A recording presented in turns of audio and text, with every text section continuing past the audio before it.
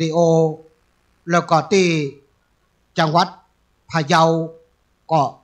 ผ่านขึ้นของพ่อหลวงที่อยู่ที่ตำบลท่าเวียงสาก่อนจะถึงอำเภอเมืองจังหวัดอันนั้นน่านเนาะน่านเวียงสานี่น่านก็ขึ้นหนึ่งที่พะเยาก็ขึ้นหนึ่งแล้วก็ที่แป้แหมขึ้นหนึ่งแล้วก็ที่ลำปางนี่ก็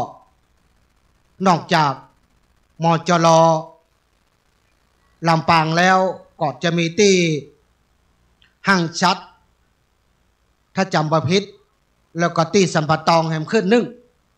ก็ประเดี๋ยวนี้ก็เวลา15 นาฬิกา 5 นาทีก็บางสถานีก็อาจจะเปิดสปอร์ตอยู่ก็ได้เข้ารายการก่อนวอร์มเครื่องวอร์มตัวเก่าเพราะก็บ่ได้อู้มาเมินละก็บ่ได้อู้เป็นแต่เป็นว่าก็มาหลายปีดีดักละแต่ก็อาศัยพอจะมีประสบการณ์เล็กๆน้อยๆที่พอจะอู้จะปราศัยมาเข้ารายการแต่ครูบาอาจารย์จะมาโอ้เป็นอัดเป็นธรรมกำข้าวกำเครือนั้นก็คงประสามารถมีความสามารถเหมือนกับครูบาอาจารย์แต่ละตนแต่ละองค์บอกว่าจะเป็นตุลุงยองหรือว่าพระอาจารย์ชัยวัฒน์นาคเสโนตุยงยองนี่เปิดมีความรู้รอบด้านเตะทำก็เสียงม่วนอู้ก็มีความรู้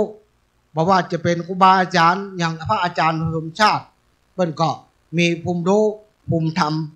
ตลอดจะถึงอาจารย์พระครูอภิวัตรวัฒนวิกรมก็เปิ้นก็มีความรู้มีภูมิรู้ภูมิธรรมส่วนตุปีเลินนั้นกำหม่อมน้อยความรู้เต้าหางอึ่งก็ขอสุมาอภัยครับพี่น้องคณะสถานเนอตีได้ยินเสียงแปลกๆว่าโอ้วันนี้เป็นเสียงตู้เจ้าตังใดเป็นตู้เจ้าเมืองฝางเนอแต่บ่ใช่เป็นหลวงพ่อเมืองฝางเนอตุปีเลินวัดพระธาตุม่อนปินจื่อแต่วัดพระธาตุศรีมหาโพธิ์ตะโปธารามตำบลโป่งน้ำฮ้อนอำเภอฝางจังหวัดเชียงใหม่วันนี้มาเป็นมวยแตนของท่านพระอาจารย์มหาชมชาติชตปัญโยก็เกินได้อูได้จาก็คงจะได้ปะพบกันไปสักชั่วโมงหนึ่งก็โดยที่มีโรคภัยไข้เจ็บบอกว่าจะเป็นความดันบอกว่าจะเป็นเรื่องของเส้นเลือดในสมองอู้เกิน1 ชั่วโมงนี่ก็บางทีก็เสียงหายก็จะได้ชั่วโมงหลังๆก็อาจจะได้นิมนต์ตุลุงเล็กเนาะตุลุงเล็กซึ่งก็เป็นพระมหาเถระในทีมงานของคลื่นสีขาวผู้อยู่เบื้องหลังจะได้มาโอ้มาจาเป็นผู้ที่มีภูมิรู้ภูมิธรรมสูงพอสมควรที่จะสามารถจะมาโอ้มาจามาจักเชิญชวนผู้พี่น้องก่อเกิดศรัทธาในบวรพระพุทธศาสนาทานขึ้นสถานีวิทยุในคณะสงฆ์เผยแผ่ธรรมะในนามขึ้นสีขาวเพื่อชาวประชาณที่นี้ช่วงแรกนี้ชั่วโมงแรกนี้ก็อาจจะพบอาตมาภาพตุปีเลินหรือตุเจ้าเมืองฝางแต่พระเจ้าหลวงพ่อเมืองฝางเนอะพี่น้องลำปางอนุโมทนาเนอะพี่น้องลำปางที่เป็น FC แม้ว่าทีมงานอยู่เบื้องหลังหรือว่าช่างเทคนิคหรือมีกิจกรรมอันใดเพิ่นฮ้องว่างานส่วนหน้าก็ได้รับมอบหมายจากท่านอาจารย์พระครูอภิวัตรวัฒนวิกรมก็จะมอบหมายให้ตังคณะพระสงฆ์ที่ทำงานส่วนหน้าบอกว่าจะเป็นพระอาจารย์ทวีศักดิ์หรือตุปีนุ่มพระอาจารย์ตะวันหรือตุปีตะวันตุปี จอมพอ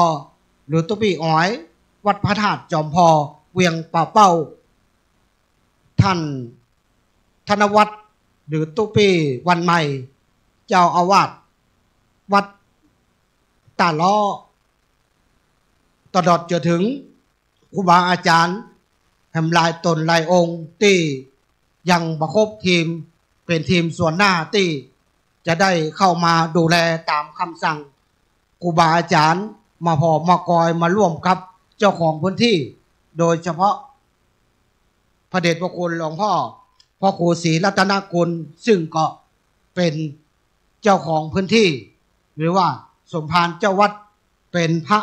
มหาเถระองค์หนึ่งในอำเภอฝางซ้ำเป็นปรริญญาแล้วก็ทรงพระปฏิโมกข์ตลอดจนถึงเรื่องของความรู้ภูมิธรรมนั้นพระเดชพระคุณหลวงพ่อพระครูศรีรัตนกุลเจ้าวาดวัดโสมนารามห้วยงูในนั้นมาเป็นหนึ่งรองไผ่เป็นบุญของพี่น้อง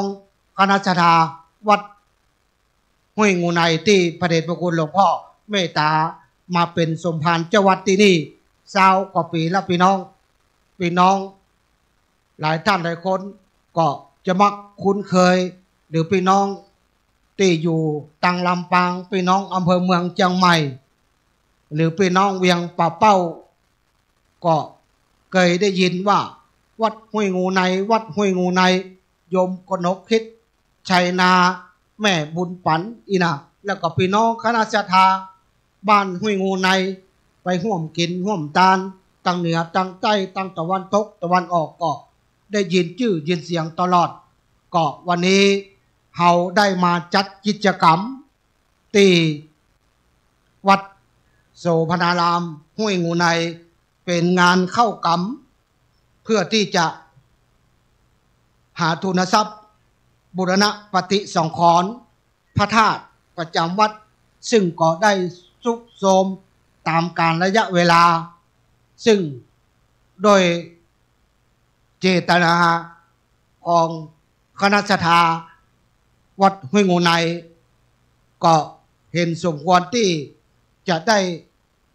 ช่วยกันร่วมด้วยช่วยกันการบูรณะปฏิสังขรณ์พระธาตุเพื่อมันงามเพื่อมันสดสวยงดงามดังที่เฮาเคยไปหันที่อื่นที่ไกลมาพอพระธาตุเฮาก็บ่ค่อยเงาะค่อยงามเฮาไปหันที่อื่นก็แปลงวันนี้ก็มีกองทุนอยู่กองทุนหนึ่งเราได้รับความเมตตาโดยท่านอาจารย์พระครูอภิวัตรวัฒนวิกรมประสานเมตตาขอคุณโยม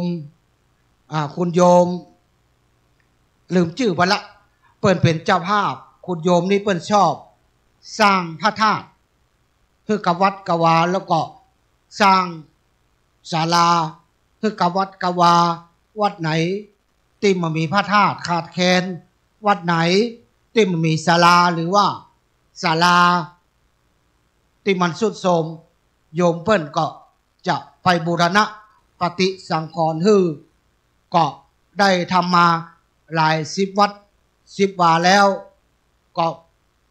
ปีนี้ก็ได้รับความประสานจากท่านอาจารย์พระครูอภิวัตรวัฒนวิกรมขอเมตตามาเป็นเจ้าภาพเก้าร่วมกับพี่น้องคณะศรัทธาบ้านห้วยงูในของเฮาที่จะได้บูรณะปฏิสังขรณ์พระธาตุเลยมีกิจกรรมเข้ากรรมหรือว่าเข้าลูกขมูลตั้งแต่วันที่28 29 30วันนี้แล้วก็31วันพุธเฮาก็จะได้กินได้ทานได้ทำบุญเพื่อที่จะหาทุนทรัพย์มาปฏิสังขรณ์พระธาตุพี่น้องคณะศรัทธาบ้านห้วยงูในก็ดี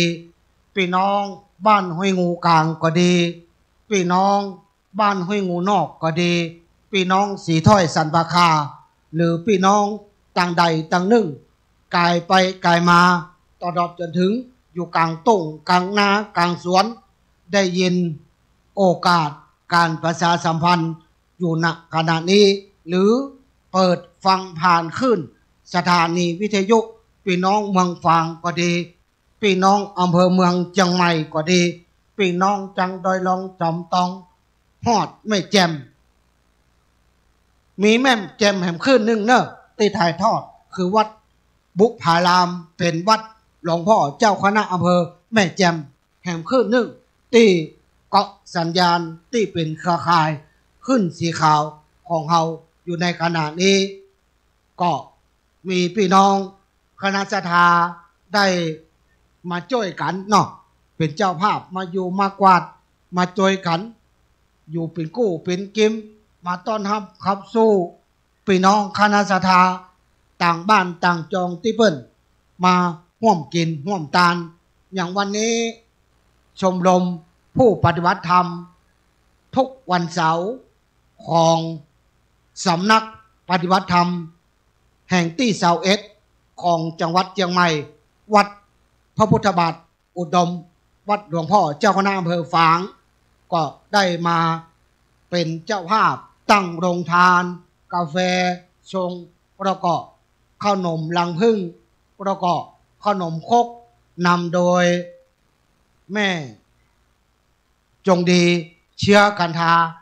พร้อมกับคณะแล้วก็ต้นพระป่าสมทบ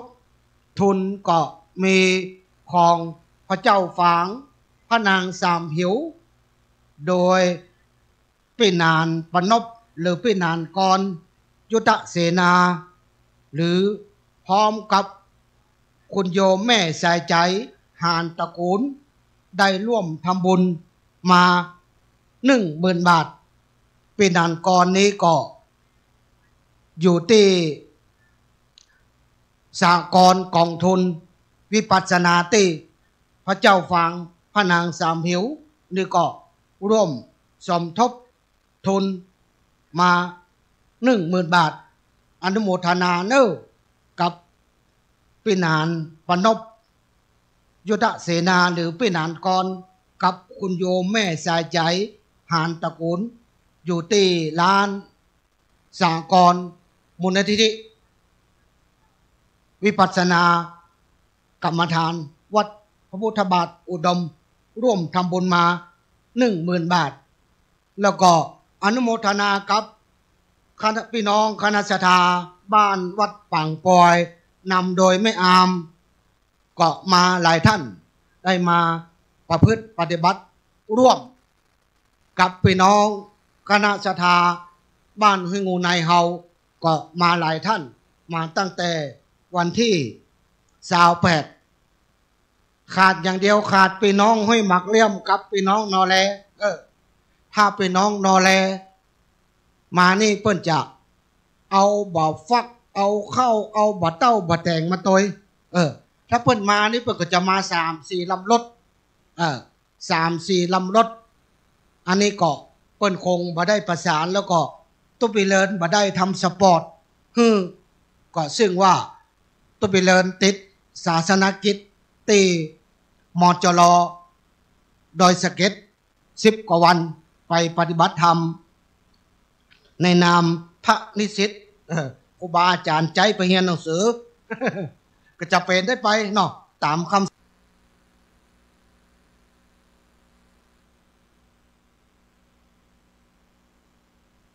สั่งเผยแผ่ธรรมะก็มีป่ายนวมมีอย่างที่เป็น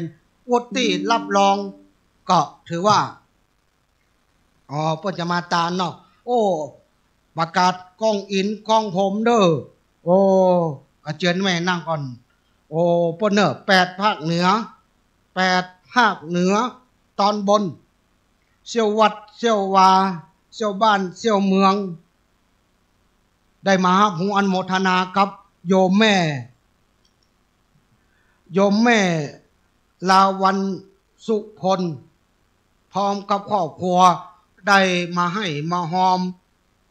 ในการทำบุญเข้าลูกขมูลกรรมณวัดห้วยงูใดที่นี่ก็ เอาปอนเนอร์พี่น้องข้าศรัทธาอยู่ที่นี่ก็ดีอยู่ที่ต่างบ้านต่างจองกำลังฟังนี่ยกมือเนออธิษฐานจิตกับแม่วันลาวันเนอยัตถาวะลิวังอาปุราปาลิปุเรนติสังกลัง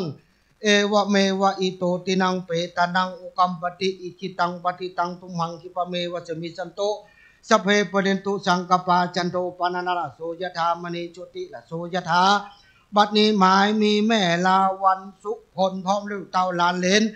จุกูจุคนก็ได้สนององค์กายตกแต่งแปลงน้อมนำมาบุพาราชาดงดอกก็ตกดอกไม้ที่ละปัจจัยมาให้มาหอมในการทำบุญปฏิบัติทำเข้าคุณุกมลกรรมณวัดโสภณารามหุ้ยในที่นี้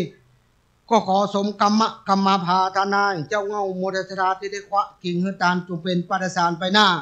นำตนไปเกิดที่ประเสริฐเนรปานแม่บุญสมปานยมเก่งกล้าเตื้อได้เตียวไปมาใต้ฟ้าโลกโลกีจุงก็มีกาญะอินทรีงามพิพองนุปจะห้องเราพญาอาภาธาหลายสิ่งพญามากสิ่งใดประการจะได้มาปานแวดเข้าเตรียมเต้าโภคะปฏิโภคะเครื่องคุตนขอเป็นญาณมงคลอันประเสริฐนำไปเกิดที่ห่วมจาดเป็นดีมีเข้าของหลายหลากมีเข้าน้ำมากนาบัดเต้าตอนนั้นหมายมีคุณสุธารัตน์โพธาพร้อมด้วยคุณเกตชลินอิมคันติเนาะได้เป็นเจ้าภาพแห่ม1 2เพื่อพระพนามาร่วมทำบุญในงานทำบุญเข้านกขมูลกรรมเข้ากรรมณวัดโสภณารามห้วยงูในที่นี่ก็ขอสมกรรมพาธนาเจ้าเงามุรชาธาที่ได้ขวะกิ่งหือตานจงเป็นปฏิสารไปหน้านำตนไปเกิดที่ประเสริฐในระปานไม่บุญสมปานยบเก่งกล้าเตื้อได้เตียวไปมาใต้ฟ้าโลกโลกีจุงพอมีกาญะอินทรีงามเบียผ่องนุพจน์จากห้องเราพญาอาภาธาหลายสิ่งพญามากสิ่งหลายประการยึดมาปานด้วยข้าเราเตรียมเต้าโภคะปฏิโภคะเครื่องกับตนขอเป็นญาณมงคลอันประเสริฐนำไปเกิดเตียงห่วมจาดเป็นดีมีเข้าของหลายหลากมีเข้าน้ำมากนานาบัดเต้าตอนนั้นไม้มีแม่ลาวันสุพรพรและครอบครัวพิเจ้าทิศะปะยังผู้ที่มรณาสู่โลกไปหน้าผู้มีนามมาก่อนชื่อว่าป้อสุรัตน์สุพลหลอนเขาเจ้าท่านทั้งหลายได้ตายไปเป็นผีเป็นเหตุทุกขเวทเวทนาร้อนบ่ได้อาบยาบ่ได้กินอยู่ที่หนึ่งที่ใดที่ใกล้ที่ไกลอันใดก็ดีก็ขอพระนาผลบุญกุศลนี้ไปอุ้มพกยกออกโคตรคายย้ายได้อยู่ที่ดีกันว่าอยู่ที่ดีแล้วจงกับกายเป็นเข้าติบน้ำติบ10ประการเป็นเสื้อผ้าอาภรณ์ประสาทราชมนเทียนนิยุสุขีกุคำเจ้ายามวันนั้นจงจักมีเตี้ยงแต่ดีๆมาเต้าตอนนั้นบุญกุศลในเจ้าเงามุนสธาได้มาถวายทานในวันนี้ยังไปมหอดมาถึงยังจิตตะดวงวิญญาณที่ข้าพเจ้าได้นามไปก็ขออัญเชิญเทพไตรเทวาอารักษ์ตนมีอิทธิอันแก่งกล้าจะได้นำข่าวสารในวันนี้ไปบอกไปกล่าวยังจิตตะดวงวิญญาณที่ข้าพเจ้าได้นามไปเขาห้ามหูห้ามทราบมาร่วมเสพสร้างเสวยบุญกุศลตั้งแต่กาลบัดนี้ยามนี้เป็นต้นไปเป็นเกินเงินเกินคันไต่ไปบนสวรรค์จันฟ้าเนรพานนั้นจุงจักนี้เตี้ยงแต่ดีๆบัดเต้านอนนั้นผายแผ่ไปหายังเจ้ากรรมนายเวรแห่งตัวตนเจ้ามูลธาสรรพสัตว์สรรพสีผีปังไปเปรตที่เกี่ยวข้องผูกพันแห่งตัวตนเจ้ามูลธาได้กินเพื่อได้บริโภคตั้งแต่กาลบัดนี้ยามนี้เป็นต้นไปบัดเต้าตอนนั้นผายแผ่ไปยังเจ้าประภาเคาะตั้งเก่านาคตรึกษา7ตัวเคาะผีเคาะเดือนเคาะวันเคาะยาม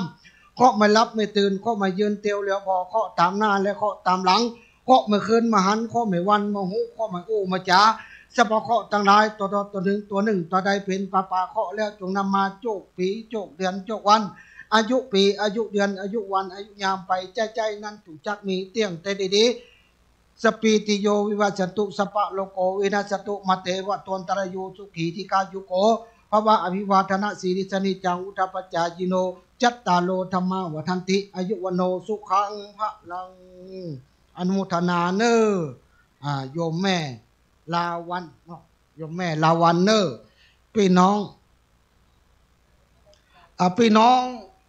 ห้อยงูในเนอกะเจิญเนอก็จะได้วังใจฮอดวังพูดยังตันอยู่เนอจะให้ตันก็ไม่แรงนี่ก็ได้เนอมาให้มาหอมด้วยกันเนาะอีพ่ออีแม่ปู่ป้านาอาญาติโกโหติกาที่ได้ล้มตายหายจากไปก็จ จะมาทำบุญศูนย์ตาให้เขาเหล่านั้นก็เรียนเจริญเนอะ10 ซาวก็ได้มาเป็นยังมามีก็เอาให้เอาแหงมาหอมเนอะพี่น้องคณะสัตยาขณะนี้คณะสัตยาญาติโยมที่กำลังให้เกียรติฟังผ่านขึ้นสถานีวิทยุต่างๆขณะนี้เป็นรายการสดเสียงสดเสียงเป็นถ้าใครหันหูใครหันหน้าหันตาเสียงเท่าขนาดเฮ้ยตุลุงนี่ตุอุ้ยนี่จะอายุตาใดหาหน้าตาจะเป็นจะไรเกาะเข้าไปที่ YouTube เนอะ YouTube เข้าไปที่ YouTube แล้วก็พิมพ์คำว่าวัดฝ่ายหิน2นะขณะนี้ก็กำลังถ่ายทอดทั้งภาพและเสียงภาพผ่าน YouTube ชื่อว่าวัดฝ่ายหิน2และผ่านถ้าเครื่องเป็นระบบเสียงก็ผ่านสถานีวิทยุต่างๆในนามคลื่นสีขาวเพื่อชาวประชา8 ภาคเหนือตอนบนเนอะพี่น้องคณะสัตยาก็ท่านใดที่จะมาทำบุญก็เรียนเจริญเนอะก็นี่เฮาตานทำเนาะแต่ประเทศเนาะก็ตานเขียนจะเขียนอะไรยังเขียนซองเนอะเขียนนะเดี๋ยวสทท่านสทก็ได้เนอะก็อาตมาภาพเวลาอู้ไม้นี่ก็จะขออนุญาตอู้เต็มเสียงหน่อยเนอะเพราะว่าอาจจะเป็นเสียงการเปล่งเสียงเพราะว่าถ้าเอาอู้ไม้เนาะก็จะต้องเปล่งเสียงให้มันเสียงมันชัดถ้อยชัดคำถ้าว่าถ้าเอาอู้แบบเปล่งเสียงนี่ก็เสียงตุ๊บไปเลยนี่มันจะเสียงเหมือนคนอื่นเสียงจะเหมือนคนเฒ่าอายุ80แล้วก็เสียงอมลิ้นแล้วก็ถ้าปะเครื่องเสียงดีก็ทำเสียงปะเครื่องเสียงปะให้พอดีก็ทำเสียงเป็นตู้เจ้าที่เสียงบ่คงที่เป็นตู้เจ้าที่เสียงบ่คงที่มันมีตามรักแล้วตามรักของนักจัดรายการหรือว่าสถานีวิทยุแล้วเนี่ยมันมีคุณสมบัติที่จะเป็นนักจัดรายการอีหรอแต่ว่าก็คุกคีครับสถานีวิทยุมาตลอดเนาะ เป็นอดีตเจ้าหน้าที่สถานีวิทยุกรมการรักษาดินแดนจังหวัดเชียงใหม่เป็นอดีตเจ้าหน้าที่สถานีวิทยุเสียงฐานเรือ6แล้วก็เป็นอดีตเจ้าหน้าที่สถานีวิทยุรดกทมเอาเนาะประเกณฑ์นะแม่เนอะแต่จิตตั้งใจเนอะอย่าน้ำเนาะแม่คำน้อยโพธาเนาะ ยะถาวะเลวะหาปุราปาริปุเรนติสังกลังเอวะเมวะอิโตตินังเปตนังอุกัมปติอิจิตังปฏิตังตุมหังคิปะเมวะจะมีจันโตสัพเพปเนตุสังกปาจันโทปานะโสยถามณีโชติละโสยถาปฏิไม้มีแม่คำน้อยโพธาพ้องได้ดูเต้าลานเลนจุกุจุคนก็ได้สนนงคงควายตกแต่งแผ่นน้อมนำมาบุพาราจาดงดอกก็ตอกดอกไม้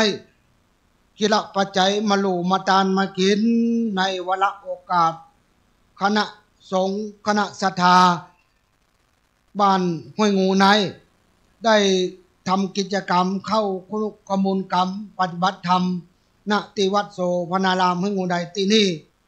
ตัวตนอาตมาอันเป็นตัวแทนครูบาอาจารย์ก็มีธรรมะเมตตาปฏิการรับเอาแล้วก็ขอสมกรรมพาทนายเจ้าเงามุทิศธา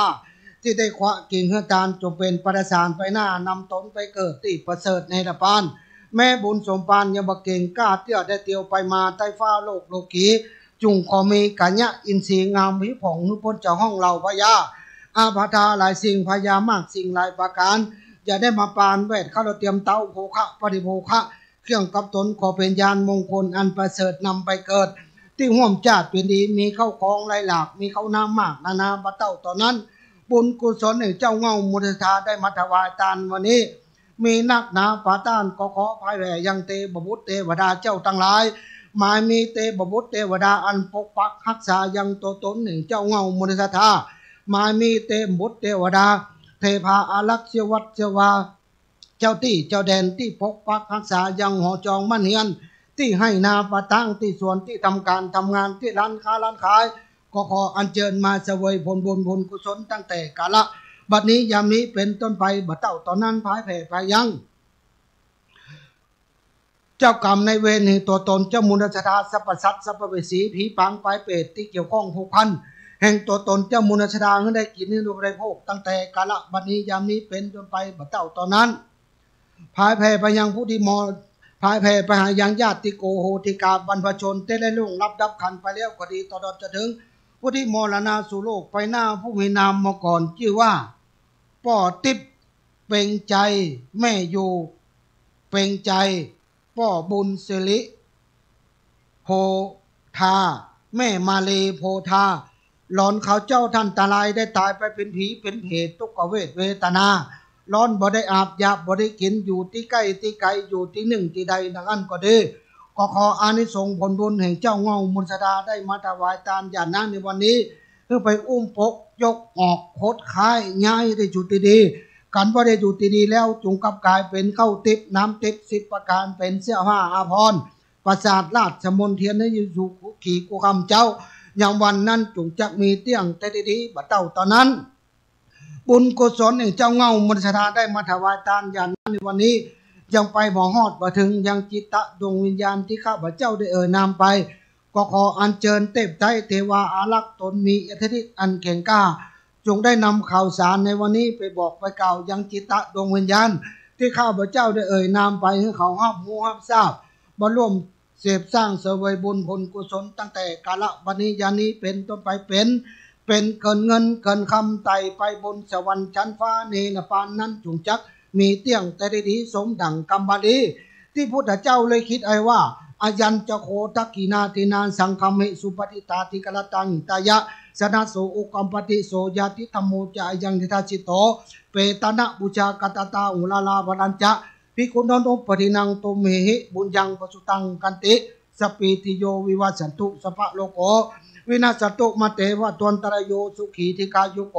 ภวะอภิวาทนะสีริสนิจังพุทธาปจายโนจัตตาโลธรรมาวัฏันติอายุวโนสุขังพลังพี่น้องคณะสัตยาเนอบัดเดี๋ยวนี้ก็เวลา 15:32 นาทีสีจะจ้าขนาดพี่น้องเพราะว่าบ่ได้จัดรายการมาเมินละหลายปีละทุกเจ้านี้ต้องใจคำว่าเข้ารายการเนาะถ้าจัดรายการนี้ต้องเป็นคนบ้านแล้วก็ต้องใจคำว่าเข้ารายการเข้ารายการบ่ได้เข้ารายการแต่ก็มีเสียงทุกต้นชั่วโมงแต่เป็นอัดไว้แต่จัดรายการสดๆนี่ก็บ่ได้จัดโดยสุขภาพร่างกายบ่ค่อยสมบูรณ์พี่น้องคณะสัตยาขวดที่โพก็มาเปิดได้มอกเดือนตุลานี่เป็นเส้นเลือดเป็นเส้นเลือดในสมองตีบแล้วก็เป็นไขมันเป็นความดันก็เก็บได้จีแล้วพี่น้องคณะสัตยาก็บ่เจียวฟังหมอเนาะกินกาแฟเป็นอาจินแทนน้ำแล้วก็บ่หลับบ่นอนทุ่มเทกับงานเผยแพร่พ่องงานเอกสารพ่องงานครูบาอาจารย์พ่องนี่นะตลอดจนบ่ได้ดูแลสุขภาพร่างกายก็ทำให้เป็นไขมันความดันปานปอเป็นเส้นเลือดในสมองตีบมาชัดนี่ก็ประมาณเดือนตุลาที่แล้วเนี่ยก็มืออย่างก็แข็งแรงมาแต่ว่าน้ำสุ่มน้ำเสียงนี่ก็ถ้ามันเมินสักชั่วโมงนะก็จะเพี้ยนแต่ก่อนใหม่ๆนี่ทำวัดเจ้าวัดแรงนี่ก็บ่เกิน15 นาทีถ้า15 นาทีเอาละเสียงเปลี่ยนเสียงบ่ไปละบางวันก็ไอก็เลยต้องมาดูแลสุขภาพพักผ่อนสำคัญที่สุดคือพักผ่อนแล้วก็บ่เครียดพักหลังนี่ก็ ละปล่อยวางเนาะละปล่อยวางครูบาอาจารย์สมัครใจไปเรียนหนังสือแฮม ไปเป็นนักเรียนไปเป็นนักศึกษาก็เป็นยังเนาะก็ทำตามครูบาอาจารย์ก็ยังมีพระรุ่นน้องเปิดช่วยอยู่ครูบาอาจารย์เปิดก็ช่วยเฮาไปอาวุธมาได้ ไปอาวุธไปความหูพ่องเนาะก็ขณะนี้ก็ออกอากาศสดณที่วัดโสพนารามห้วยงูในตำบลสันทรายอำเภอฝางจังหวัดเชียงใหม่เนอะที่ย้ำที่อยู่ก็เพราะว่าเป็นรายการสดแล้วก็กำลังถ่ายทอดผ่านคลื่นสีขาวโดยสถานีวิทยุเพื่อการศึกษาและวัฒนธรรมวัดฝ่ายหิน FM 104.5 เมกะเฮิรตซ์หลังมจ.เชียงใหม่ตำบลสุเทพอำเภอเมืองเชียงใหม่เป็นแม่ข่ายถ่ายทอดเสียงอยู่ขณะนี้แล้วก็ต่างวัดปากทางเจริญเกาะสัญญาณถ่ายทอดไปที่เชียงรายไปที่วัดพระธาตุจอมพอวัดอารัญญวิเวกคีรีวัดพระเดชพระคุณหลวงปู่พระครูปฏิทานธรรมทินหรือตุลงดอยแล้วก็ส่งไปที่วัดห้วยตองซักก็ออกอากาศที่จอมตองบ้านแปะก็ไปตังเมืองลีเวียงหนองล่องฮอดบางส่วนปะซางบางส่วนแล้วก็ดอยลอแล้วก็จอมตองแล้วก็ที่ของป่อยุมป่อที่สันปะตองแหมขึ้นนึ่งอันนี้ก็ส่งที่ไม่วางสันปะตองห่างดงแล้วก็เขตอำเภอเมืองลำพูนบางส่วนของฝ่ายเห็นนี่ก็พดจดมาเพียแม่แตงปดไปแห่บุญเวียงป่าเป้าก็ไปเนอะคลื่นนี้แหงคลื่นของวัดฝ่ายหินแล้วก็ที่อำเภอเมืองพะเยาแล้วก็ที่จังหวัดน่านอำเภอเวียงสาของพ่อหลวงเนาะแล้วก็ที่เมืองแป้ของคุณโยมดารณีเนอะที่อำเภอสูงเม่นแห่มขึ้นนึงยกเว้นจังหวัดแม่ฮ่องสอนท่านอาจารย์พระครูกำลังไปจีบท่านเจ้าคุณวัดพระธาตุกองมูอยู่ ก็จะได้เกาะสัญญาณไปต่างพี่น้องแม่ฮ่องสอนก็8 ภาคเหนือนี่ก็จะอู้แต่ก็จะมาเต็มเนาะขาดแม่ฮ่องสอนแห่งจังหวัดหนึ่งก็เรียนเจอเนอร์พี่น้องคณะศรัทธาวันนี้คณะครูบาอาจารย์คลื่นสีขาวได้ไปร่วมทำบุญงานปล่อยหลวงยกจ่อฟ้าที่วัดศรีภูมาบ้านตาส้มปล่อยตำบลตุ้งฝายอำเภอเมืองจังหวัดลำปางซึ่งเป็นวัดพระเดชพระคุณหลวงปู่พระครูอุดมศิลธรรมทัตถ้าจำมาพิษเนาะอายุการพรรษาก็เป็นพระมาเถระอายุ80 ปีแล้วพรรษาก็หน้าบัตรตำก็60 พรรษาพระเดชพระคุณหลวงปู่เปิ้นเป็นเสี่ยวเดียวกับพระเดชพระคุณหลวงปู่พระครูปฏิทานธรรมทินหรือตุลุงดอยวันนี้ครูบาอาจารย์ขึ้นสีขาวโดยท่านอาจารย์พระครูอภิวัตรวัฒนวิกรมหรือท่านอาจารย์บรรยงผอ.ขึ้นสีขาวเจ้าอาวาสวัดปากทางเจริญรองเจ้าคณะอำเภอดอยลอได้นำทีมครูบาอาจารย์พระสังฆะได้ไปร่วมกินร่วมทานในงานทำบุญฉลองสมโภชอุโบสถโคติอาคันตุกะที่วัด ศรีภูมิมาโดยมีท่านอาจารย์พระอาสมชาติชาตะปัญโยในฐานะลูกศิษย์พระเดชพระคุณหลวงปู่พระครูอุดมธรรมทัศน์ก็ได้ไปสแตนบายออกจากวัดห้วยงูในนี่ก็ไปตั้งแต่ตี 4 ตี 5แล้วก็ไปต้อนรับคณะสงฆ์หัววัดตีวัดศรีภูมิมานั่นก็300 กว่าหัววัดส่วนที่วันนี้ท่านอาจารย์พระครูอภิวัตรวัฒนวิกรมท่านอาจารย์วรรณชัยวัดพุทธศรีคีรีบ้านแปะขุนแปะจอมตองท่านอาจารย์พระครูกัญญาปราโมทย์หรือท่านอาจารย์สมหวังเจ้าวาดวัดม่อนห้อยแก้วแล้วก็ครูบาอาจารย์พระมหาเถระพระนักเผยแผ่พระนักจัดรายการก็จะมาร่วมการประพฤติปฏิบัติเข้าลูกขมูลกรรมที่วัดโสพนารามห้วยงูในที่นี่ก็ช่วง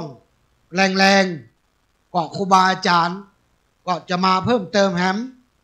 ลายตนลายองค์วันนี้ได้รับความเมตตาจากพระเดชพระคุณหลวงพ่อพระครูสุจิตานุรักษ์ด็อกเตอร์หลวงพ่อเจ้าคณะอำเภอฝางเจ้าอาวาสวัดพระพุทธบาทอุดมเจ้าสำนักปฏิบัติธรรมแห่งที่21ของจังหวัดเชียงใหม่ได้มาร่วมกินร่วมทานได้มาเยี่ยมมาเยียนคณะศรัทธาได้มาเยี่ยมมาเยียนคณะสงฆ์ที่ประพฤติปฏิบัติในการเข้าลูกขมูลกรรมที่วัดโสมารามห้วยงูในที่นี่ตลอดจนถึงครูบาอาจารย์พระมหาเถระได้รับรองเจ้าคณะตำบลหลวงพ่อรองเจ้าคณะตำบลวัดต้นซานตำบลสันทรายตลอดจนถึงท่านอาจารย์พระครูสุนทรหรือว่าท่านอาจารย์เบิ้มวัดห้วยงูกลางก็ได้มาเยี่ยมมาเยียนครูบาอาจารย์คณะศรัทธาที่ประพฤติปฏิบัติที่นี่ก็ประเดี๋ยวนี้ก็15:42 นาทีละก็ชั่วโมงแรกนี้ก็จะได้ได้จ่าได้ตักได้ตายเรื่องอัดเรื่องทำนั่นก็อาตมาภาพบากล้าที่จะได้ออกไปเพราะว่าอาตมาภาพนั้นภูมิรู้ภูมิธรรมยังน้อยนิดอยู่ยังต้องศึกษาแหมนักอยู่อายุพรรษาก็ยังน้อยอยู่13 พรรษาบ่ได้แต่ว่าก็ยังจะต้องศึกษาข้ออัดข้อธรรมแหมนักอยู่ก็บ่สามารถที่จะอ่านเอื้อมข้ออัดข้อธรรมอันใดอันของเป็นองค์สัมมาสัมพุทธเจ้าได้ก็ขอเมตตาสุมาอภัยกับพี่น้องคณะทาที่ตั้งใจอยากจะฟังก็อัดก็ทำแต่ว่าประชาสัมพันธ์จักเจินจวนอธิบายขยายความ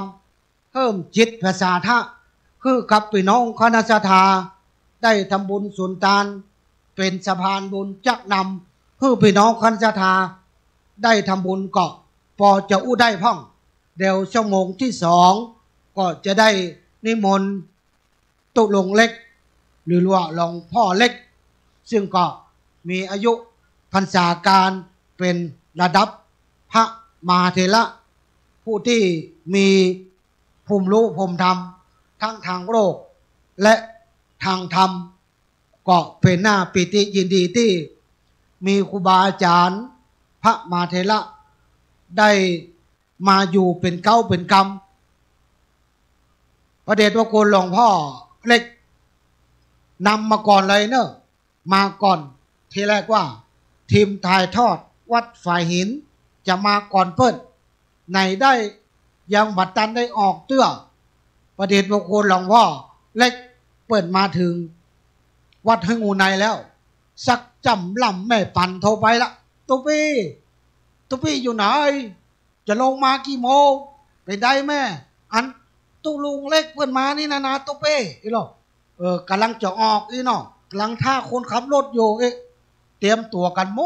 ดละสแตนบายเป็นชั่วโมงบนก็เลยออกมาตุลุงเล็กเพื่อนก็สแตนบายแล้ววันนั้นก็มืดวันค่ำหนาววันค่ำเนาะแล้วก็ได้มาหม้อยานี่มีตำนานเนอะหม้อยาหลวงนี่นะมีตำนานคิดว่าจะเป็นหนึ่งเดียวในโลกหนึ่งเดียวในโลกก็ได้เนอะหม้อยาหม้อนี้มีตำนานเนอะพี่น้องคณะสัตยาพี่น้องคุยในก็ให้ใครฮู้ที่มาที่ไปหม้อยาก็มาสอบถามได้เนอะสูตรยาความดันเบาหวานสูตรยาอย่างนี้นะสามารถมาขอได้เนอะตุลงหลวงพ่อเปิ้นบาจิเนอะเปิ้นบาจิตุไปเลินปะเปิ้นครั้งแรกได้ได้จ่าเปิ้นตาตุไปเลินตุกินกาแฟนักนี่บดีเนอะไอ้หรอเวลา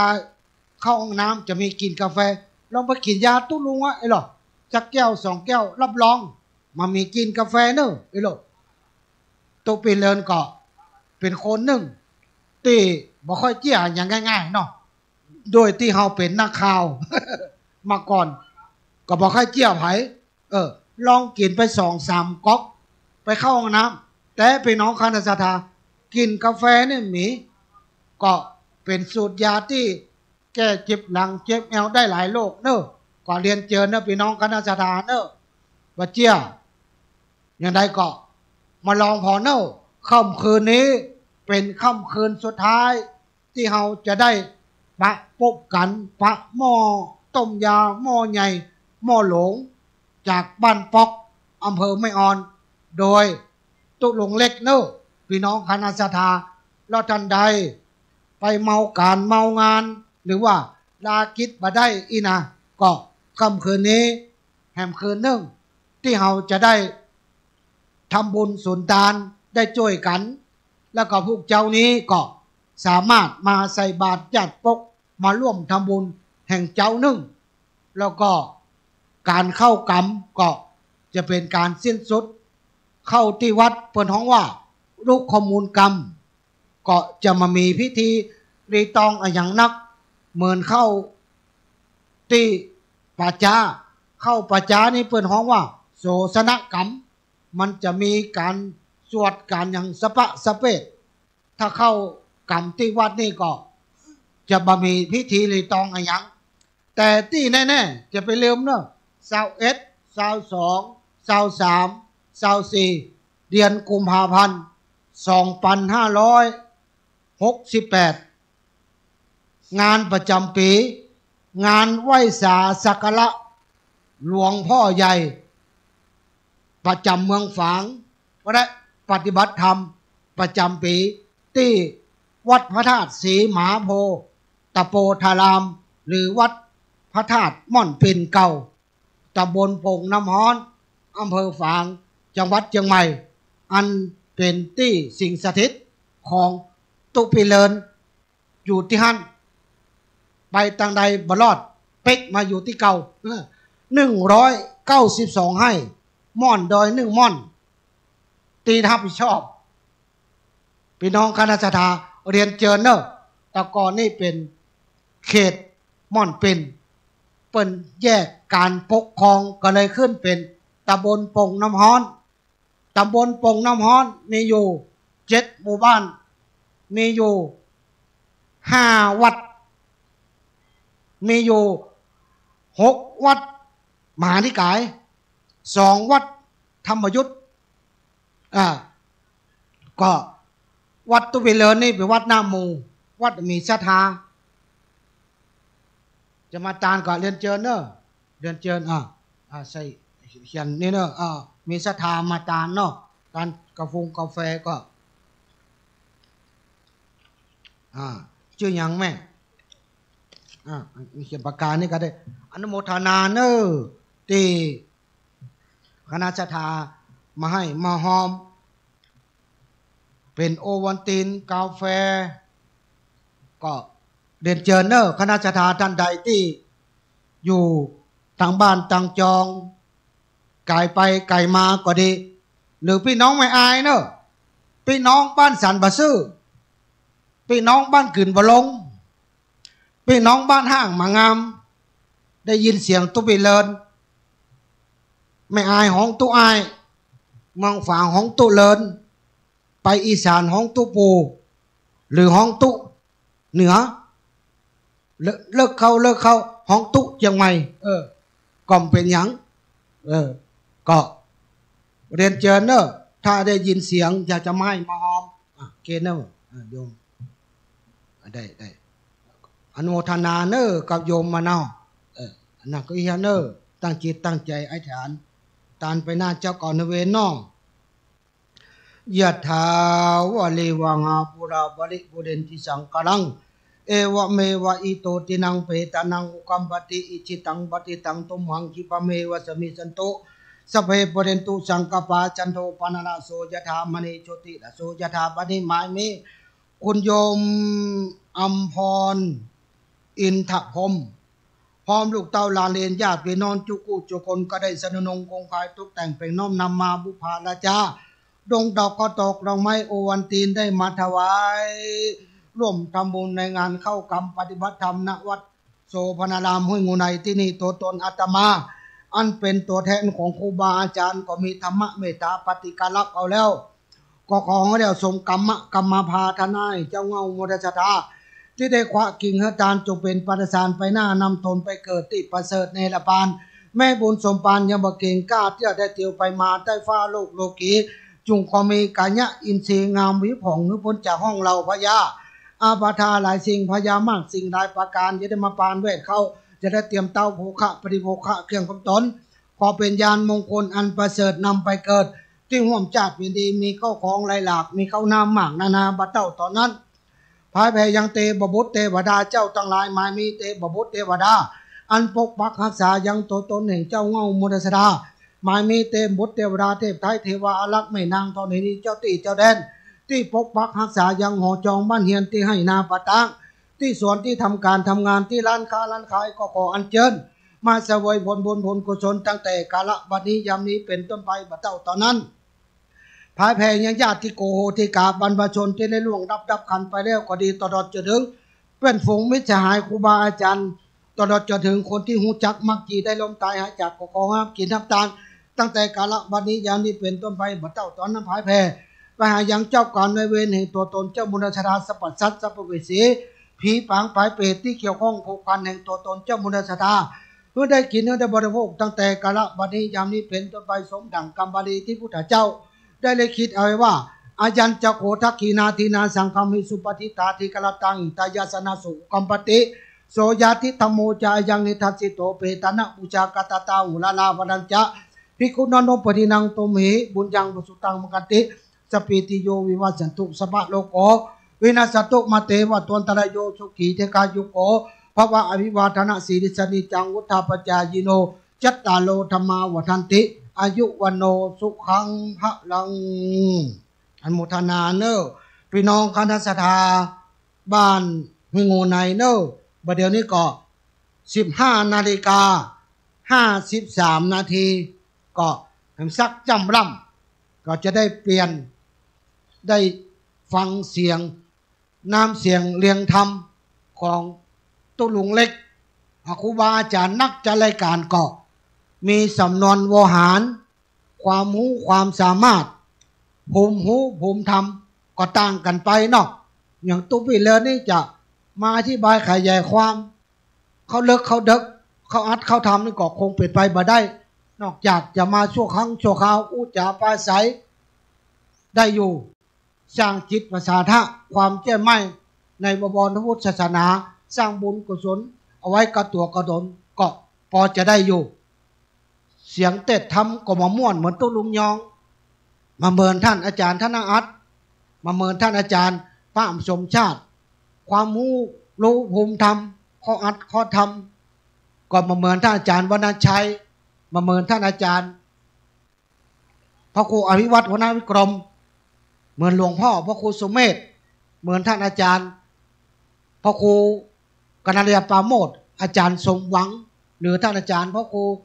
สถิตสารธรรมหรือแม้แต่สามเณรอารักษ์ก็มีกรรมข้าวกรรมเคี้ยวมีกรรมอย่างหลายอย่างก็หลายตนหลายองค์มีความรู้ความสามารถก็เข้ากันไปส่วนตุบิเลนนี่ก็ถนัดตั้งบกดินสินต่อ ก็เป็นแนวหน้าตามที่ครูบาอาจารย์ได้สั่งได้บอกไปยังหันทางอันนี้ก็เนี่ยได้หมดก็สมัยตะก้อนอำเภอแม่อายนี่เปิ้นยังมีผูกผ้าเตี้ยก็จะมีตุบิเลนกับพี่นานปันตีวัดล่มไทยนะก็ผูกผ้ามาผูกผ้าที่อำเภอแม่อายคนแรกเจ้าแรกที่วัดตาตอนจำได้ก็ไปเฮียนวัดขุนจันทร์เนี่ยวัดขุนจันทร์นี่ใกล้ที่วัดปากน้ำวัดขุนจันทร์นี่อยู่ที่ตลาดภูภาษีเจริญเปิ้นส่งไปเป็นมหาที่วัดปากน้ำบ่ได้เฮียนสกรรมสดไปเฮียนช่างใช่ครับสารพัดช่างศูนย์ฝึกวิชาชีพบางรักก็ได้ความรู้เนี่ยนะเกี่ยวกับไฟฟ้าตลอดถึงก็มีโอกาสได้ไปทำงานสถานีวิทยุต่างๆเป็นตัวอะไรเป็นเจ้าหน้าที่สถานีวิทยุของกรมการรักษาดินแดนจังหวัดเชียงใหม่แล้วก็เป็นเจ้าหน้าที่กรมการรักษาดินแดนกทม.กิจการพลเรือนของกระทรวงกลาโหมแต่บ่ได้บรรจุบ่ได้จบสูงจบแค่ป .6 จบกับม .6 กศนมามีความรู้ทางด้านช่างเพิ่นได้บ่ยอมบรรจุ ในเป็นเจ้าหน้าที่ชั่วคราวพี่น้องกันศรัทธาบุญพระเหลียงบ่เสี่ยงบ่สบายก็ได้มีโอกาสได้มาบวชมารับใจมาสนองงานครูบาอาจารย์ได้ปะครูบาอาจารย์ก็ได้จักเชิญชวนเข้ามาอยู่ในคณะผู้บริหารคลื่นสีขาวเพื่อชาวประชาก็พี่น้องคณะศรัทธาที่อยู่ทางบ้านหรือเป็นญาติธรรมอยู่ในขณะนี้ออกอากาศสดจากขวงแก้วอารามของวัดโสพนารามห้วยงูในตำบลสันทรายอำเภอฝางจังหวัดเชียงใหม่อันมีพระเดชพระคุณหลวงพ่อพระครูศรีรัตนกุลเป็นสมภารเจ้าวัดเป็นเจ้าอาวาสเป็นพระมหาปริยธรรม6ประโยคเป็นพระทรงปฏิโมกข์ประจำตำบลสันทรายและตำบลโป่งน้ำฮ้อนม่อนปินเป็นพระมหาเถระองค์หนึ่งของอำเภอฝางซึ่งก็เป็นผู้ที่มีภูมิรู้ภูมิธรรมอยู่ในระดับแนวหน้าของอำเภอฝางก็หลวงพ่อก็มีประสบการณ์หลายด้านทั้งด้านบุญและด้านบุประสบการณ์หลวงพ่อที่เคยได้ยินมาได้เล่าผู้ฟังได้อู้ได้จาก็ไปภาษาก็อู้ได้ภาษาเนอะหลวงพ่อสามารถอู้ภาษาอีสานได้หลวงพ่อไปอยู่ภาคอีสานก็4-5 ปีตุปิเลนนี่ก็อู้ได้พ่องภาษาภาคใต้ก็คืนละภาษามูเซอร์ตะกอนสุมาเตอร์ภาษาลาหูสมัยตะกอนอยู่กับเจ้าอเนกการสมศักดิ์สิริบุญโยตุลงรอด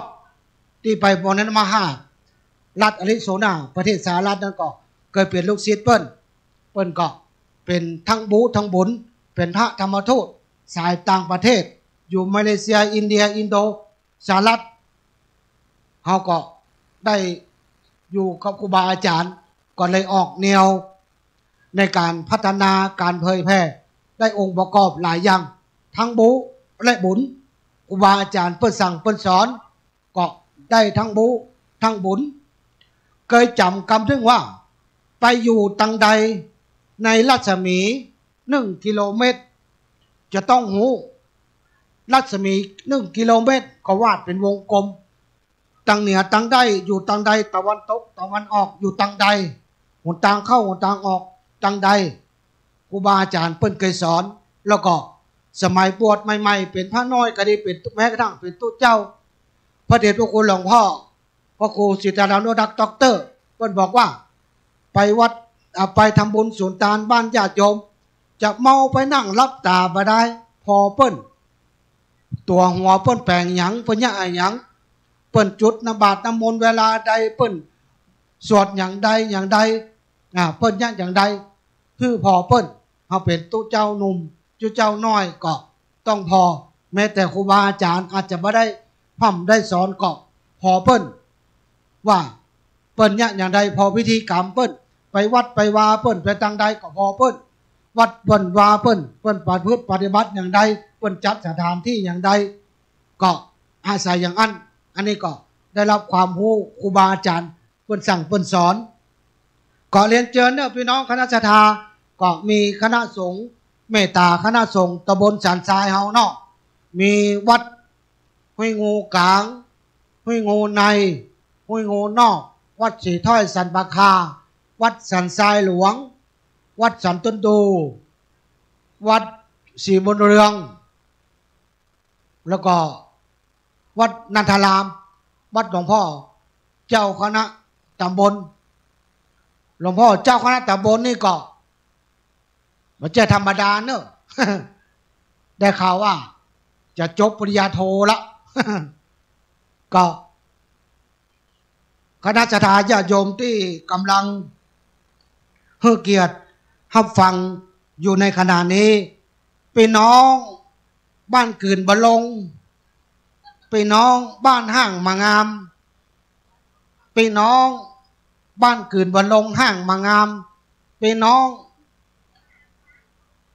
ตั้งบ้านตาหยังตาบะเกียงเนาะ ก็ฟังอยู่มีจิตมีใจอยากจะมาให้มาหอมอยากจะมาทำบุญอยากจะมาปะพบครูบาอาจารย์พระนักเผยแผ่ตัวเป็นเสียงสดหรือใครมาหันหม้อยาใหญ่หม้อยาหยวงก็เรียนเจอเนอะ หม้อยาเนอะหม้อยาหลวงหม้อยอใหญ่ของตู้หลวงเล็กบ้านเปาะอำเภอไม่อ่อนก่อนจะถึงแยกอย่างเขาตู้ลุงแยกปุงกุมเนอะปุ่นเปิ้นอยู่ในห้อยเดดอยบนอันนี้ก็จะได้ไปขอสูตรยาตัวเก่ากับสปะโลกยกเว้นเบาหวาน ถ้ามีเบาหวานเขาก็ครบสูตรละเป็นคนสมบูรณ์แบบละ จังหวัดนี้ยังเป็นสมบูรณ์แบบเนี่ยทางเบาหวานก็เรียนเจอเนอะพี่น้องคณะศรัทธาที่อยู่ต่างบ้านต่างจองอุไปอุมาก็เสียงก็เริ่มไปแล้วเนอะพี่น้องเนอะเดี๋ยวนี้ก็16:02 นาทีก็เดี๋ยวซักจำลำเนาะเพราะว่าตังลำปางนี่ก็กำลังตัดเข้าสปอร์ตบางสถานีก็กำลังจะตัดเข้าสปอร์ตประมาณสัก5 นาที6 นาทีก็เดี๋ยวสักจำลำก็จะได้นิมนต์ตู้หลวงเล็กได้มาโอ้มาจ๋าได้มาตักมาตายกับพี่น้องคณะศรัทธาบ้างห้วยนะห้วยงูในเฮานี่ก็ดีพี่น้องญาติธรรม FC ที่กำลังให้เกียรติฟังผ่านคลื่นต่างๆโดยไม่คายลับสถานีวิทยุเพื่อการศึกษาและวัฒนธรรมวัดฝ่ายหิน FM 104.5 เมกะเฮิรตซ์ได้รับความเมตตาจากสมภารเจ้าวัดผอ.อาจารย์พระครูสมุวิสุวัตวรกิจโจวันนี้ส่งทีมถ่ายทอดทั้งภาพและเสียงภัยข้าหารฮูกก็เข้าที่ YouTube พิมพ์คำว่าวัดฝายหิน2ถ้าใครฟังเสียงในฝางนี่ก็ฟังผ่านสถานีวิทยุ FM 100.25 เมกะเฮิรตซ์สถานีวิทยุพระพุทธศาสนาคณะสงฆ์อำเภอฝางที่ ที่วัดพระธาตุสีมาโพตโพธารามนี่ก็จะเป็นศูนย์ศูนย์ควบคุมเฝ้าฟังและสั่งการส่วนหน้าจะเป็นศูนย์คัดกรองเฝ้าฟังของสถานีวิทยุคณะส่งอำเภอฝางแล้วก็จะเป็นส่วนหนึ่งที่เอาไว้เป็นทีมงานดิจิตอลหรือว่าเกี่ยวกับของตั้งขึ้นสีขาวแต่ประเดี๋ยวนี้ได้จุติเอาไว้บางส่วนโน้ตบุ๊กตั้งโต๊ะ2 เครื่องโน้ตบุ๊ก2 เครื่องแท็บเล็ตโดนฟ้าผ่าไป3 รอบก็เหลืออยู่โน้ตบุ๊กตัวเดียวประเดี๋ยวนี้ก็สามารถที่จะทำงานด้านเทคโนโลยีได้เต็ม100%ประเดี๋ยวนี้ก็คงจะต้องใจโอกาสระยะเวลาสักหน่อยนึงโดนฟ้าผ่าไป3 รอบแต่บ่ได้ผ่าโดยตรงพี่น้องห่างเป็น5 กิโลบะก็ยังมาลงดอยธาตุอยู่เรียบร้อยหมดพร้อมตั้งโต๊ะ2 เครื่องแต่ก่อนนี้จะต้องมอนิเตอร์ฝ่ายหินมอนิเตอร์ลำปางมอนิเตอร์ของส่วนกลางของดีทีวีแล้วก็จะมอนิเตอร์ของคณะส่งทีมงานขอ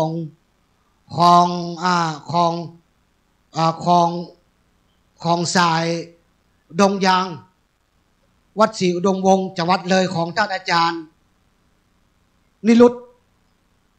ก็จะมอนิเตอร์แต่ประเดี๋ยวนี้สามารถที่จะมอนิเตอร์ได้ละแต่ว่าเคยได้อู้กับท่านอาจารย์สริยุทธแล้วก็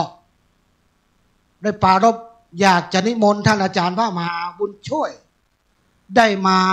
โปรดเมตตาคณะสัตยาเพราะว่ามีคณะสัตยาเมืองฝางเขาเนี่ยเปิ้นป่วยเป็นโรคมะเร็งระยะสุดท้ายก็ลูกหลานโทรมาหาเข้าบ่กินหมอบอกว่าเอาพริกวัดไว้ที่บ้านก็เข้าก็บ่กินหมอไทยหมอลาวหมอจิกหมอเมืองหมอผีไปมาหมดแต่ก็มองว่าเป็นมะเร็งระยะสุดท้ายลูกมาปรึกษาก็เลยแนะนำเพื่อเปิดสถานีวิทยุธรรมะแล้วก็คณะสงฆ์อำเภอฝางนี้จะ8 โมงถึง 10 โมงจะเปิดท่านอาจารย์พระมหาบุญช่วยปัญญาวชิโรเปิดอาจารย์วันละ2 ชั่วโมงก่อนที่แรกก็ไกลๆก่อนมันเข้าโยมแม่เปิ้นจิตใจเปิ้นน้อมแล้วเปิ้นก็ห้องให้ลูกเอามาเปิดใกล้ๆจากที่ปุกลกปุกนั่งกินข้าวบ่ได้บ่เดี๋ยวนี้เตียวได้ดวกได้2 ปีมาละพี่น้องคณะสัตยาเลยมีแรงบันดาลใจอยากจะนิมนต์ท่านพระอาจารย์บุญช่วยมาโปรดพี่น้องคณะสัตยาเมืองฝางแล้วก็มีหลายตนหลายองค์ในคลื่นสีขาวเนี่ยที่ทำให้หลายท่านหลายคนเข้าหันอัดหำทำเข้าใจในบริบทเข้าใจในตัวตนก็มีหลายท่านหลายคนที่ได้ฟังใหม่ๆเนี่ยตู้เจ้านี่เสียงเหมือนเปิ้ลหรอเต้ทำก็เหมือนเปิ้ลฟังเข้ามันก็เหมือนเฮาฟังเพลงนะฟังใหม่ๆมันตึงบ่ลงบ่เข่งฟังเหมือนเข้าก็ซ้ำเข้ามันก็เลยทำให้มันต้อมเนาะก็เลยทำม่วนก็เลยนะเลยหลายท่านหลายคนอาจจะบ่ได้รู้ว่าครูบาอาจารย์ที่ทุ่มเทกำลังกายกำลังใจเพราะว่าหลายตนหลายองค์มีศรัทธามาเล่าให้ฟังแต่ว่าหลายตนหลายองค์เปิ้นบ่กล้าอู้ออกอากาศกลัวว่าจะเป็นการไปจุไปอย่างอีกก็แต่ว่าเฮาอยู่เบื้องหลังแล้วเฮาก็ประสบอาการตัวเก่าและเรื่องนึงมีคนอายุ80บัดนี้เปิ้นเสียชีวิตอยู่ที่หนองตุ้มเปิ้นบ่สามารถอ่านหนังสือได้ไปธนาคารหรืออย่างเนี้ยต้องพิมพ์ลายนิ้วมือแล้วเปิ้นก็ไปประมาณปฏิบัติธรรมเนี่ยเปิ้นไหว้เฮาไหว้เปิ้นกราบเฮากราบเปิ้นไปทำบุญก็ทำบุญก็เปิ้นเนี่ยตามกำลังจากที่บ่สามารถอหังสัมมานะโมตัสสะบ่ได้เปิ้นประพฤติปฏิบัติวัดเปิ้นปฏิบัติธรรมชมรมเปิ้น ทุกวันเสาร์เปิ้นไปวัดปฏิบัติธรรมก็ไปกับเปิ้นชมรมพุทธรักษาเปิ้นปฏิบัติธรรมวัดศรีบุญเรืองก็ไปกับเปิ้นชมรมที่ชมรมธรรมะสู่บ้านของหลวงพ่อไม่อายเปิ้นจัดกิจกรรมก็ไปร่วมกับเปิ้นวัดเหนือวัดใต้เปิ้นจัดกิจกรรมก็ไปกับเปิ้นเปิ้นไหว้เฮาไหว้เปิ้นกราบเฮากราบเปิ้นหอมหอมตามศรัทธาเปิ้นจากที่คนมาหู้หนังสือสามารถอ่านนะโมตัสสะภะคะวะโตอะระหะสัมมาแถมแหมกรรมยังกินจิได้แหมกรรมพี่น้องคณะสัตยาประเดี๋ยวเปิ้นเสียชีวิตไปละสมัยนั้นตุปีเลินก็ยังอายุพรรษาได้อยู่4-5 พรรษาอยู่นี่ประสบกับตัวเก่าถึงมากล้าเล่าแล้วก็หลายท่านหลายคนเมืองฝางโอ้หมูนี่อันยังมาฟังรายการแต่ว่าแต่ว่าโดยบางท่านบางคนเปิ้นก็เข้าใจเปิ้นก็หันอัดหันทำมีประสบการณ์เนาะแถมเรื่องนึงแม่กากาดโชคธานีเปิ้นก็ก็ฟังเปิดก็นี่มากาดมีสี่แยกส่วนดอกสี่แยกโลกีน่ะเนาะก็เปิ้นจะมากาดแล้วก็ละออนมันถอยรถมาตามเปิ้นปุ๊บตามแห้งขนาดโต๊ะที่เป็นเลข8เลยนะแต่ว่าเหมือนมีคนเอามือมาห้องแล้วเปิ้นก็บาดเจ็บสักอย่างเลยแล้วก็แหมคนหนึ่งที่สันโกงก็คือบ้านสันบะซื่อนะก็เป็นญาติพี่น้องกับตุ๊กเป็นเลินเนี่ยบาเป็นน้อยบาเป็นนานอยู่ที่สันพุทธที่สันพระเหี่ยวเก่าพระเหี่ยวสมัยตะกอนกันขนาดพี่น้องแล้วก็เปิดทำวัดเจ้าวัดแรงเนี่ยเปิดทำวัดเจ้าวัดแรงของวัดธบาตอุดมเนี่ยเปิดแก้มเป็นน้อยเป็นนานก็เปิดแล้วก็ฟังเพราะอย่างเปิดเอาไว้เป็นกู้กลัวผีที่สันอุ้ยจินนะสันอุ้ยจินอุตานก็เป็นอุ้ยตุ๊กปีเลิศเนี่ยที่สันกอดนะที่สังกงแล้วก็เปิดเอาเป็นกู้เปิดเข้าจนแกไหว้พระสวดมนต์จ้างแล้วไผ่มากวนเลยมียังมากวนแต่ก่อนนี่คนเท่าขนาดเป็นน้อยเป็นนานบักก้า5 โมงฝั่งปิกนี่นะแล้วก็ที่ปุ้นแหมที่เลยวัดดงสุกไปวัดดงป่าลันเพราะว่าวังเหตุย่อนไปต่างตาตอนห้อยบอกเฟียงว่าอันนั้นก่อนเน็ตนะก็ด้วยเหตุไหว้พระสวดมนต์เนี่ยมาวัดมาวามาปฏิบัติเนี่ยก็สามารถที่จะช่วยเหลือได้อยู่นะพี่น้องคนเฮาถ้าภัยบะปะกับตัวก็จะบาเจี้ยส่วนเปิ้นส่วนเฮาเนาะส่วนเปิ้นส่วนเฮาก็ถือโอกาสมาอธิบายขยายความเพื่อกับพี่น้องคณะสัตยาเนอะพอเวลาแล้วน้ำซุ่มน้ำเสียงก็ไปละแล้วก็เลยเวลามาละ16:12 นาทีขออาราธนานิมนต์ตุลุงเล็กในชั่วโมงที่2นะครับเลยไปถึง6 โมงก็ได้เนอะท่านจำสมชาติว่างเป็นยังเกาะยาวเลยก็ได้นิมนต์เนาะเดี๋ยวจะเปลี่ยนก็ได้เนาะนิมนต์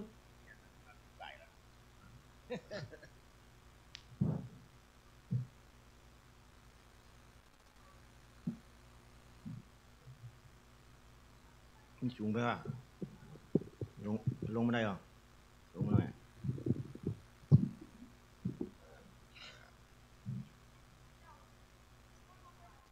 ขอกราบคารวะองค์พระสัมมาสัมพุทธเจ้าพระธรรมเจ้าพระสังฆเจ้าและพระอริยสงฆ์อันอยู่บริเวณวัดบริเวณเข้ากับนี่ก็ดีฟังเทศน์ฟังธรรมอยู่ในวิทยุก็ดีขอเจริญพรศรัทธาญาติโยมท่านผู้ฟังที่อยู่ทั้งบ้านทั้งจองก็ดีวันนี้ก็มวยแตนเห็นละอาจารย์สมชาติตุปินุมจังบอกคือลุงเอาต่อกันเนอะว่าอาจารย์ไม่ได้อยู่วันนี้ปรากฏว่าเขาก็จะได้ใจปากนี่เห็นแล้วหลวงจักหลวงพี่เจริญเพื่อนก็เต็มใจเกินร้อยรู้สึกว่าท่านก็เทศด้วยความยากลำบากเนื่องจาก ความคล่องของปากของท่านเป็นอุปสรรคที่สำคัญท่านก็กลัวพิษกลัวพลาดแต่เอาฟังดูแล้วก็ดูหน้าฟังแล้วก็น่าสงสารมากกว่า ก็ฟังไปกลัวโทษกลัวภัยในการอู้การจ๋าคนเฮานี่กำอู้นี่มักจะทำหัวไปตกนรกได้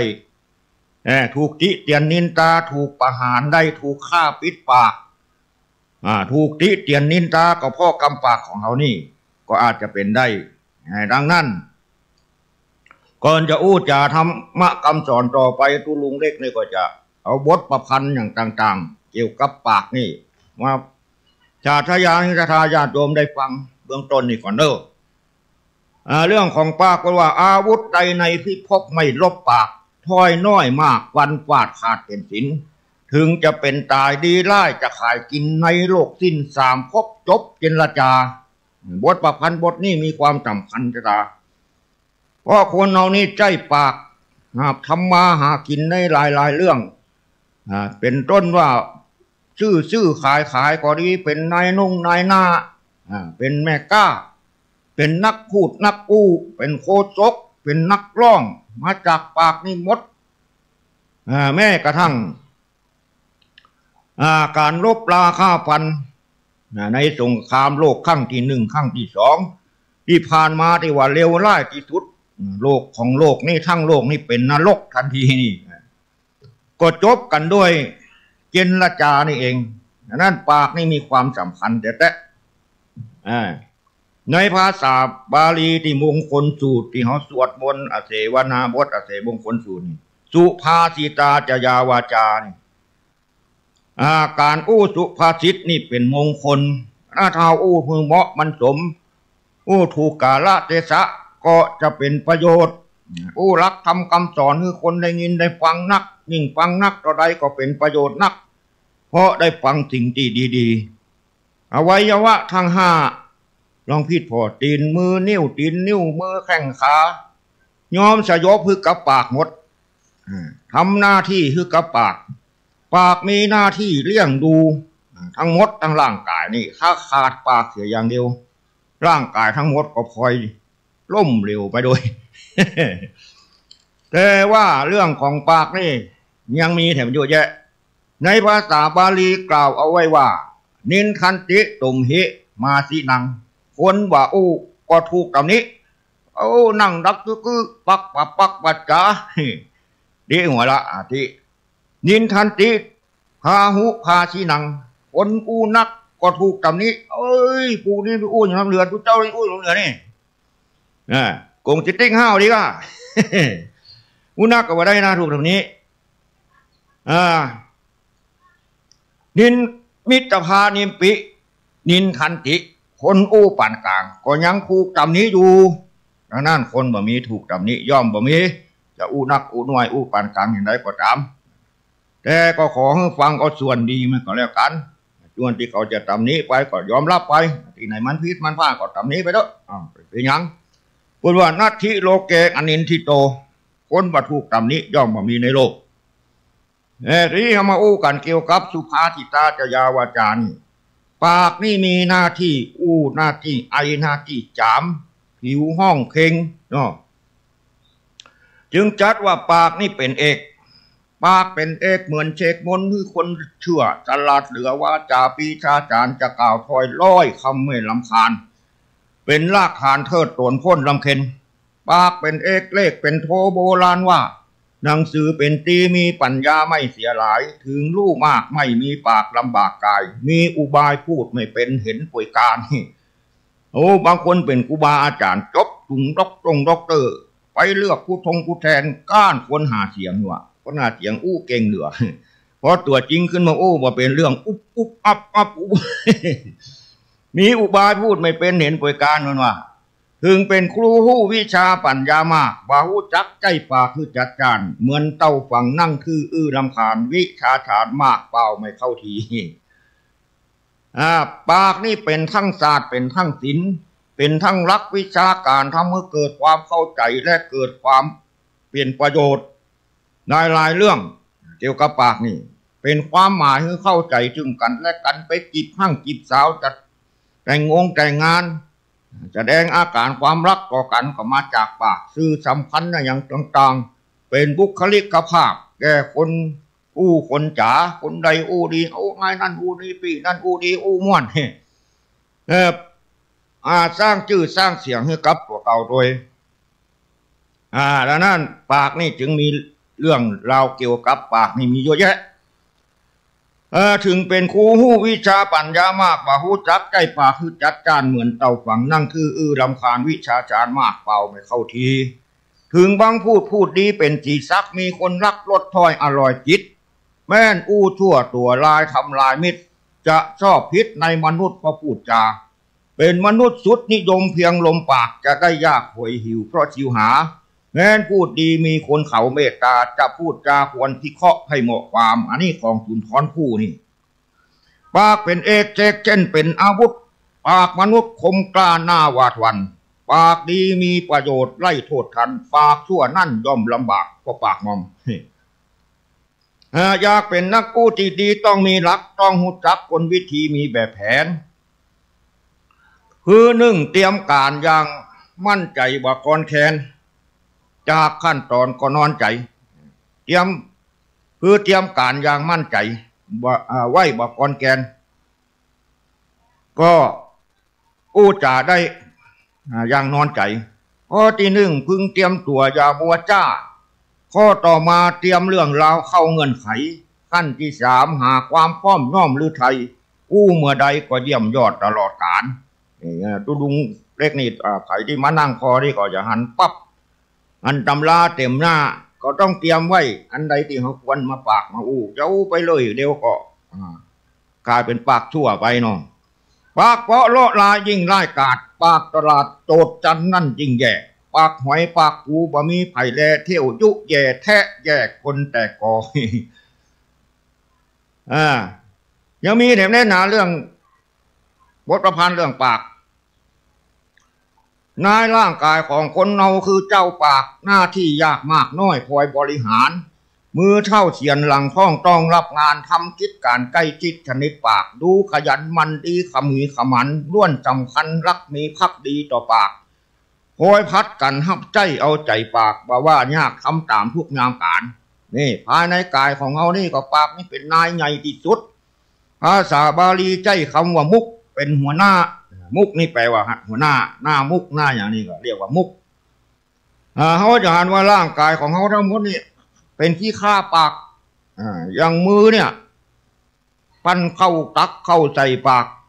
ซอยขวาในใส่ปากซอยขวาในนี่โอ้ละน้ำลายมือไปได้กินเลือดมีดเข้ามือเลือดเบ้อระเบิดมือไปได้กินปากเอาไปกินอย่างอร่อยบอกว่ายากทำตามพวกงามการนี่ปากเป็นมนุษย์ชุดจะดีเพราะฝีปากฆ่านักแต่ไล่ฆ่าพาเสียสีถ้าน้อยด้อยราคาฆ่าบ่มีบ่ดีก็เสียค่าราคาคนเอาต่อไปเขามาเกี่ยวกับความหู้ทางธรรมเนาะเพื่อบ่ให้เสียเวลาคนเรานี่จะดีจะชั่วมันมีอยู่การรักที่เขาจะปรึกษาหารือกันหนึ่งฟังเทศฟังธรรมนี่อันดับหนึ่งละสองปรึกษาหารือก็เป็นความหู้ที่ว่าบัณฑิตานันจะเสวนาการสนทนากับบัณฑิตเป็นมงคลนี่เพราะนั้นคนที่มันชั่วมันช้าเพราะว่าบ่ชอบฟังอย่างไผชอบเอาตัวคนเดียวตัดสินใจคนเดียวว่าเอาตัวชอบใจว่าไล่เหตุไล่ผลอัตตาปิอัตตานังอุปวัฏจิแม่ตัวเก่าก็ตำนี้ตัวเก่าคนมาดีนี่นะตัวเก่ามันก็ตำนี้ตัวเก่าที่มันเศร้าหมองอยู่ทุกวันนี่มันแบบอยู่ประมวลพวกการทำชั่วนี่จะมีจิตใจเศร้าหมองก็ตัวเก่ามันก็ตำนี้ตัวเก่ามันอยู่อนุวินยูคละหติคละหนติผู้รู้ผู้ใครควรก็ยอมตำนี้คนอยู่รอบข้างทั้งหลายเป็นผู้เจ้าก็ดีเป็นครูบาอาจารย์เป็นคนใดคนหนึ่งในหมู่บ้านถ้าบดีแล้ววินยูชนคนทั้งหลายย่อมตำนิติเตียนนินตาต่างๆนานาปาปะโกกิติสะทะโก อภุคจติชื่อเสียงเสียหายเรื่องลือระบือกระชอนชื่อเสียงของคนชั่วนี่ก็เรื่องลือระบือกระชอนเดียวที่ออกทีวีออกข่าวไว้ทั่วสารทิศคนบดีไม่แม้แต่สงครามมาอย่างต่างประเทศเขาก็ยังได้ยินข่าวใครเป็นหัวหน้าใครเป็นประธานาธิบดีเป็นผู้นำกองทัพอย่างนี้เป็นต้นมันเล่าลือกันที่ว่ามันเรื่องลือระบือกระชอนไปทั่วโลกเลยก็ว่าได้ยิ่งเขาทำบดีใหญ่ๆตัวโตยิ่งเกี่ยวกับสงครามนี่ไปบุกลูกต่างประเทศจนเสียหายนี่ก็เรียกว่าเจ้าโลกก็เรื่องลือระบือกระชอนแจ้งด่าเขาที่สี่นิละยังปาปะกัมมิโนปาพัจจติเบื้องหน้าหลังจากตายไปแล้วคนเหล่านี้สู่อบายทั้งสี่ทุกมีนรกเปรตอสุรกายสัตว์เดรัจฉานคณะเดียวกันตัวเก่าก็เสวยทุกขเวทนาอยู่ในนรกต่างโลกก็ยังเล่าลือเรื่องบดีบางามของเฮาอยู่ดังนั้นทางเฮาทั้งหลายต้องมาตั้งใจฟังเทศฟังธรรมต่อไปเนอะเพื่อเป็นคนดีหลีกเลี่ยงความชั่วนั่นเสียวันนี้เหตุการณ์อย่างนี้น่ากลัวนี่เนี่ยโอ้โหโอ้ละจำแล้วเอาอย่างไรนี่ใส่ก็ได้ใส่โชเฟอร์มีใครส่งใครมาส่งลุงเพื่อจะไปส่งลุงอีกอันก็ดีมากลุงยังหูเรื่องเด้อไปยังบอกไปลำปางกุ้งอาจารย์เพราะดีละอันนั้น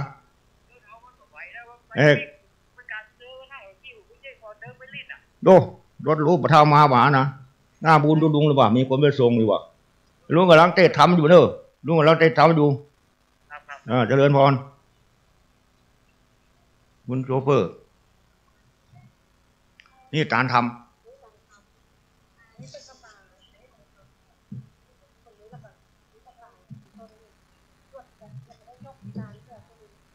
อาจารย์เราจะปั่นป้อนเดี๋ยวนี้อย่ามีจะญาติโยมมาถวายทานเรื่องในงานเข้าลุกขมูลกรรมไหนวัดโสปนารามบ้านห้วยงูในกำลังมานี่ในชีวิตนี่กำลังมาอยู่นี่ได้3 คืน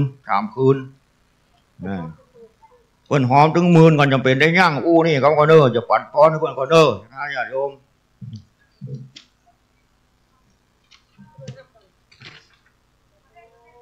นี่จื่อนี่เนาะตัวปลาเนาะทั้งหมดเนาะยะถาวาลิวะหาปุราปาลิปุเรนติสาคลังเอวะเบวะอิโตทินังเปตานังอุปกัมปติจิตังปฏิตังตุมังคิปะเบวะสมิตตุยะเปปุเรนตุสังกปาจันโตปนะละโสยะธามะนิโสติโสละโสยะธาดีละอาจในวันนี้ก็เป็นวันดีที่วันวิเศษเหตุนั้นมามีมูลธาของพระเจ้าฝางพระนาง3 ผิวร่วมสมทบเพื่อบูรณะพระธาตุวัดโสพนารามดำเนินงานโดยนายปนพสุทธเสนานางสายใจหานตระกูลจำนวนเงิน10,000 บาทมือรับนี่พระชันยงทุเนอก็ด้วยอำนาจแห่งคุณพระศรีรัตนตรัยพระพุทธพระธรรมพระสงฆ์และอำนาจแห่งบุญเกิดจากศีลจากทานภาวนาที่หมู่คณะสงฆ์มาปฏิบัติธรรมในที่นี้ทุกตนทุกองค์ก็ดีตัวแห่งศรัทธาผู้เป็นเจ้าภาพทั้งหลายได้บรรเพ็ญศีลบำเพ็ญทานมาแล้วก็ดีขอบุญทั้งหลายนี่มารวมกันเป็นตบะเดชะปกป้องรักษาชีวิตของท่านเจ้าภาพทุกคนในวาระดีทีปีใหม่นี้คือปากันอยู่เย็นเป็นสุขปราศจากทุกโศกโรคภัยอุปสรรคอันตรายทั้งหลายทั้งปวงสิ่งใดที่เป็นไปเพื่อโทษเพื่อภัยขอสิ่งนั้นอย่าได้เกิดมีมาสิ่งใดที่เป็นไปเพื่อบุญเพื่อกุศลเพื่อความสุขอันไพบูรณ์ขอสิ่งนั้นจงเกิดมีมาแก่ชีวิตและครอบครัวของท่าน ด้วยอเนกประการและขอจงเจริญด้วยจตุรพิพรชัยทั้งสี่ประการนั่นคืออายุวันนะสุขะพละและปฏิภาณตานะสารสมบัติตลอดการเป็นนิจมีดวงจิตสถิตมันในสัจธรรมนำตนหรือใดพ้นจากทุกข์ถึงสุขอันไพบูรณ์กล่าวคือมรรคผลนิพพานเหมือนกันทุกท่านทุกคนดังคาถาบาลีแห่งองค์จลีจับปัญญูเตชนาไว้ว่าสายะจิตติตานังละพังโสถีหากยังสุขังพลังสิริอายุจาวันโนจะโพคังวุติจะยัสวาสัตตวัจจะอายุจะชีวะจิตติพวันตุเตอายุวันโดสุขังป้าลังถ้าปันนี่ก็ยาวหรอนี่มันน้อยปอนนะแต่ถ้าหมื่นถ้าแสนนี่นะยุดไปน้อยเดี๋ยวมันมีแสนมาเนาะนี่อันนี้อย่างทำที่เทศนี่แหละน้องยะถาวาลีวาหาปุลาปาลิปูเรนติสากลังเอวะเบวะอิโตตินังเปตานังอุปกัมปติอิจิตังปฏิตังตุมังกิปะเบวะจมิจตุจาเปปุเรนตุสังกปาจันโตปันนาลาโสยะถามานิโตติลาโสยะตาดีละอาจในวันนี้ก็เป็นวันดีวันวิเศษนั่นหมายมีมูลสถากะโนพิษชัยนาพร้อมญาติกาครอบครัวที่บ้านทุกผู้เราก็ได้ปากันกระนงกุงปายโต๊ะแต่งแบ่งพร้อมน้อมนามายังมีมาตุภูผาราชาดงดอกก็ตอกดอกไม้ลำเทียนเขาน้ำโภชนะอาหารปัจจัยใจยวัตถุทานพร้อมทั้งธรรมเทศนาที่ตัวอาตมากำลังเทศอยู่ในขณะนี้จากอุทิศบุญกุศลนี้ไปหายังผู้มรณาไปสู่ปณโลกไปหน้าภูมินามกรชื่อว่าคุณธนกิจมรุตรักขาแม่คุณมนุษย์รักจิตได้วางเจตนาอารมณ์อะไรจิตใจไปบดจ้างไปตกต่อว่างจัตุระอบายได้กลายเป็นผีและเป็นเปรตทุกขเวทเวทนาร้อนบ่ได้อาบอยากบ่ได้กินดังนั้นก็ดีก็ขออัญเชิญยังมาเตสิขาเทวบุตรเทวดาตนมีอิทธิฤทธิ์จุงมาแนะนำมากุศลส่วนบุญทั้งหลายมวลพรุ่งนี้ฮือใดไปจุไปจอดไปหลอดไปเถิงแม่นไปรอดเมื่อเจ้าก็จงกับกายเป็นข้าวงายแม่นไปรอดเมื่อควายก็จงกับกายเป็นแผ่นเสื้อและแผ่นผ้าแม่นไปรอดเมื่อลาก็จงกับกายเป็นข้าวทิพย์น้ำทิพย์อาภาเรือนนักเสือศาสตร์อาจนาไปปรากฏจดเจือต่อหน้าตันตาทั้งดวงวิญญาณของคุณธนกิจมาลุดราขาเฮือใดสะเวยเฮือใดบริโภคอย่าได้กาดได้กานั่นจึงจะมีตามอัฏฐกถาบาลีในองค์จาลีจัปปัจจุเตชนาไว้ว่าอายัญจะโคทักกินาทินาสังคัมหิตุปฏิทิตาทิกะละตังตายะจะ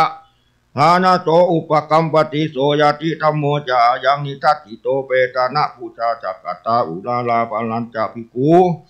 นามานุปาทินังตุเมหิปุญญังปัจจุตังอนะปะกันติแมนเตโตปานิตานาโตด้วยอำนาจแห่งบุญนี้มีมากจงย้อนมาปกปักรักษาชีวิตครอบครัวของการทุกคู่ทุกคนมีความสุขความเจริญประสบแต่ทรัพย์มงคลสมบุญผลไปด้วยสิ่งที่ตนปรารถนาจุเยื่องทุกประการนั้นถึงจะมีอายุวันโดสุขังปะลาฟังธรรมกันต่อเด้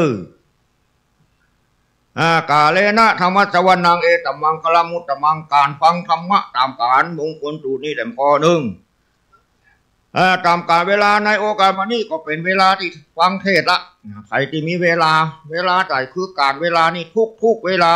ที่เขามีเวลาว่างมีเวลาโอกาสที่ได้ฟังสามารถที่ใจหูทั้งสองข้างฟังได้ในวางเข้าพรรษา8 ค่ำ 15 ค่ำแรม8 ค่ำแรม14 ค่ำหรือได้ฟังในงานมงคลอาวะมงคลต่างๆตามบ้านตามจองก็ถือว่าเป็นการฟังธรรมะตามก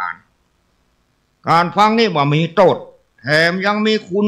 ดังสุภาษิตที่ว่าสู่สังคลัพพเต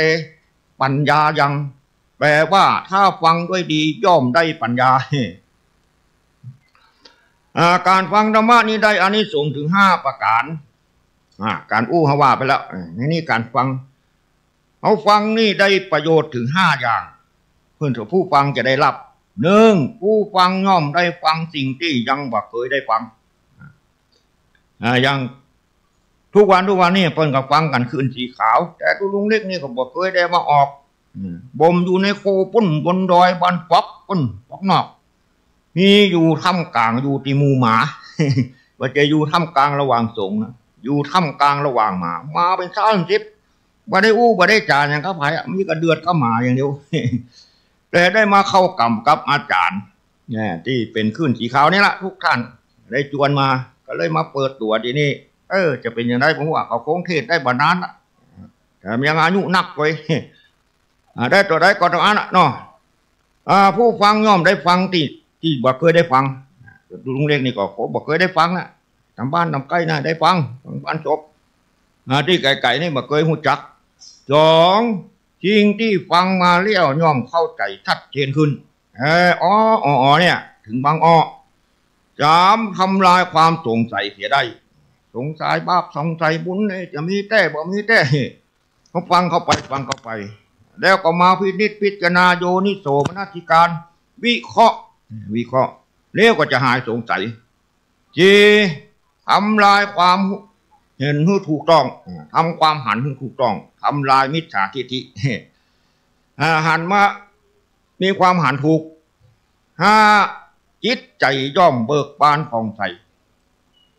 ชราญาโยมฟังเทศนี่มันเป็นอาหารตั้งจิตตั้งใจลูก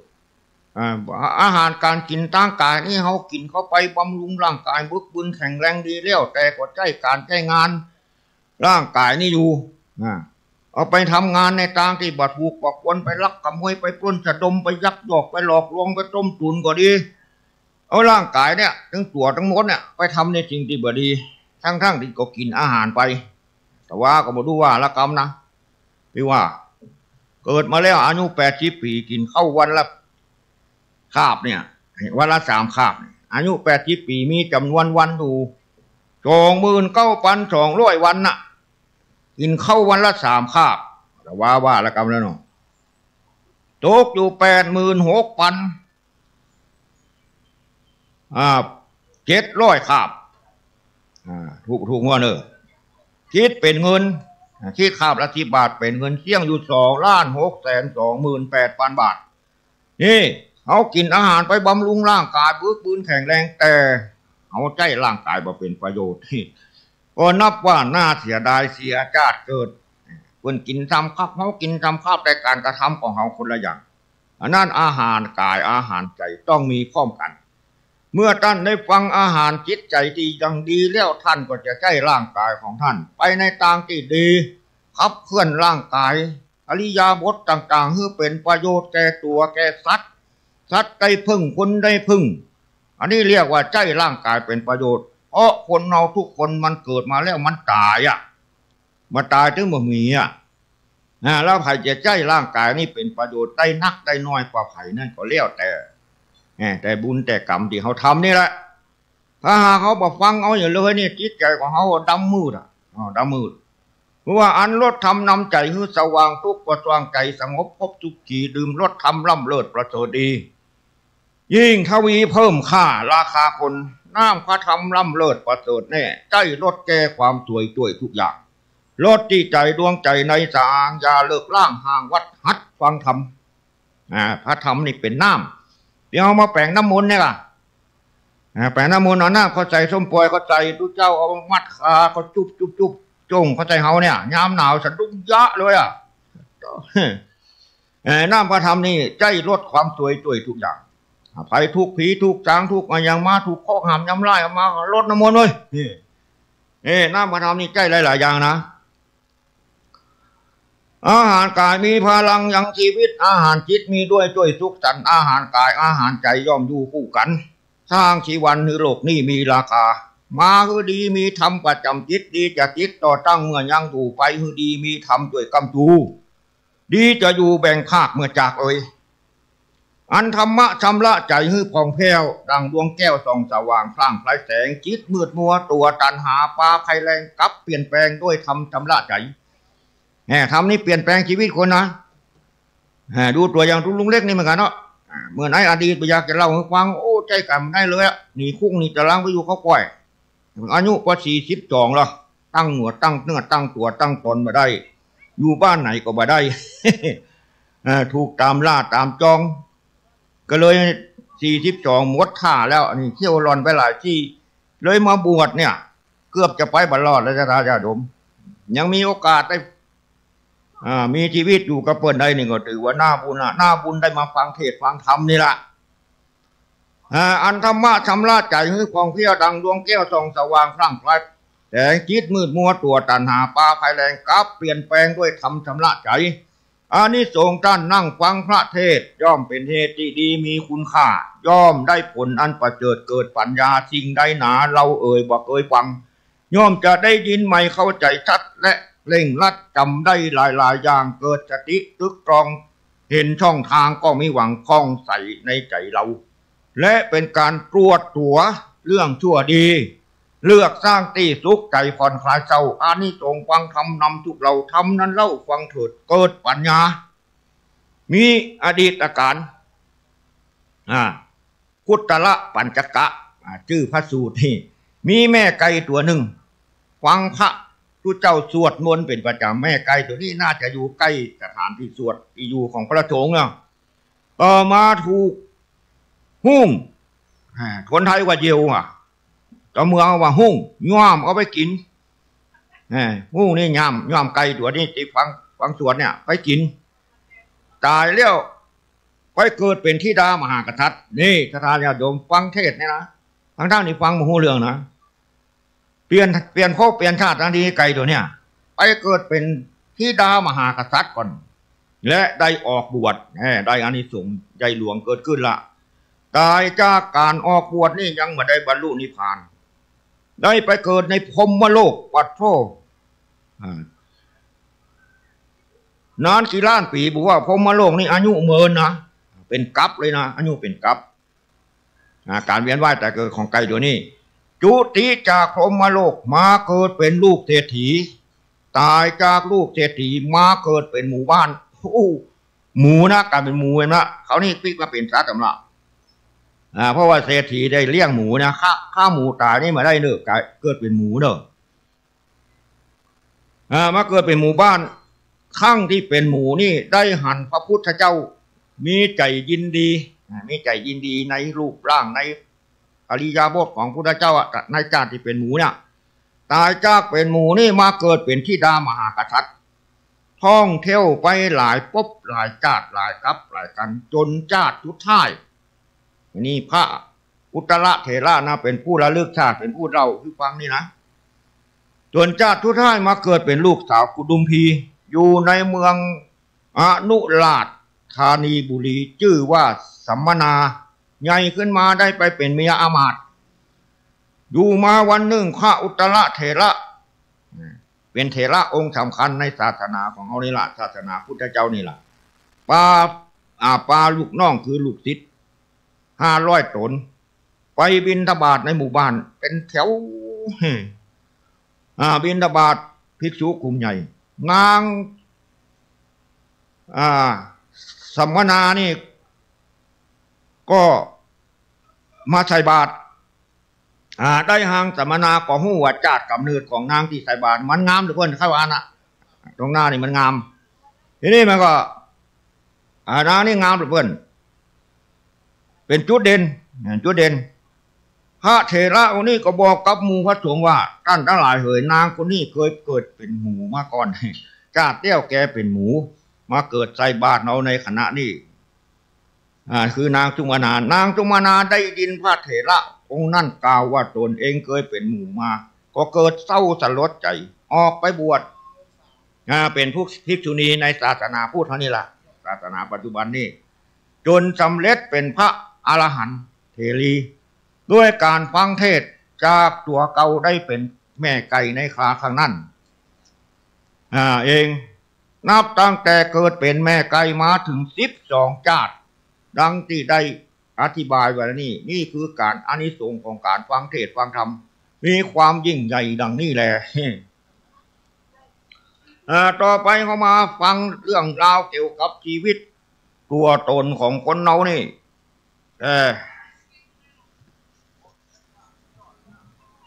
ต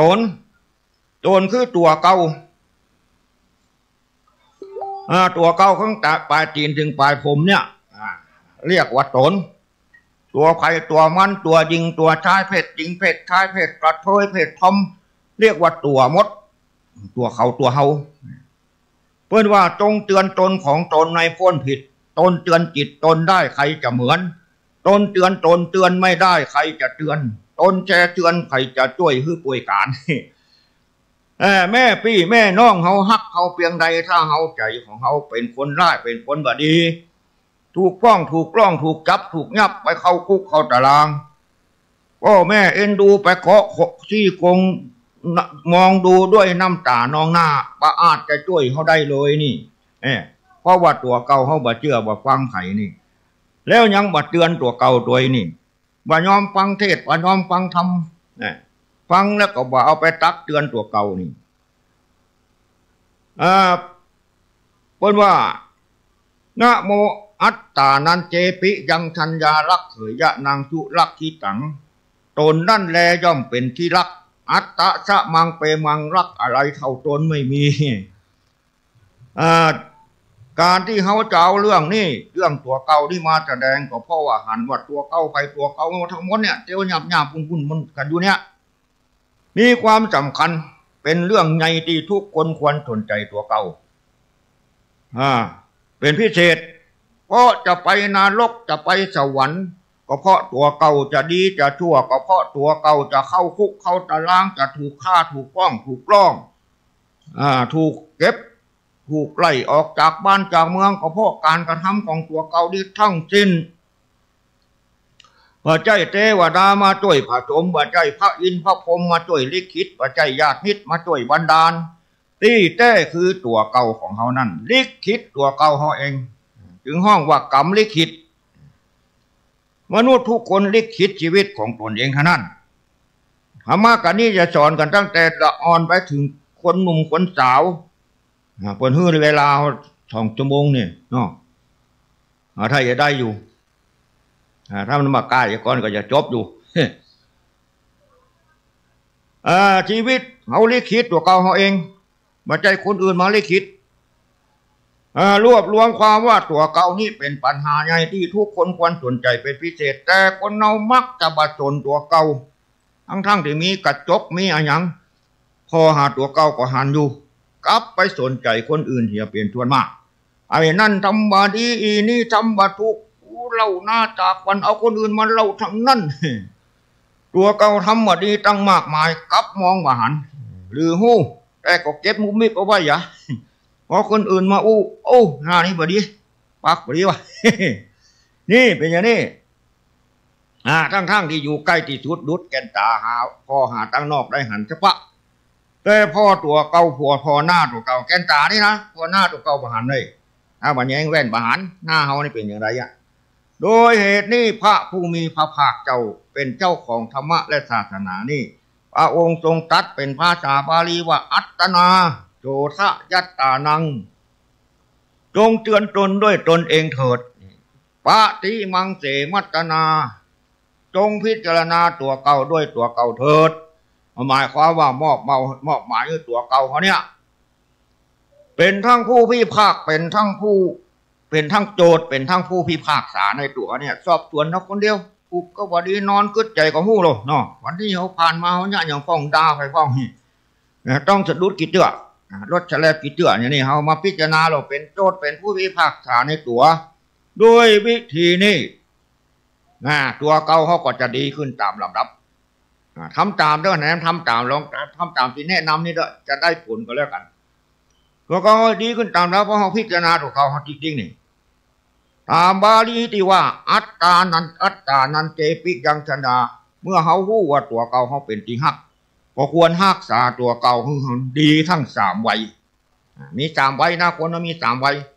แต่ถ้าแยกออกมาวัยเล็กวัยน้อยก็จะได้5 วัยวัยใหญ่ๆมี3 วัยวัย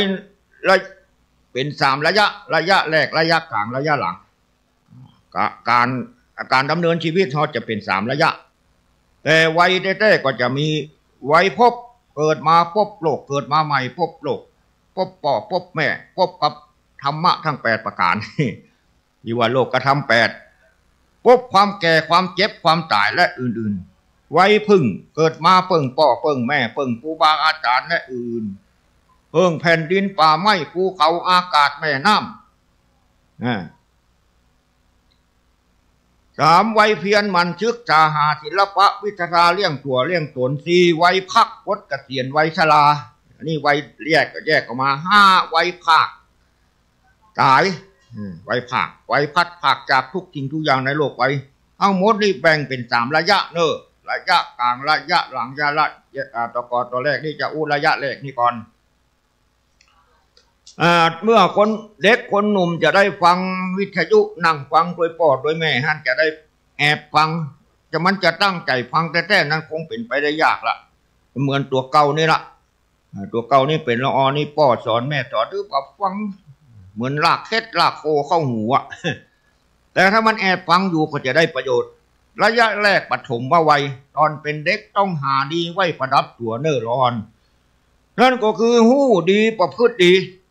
การจะหู้ดีเขาต้องศึกษาห้ำเฮียนถ้าบ่เฮียนบ่หู้บ่ดูบ่จำบ่ทำบ่เป็นทุกอย่างเขาเฮียนมาจากพ่อจากแม่ที่สู่เขานั่งนั่งจ๋าหู้ภาษาได้กับพ่อแม่เป็นคนสอนคือร้อนอันนี้กินลำอันนี้บ่ลำอันนี้ดีกินอันนี้บ่ดีกินอันนี้ไฟอย่าไปยุบอันนี้ไฟผ้าเนี่ยพอบ่หันอย่าไปยุบเนอะเอาก็หู้ก็หันได้มาจากพ่อจากแม่นี่เอาต้องเฮียนจำเอาไว้มาทำมาเป็นไว้เด็กเป็นไว้ที่เหมาะแก่การศึกษาอย่างแท้จริงสติปัญญาก็เหมาะบาทุกอย่างทำลายบาทุกยาบ้อย่างเขาไปขวนจะไปฟังกินของที่มันว่าเป็นประโยชน์บุหรี่ไฟฟ้าจะไปฟังเอามาห้าวทั่วแล้วมันจะทำลายสมองตัวเก่าแล้วจะว่าลวกละนี่โอกาสก็เหมาะถ้าบ่เฮียนตอนนี้หันถ้าจะบ่เหมาะจะเสียใจปลายหลังเหมือนอย่างกูกำลังนั่งเทศเนี่ยเข้ามาต้องหนีไปบวชบวชหนีตำรวจบวชตรวจมาไล่บวชไกลกันบวชนี่แล้วจะบวชได้หรือไม่ถ้าวันรู้แล้วนี่เมื่อแกแล้วจะเศร้าโศกเสียใจแถมอย่างหนึ่งสิ่งแวดล้อมที่จะทำให้เราอ่อนเป็นคนดีได้ก็ต้องอาศัยพ่ออาศัยแม่ครูบาอาจารย์ช่วยแนะนำคำสอนโอ้ยสกัดกั้นบ่คือมันทำชั่วบางบทประพันธ์ที่ว่าเป็นนักเรียนต้องขยันฮือตันโลกอย่านั่งโศกเรียนอะไรไม่รู้เรื่องเพราะทรัพย์สินเงินทองต้องสิ้นเปลืองอย่าทำเพื่องผ่านทรัพย์นั่นจนบันไดคนอื่นเขาได้ดีมีหลายหลากเพราะเรียนมากอยากรู้เห็นเป็นนิสัยทุ่มเทงานทั้งชีวิตและจิตใจจนยิ่งใหญ่เพราะขยันทุกวันที่เปิ้นเป็นครูบาอาจารย์เตียวแต่งตัวถูกไถ่ใส่เกือกหนังเลื่อมมาบเตียวกายละอ่อนวุ่นเนี่ยก็เพราะว่าเปิ้นได้ห้ำได้เฮียนมาเปิ้นเป็นละอ่อนโลกดูขอยกมือไหว้วุ่นเนี่ยนี่ก็เอาเป็นตัวอย่างเขาอยากเป็นอย่างนั้นอยากมั่งอยากมีฐานะอยากมียศมีตำแหน่งก็พยายามขยันเฮียนจนยิ่งใหญ่ในวันหน้าเด็กเด็กเล็กหรือใหญ่ในวันนี้พึงทำดีไว้บางเกิดจะเกิดผลเพื่อประโยชน์อันยิ่งใหญ่ในส่วนตนและเพื่อผลอันยิ่งใหญ่ในสังคมได้เป็นครูบาอาจารย์เป็นสวไปทางไหนโอ้มีคนยกมือไหว้บางที่บางแห่งเอารถตำรวจนำหน้ายิ่งใหญ่ขนาดไหนในสังคมก่อนจะเป็นอย่างนั้นชูต้องห้ำต้องเฮียนตามที่ลุงแนะนำนี่เนอะแล้วคณะเดียวกันก็จะไปดูถูกดูหมิ่นดูแควนของครูบาอาจารย์หันว่าเปิ้นอย่างนั้นอย่างนี้เปิ้นติเปิ้นเจียนเปิ้นดูเปิ้นด่าดูถูกดูหมิ่นครูบาอาจารย์นี่บ่ดีนะเปิ้นบ่สอนน้อยละ ถึงสูงเยี่ยมเทียมฟ้าอย่าดูถูกครูเคยปลูกวิชามาแต่หลังติดไล่ครูอยู่ได้บ่ทีหลังอย่าโอหังคิดสู้ครูของตนนี่ละอ่อนฟังไว้เด้อเกิดเป็นคนคุณควรศึกษาหาดีเถิดดีจะเกิดสุขจะก่อต่อเป็นผลดีที่หนึ่งเอื้อเฟื้อช่วยเหลือคนดีที่สองตั้งตนตามวินัยในคงเฮียนก็มีละละอ่อนหู้อยู่ดีเนาะวินัยมีอย่างพ้องดีที่สามทำไมตรีมีในจิตคิดเป็นมิตรแผ่กว้างกระจ่างใสถ้าทำดีนี่จบครบสามในจะก่อให้สุขเกิดเพิดวิ่งพันนี่บทประพันธ์ของละอ่อนเรื่องการทำไมตรีต่อเพื่อนฝูงเพื่อนนักเรียนจะไปข่มเหงเต่งแป้หันว่าตัวใหญ่ เอาอำนาจเขาฟาดเขาฟันตัวเก่าใหญ่เหลือละอ่อนน้อยเอากลมหิงแต่งแป้มันใหญ่มามันจักไม่ใช่หัวนะมันผูกพยาบาทคนเราต้องฮักกันแป้งกันเนาะเป็นคนเหมือนกันบอกควรรังเกียจกันบอกว่าเราอ่อนใหญ่เราอ่อนน้อยคือฮักกันคือฮักน้องเหมือนว่าจะอยู่ด้วยกันเป็นทุกข์เนอะนักเรียนที่ดีมี6 อย่าง1แสวงหาความรู้ด้วยความจริงใจ2เคารพครูบาอาจารย์3ฮักในการศึกษาฮักในการศึกษา4มีจรรยามารยาทให้เรียบร้อย5มักน้อยตามฐานะจะไปเฮียนเปิ้นคนร่ำก็รวยเปิ้นลูกเศรษฐีพวกขี่รถเครื่องกันดูเฮาเตียวไปก็จังมันบาดต้องน้อยเนื้อตามใจมันเฮียนติ๊กวันหน้าเขาถึงได้ฐานะมากน้อยตามฐานะนึ6ลดละเลิกอบายมุขเป็นเหล้าเป็นเบียร์เป็นฟินเป็นกัญชาเป็นยาบ้าเป็นบุหรี่ไฟฟ้าเป็นอบายมุขจะไปเอามาแตะต้องเพื่ออันร่างกายอันบริสุทธิ์ของเขานะรักษามันไว้เนอะธรรมะของพระธรรมทัตธนาธรเขียนเอาไว้บทประพันธ์แล้วนี่นะเขียนน้องเปิดมาคณะเดียวกันเป็นนักเรียนต้องประพฤติให้มันดีโดยประพฤติดีถ้าประพฤติบ่ดีก็ไปบ่รอดดังภาษาบาลีว่าความหู้ท่วมหัวเอาตัวบ่รอดคือมีความหู้มากมายแต่ไปบ่รอดสอนเพื่อนเป็นแป๊บตัวเก่าทำหนึ่งอย่างเนี่ยทำอย่างใดจึงจะเรียกว่าประพฤติดีเรื่องนี้มีเรื่องเราเกี่ยวกับประพฤตินี่กว้างขวางธรรมะทั้งหมดที่กำอยู่นี่แต่เทศอยู่นี่ก็เรียกว่าแผนงานของการประพฤติทั้งสิ้นเอาเป็นว่าทำตัวบ่ให้เดือดร้อนตนและคนอื่น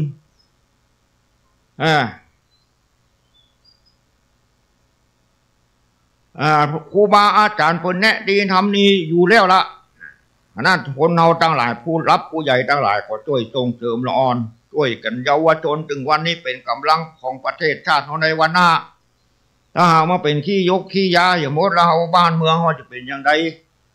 พม่าก็จะมาลื่นประเทศลาวก็จะมาลื่นทั้งประเทศทั้งไปบุคลากรของเขาบ่มีคุณภาพนะคนใหญ่ครูบาอาจารย์อะไรขอช่วยกันส่งเสริมเยาวชนเนอะดูทุกวันนี้ช่วยกันเถอะมีปากคดเป็นข่าวละอ่อนบดีเสียผู้เสียคนนักอยากได้ดีบ่ทำดีนั่นมันมีมากดีแต่อยากหากบ่ทำหน้าขำหนออยากได้ดีต้องทำดีอย่าลีรอดีแต่พอรอแต่ดีบ่ดีเลยดีอยู่ที่ไหนทำไว้เถิดท่านการบุญการทานจงมันจะแหวงถึงไผเขาว่าก็อย่าละแวงจงมันจะแหวงการบุญการทานอย่าไปมัวพะวงไปลุ่มหลงโลกทุกข์แล้วก็โศกไม่เป็นแก่นสารชีวิตเราใช่ตัวใครก็ตัวมันใกล้คืนใกล้วันจะโมรณา นั่นกันทำดีตั้งแต่เป็นเด็กประพฤติดีอย่างนี้ใครได้อันหยังร้อนได้ดีอย่างนี้นะความนี้ใครได้รถใครได้ล้างพ่อแม่ก็ยินดีทุ่มเทเด็กที่มันอาภัพก็เพราะว่าตัวเก่าประพฤติตัวว่าดีพ่อแม่เกลียดชังชื่อมืออย่างชื่อไม่ไปเยี่ยวเล่นอย่าไปรู้อย่างกะไปบิดแข่งกันถนนอย่างกะชื่อรถเครื่องเข้ามาละระยะต่อไประยะที่2เป็นนุ่มเป็นสาวเนอะนี่ง่ายมาละนุ่มเป็นสาวคนนุ่มเป็นสาวฟังเนอะคราวนี้ต้องตั้งหลักตั้งฐานตั้งหลักตั้งฐานที่เขาเรียนวิชาความรู้นี่แหละเขาเรียนมาว่าเป็นศิลปะวิทยาที่หาเงินทองฐานสำคัญที่สุดคือธรรมะใครจะไปทิ้งธรรมะถึงมาได้ตั้งแต่เกิดถึงกระทั่งตายต้องใจธรรมะเสียรักผู้นายถ้าคนทิ้งธรรมะนะแม้จะรวยแสนรวยสักป่านใดก็ไปบ่รอดเอาเงินไปทองไปจ่ายสุรุ่ยสุร่ายหมดเมื่อเฮียนจบอาจจะหาคู่ชีวิตหาคู่รักคู่ครองผัวหาเมียตามธรรมชาติเรื่องหาคู่หากิมนี่ก็มีความสำคัญอยู่บ่ใจน้อยเพราะว่าถ้าได้ผัวบ่ดีได้เมียบ่ดีเป็นหนุ่มเป็นสาวเสาะหาคนนั้นคนนี้บางรายหน้าตาจะดีได้ผัวบ่ดีขี้เล่ขี้เล่าไปดูนกบูดนกแบกหาพอโทรศัพท์เนี่ยหน้าตาจะดีถึงไปเจอตัวจริงปัดโต้ใกล้ยังอึง เป็นผัวเป็นเมียกันนี่ทั้งโทรศัพท์ก็มีเลยถ้าได้ผัวบ่ดีได้เมียบ่ดีก็เหมือนหานรกมาเพิ่มให้กับตัวหาความทุกข์มาเพิ่มให้กับชีวิต คนเป็นหนุ่มเป็นสาวมีความสำคัญที่จะต้องเลือกอยู่สองอย่างหนึ่งคือเลือกงานที่ถูกต้องกับอัธยาศัยการงานที่เขาจะทำอาชีพของเขาเนี่ยเขาเฮียนเป็นอย่างมาเขาเฮียนอย่างมาพ้องถ้าจิตใจของเขาเป็นคนใจดุใจถึงก็คือไปเฮียนดังทหารตำรวจยับผู้ร้ายต่อสู้นี่ถ้าใจอ่อนแอเป็นขี้ย่องมองแช่ก็ไปเฮียนตั้งตกตั้งแต่งตั้งพยุงพยาบาลนี่มันจะมาประกอบอาชีพการงานถ้าทำการงานบ่ถูกกับอัธยาศัยแล้วการงานอันนั้นจะบกพร่องบ่จะคุกคักคัดข้องเพราะนิสัยของเขาบ่ชอบงานนั่นนะข้อที่หนึ่งเนี่ยเลือกงานเนอะที่มันชอบใจเนอะสองเลือกคู่ชีวิตนี้ก็สำคัญนะมันจะต้องอยู่ด้วยกันกุ้มเท่าเต้าตายโลกที่เขามัดมือเขาวันแต่งงานนั่นน่ะมีลูกสืบบ้านมีหลานสืบตระกูลเนี่ยอยู่กันกุ้มเท่าไม่เท่ายอดทองกับบองยอดเพชรเนี่ยคู่ชีวิตนะในสากลนิยมภาษาอาทิตย์บทหนึ่งว่าก่อนจะแต่งงานให้ดูเธอด้วยตาทั้งสองข้างหลังจากแต่งงานแล้วให้ดูเธอด้วยตาเพียงข้างเดียวบทนี้ใจใดนะสากลบนใจกันบอกว่าบัจจัยศาสนาใดก็ใจใดเพราะว่าจะเป็นคู่ครองกันทั้งสิ้นเมื่อหมายความว่าเมื่อตอนแรกเขาจะเอาสาวคนเนี้ยมาเป็นคู่ชีวิตดูด้วยตาทั้งสองข้างดูนิสัยใจคอของมันเชื่อชาติตระกูลของมันพอมันเป็นยังไงบ้างมันเป็นคนดีก็เป็นคนปากตัวปากร้ายก็ใจคอมันดีก็นิสัยขี้เกียจขี้ข้านก็เอาดูกันอย่างนี้นี่เดี๋ยวดูด้วยความกระชั้นดูด้วยตาทั้งสองข้างจะเอาผัวคนนี้มาเป็นคู่ชีวิตจะมาเป็นพ่อพันธุ์เขาก็ดูด้วยตาทั้งสองข้างเขาพวกไอ้นุ่มคนเนี้ยที่เขากำลังจบตามาแมบเนี่ยนิสัยท่าแท้มันจะเป็นอย่างไรจะไปฟังเอามันเถอะจะไปฟังตัดสินดวนตัดสินใจด้วยสังเกตการให้มันดีๆก่อนดูด้วยความกระชั้นเปิงใจแล้วจะเป็นคนปลาเดี่ยวปลาว่ายปลาครอบครัวสู่ทุกสวรรค์จันทร์ผ้าได้ก็พยายามเลือกเอานี่แต่ว่าเดี๋ยวนี้มันมาเป็นอย่างนั้นแวบน้องไปจะให้บอกก็กอบรถมันไปหมดแล้วบ่ได้ดูด้วยตาทั้งสองข้างอันนี้ประการแรกต้องดูด้วยตาทั้งสองข้างเพื่อชัดเจนก่อนแล้วก็ตกลงปรงใจเลิกหลังจากแต่งงานแล้วดูด้วยตาเพียงข้างเดียวหมายความว่าได้ไม่เอาได้มูเจออย่างมาพม่าอย่างมาก็ดีจังมันเจอเขาได้มันมาแล้วตอนแรกเขาก็ดูด้วยตาทั้งสองข้างละตอนนี้มันเป็นอย่างนั้นมันเป็นอย่างนี้ก็บ่ต้องไปดูมันด้วยความกระชั้นละมันอาจจะผิดพลาดทำมาอย่างผิดเผลอข้างมันเล็กๆน้อยๆก็เพิกเฉยทำเป็นพอบาหันไปเพราะว่าคนเราบ่มีความผิดย่อมบ่ทำอะไรเลยคนบ่มีความผิดย่อมเป็นคนที่บ่ทำมาอย่างเลยนะการทำหน้าที่คู่ครองนี่มันต้องมีความผิดพ่องอันนั้นผัวก็ดีเมียก็ดีเมื่อแต่งงานดูด้วยกันแล้วก็พยายามจะไปจ้องไปมองจะไปคอยเอาผิดต่อกันและกันเพื่อให้อยู่กันคุ้มเท่าเต้าตายอดดูกันไปเถอะนี่ต่อไปก็จะสร้างรักสร้างฐานการมีทรัพย์สมบัติมีเงินมีทองทางโลกนี่ถือว่ามีทรัพย์อันสมบูรณ์จะทำให้มีความสุขในโลกทรัพย์เงินกินเงินทองเนี่ยบ่มีเงินไม่มีทองอยู่เป็นทุกข์ในคณะเดียวกันจะต้องรักษาหน้าสามีภรรยาเพื่อเป็นสุขเพื่ออยู่ด้วยกันได้สามีภรรยาที่จะประพฤติปฏิบัติดีต่อกันได้ถูกต้องแม่นมีเงินเหลือล้นมีเงินเป็นโกดเป็นกองถ้าผัวเมียปฏิบัติต่อกันบ่ดีแล้วโอ้มีความสุขนะมีเงินก็มีบ่ได้ผัวมีหัวข้อที่จะปฏิบัติต่อกันหนึ่งยกย่องภรรยาอย่างเปิดเผยสองบ่ดูหมิ่นล่วงเกินดูถูกสามบ่นอกใจเมียสี่มอบความเป็นใหญ่ในครัวเรือนห้าคือเครื่องประดับแต่งตัวหกดูแลเมื่อยามเจ็บป่วยไข้อย่างอื่นอาจจะมีหน้าที่อย่างอื่นรอบดู ยกย่องเปิดเผยนี่ก็หมายความว่าไปจดทะเบียนแต่ว่าวันจื้อนี่ได้ยินข่าวบนประกาศวิทยุบอกว่ากัดเทยกัดท้ายอย่างนี้ไปขึ้นทะเบียนกันได้หมดเนอะทะเบียนนี่ก็หมายถึงว่ายกย่องกันนั่นอ่ะว่าคนนั่นคนนี้เป็นผัวข้าเนอะนี่เป็นเมียข้าเนอะนี่ประกาศนี่ชุมชนอย่างเปิดเผยจองมาดูหมิ่นมาล่วงเกินก็บอกต้องดูถูกดูหมิ่นกันละเพราะว่าเขาก็ดูมันด้วยตาทั้งสองข้างแล้วได้มันมาแล้วอย่างไรจะมาเจอสามวันนอกใจนี่ก็สำคัญคนเรานี่อยู่เมื่อจะแต่งงานที่เขาบอกว่าหัวเดียวใจเดียวนี่ฮักเดียวใจเดียวนี่แต่ว่าได้กันมาแล้วมันนอกอกนอกใจมันมันเป็นเรื่องราวที่ร้ายกาจถึงวันนี้ปรากฏเป็นข่าวมันฆ่ากันฆ่าผัวตายฆ่าเมียตายฆ่าลูกฆ่าเต้าแล้วก็ฆ่าตัวเก่าตายเป็นโศกนาฏกรรมอันยิ่งใหญ่น่าเศร้าใจเนี่ยเรื่องของผัวของเมียนี่สำคัญ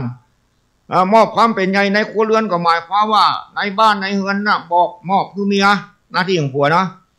เป็นผ้าเป็นผ่อนเป็นครัวให้ครัวสวนหรือสูตรอย่างกวาดเที่ยวอย่างจะตกแต่งตรงใดก็ชุดแล้วแต่เนอะแม้แต่เงินทองก็อาจจะคือเมียเป็นผู้บริหารกำไปฝากแบ่งเป็นส่วนในการใช้จ่ายครัวเรือนคือเครื่องประดับแต่งตัวเมียเขาก็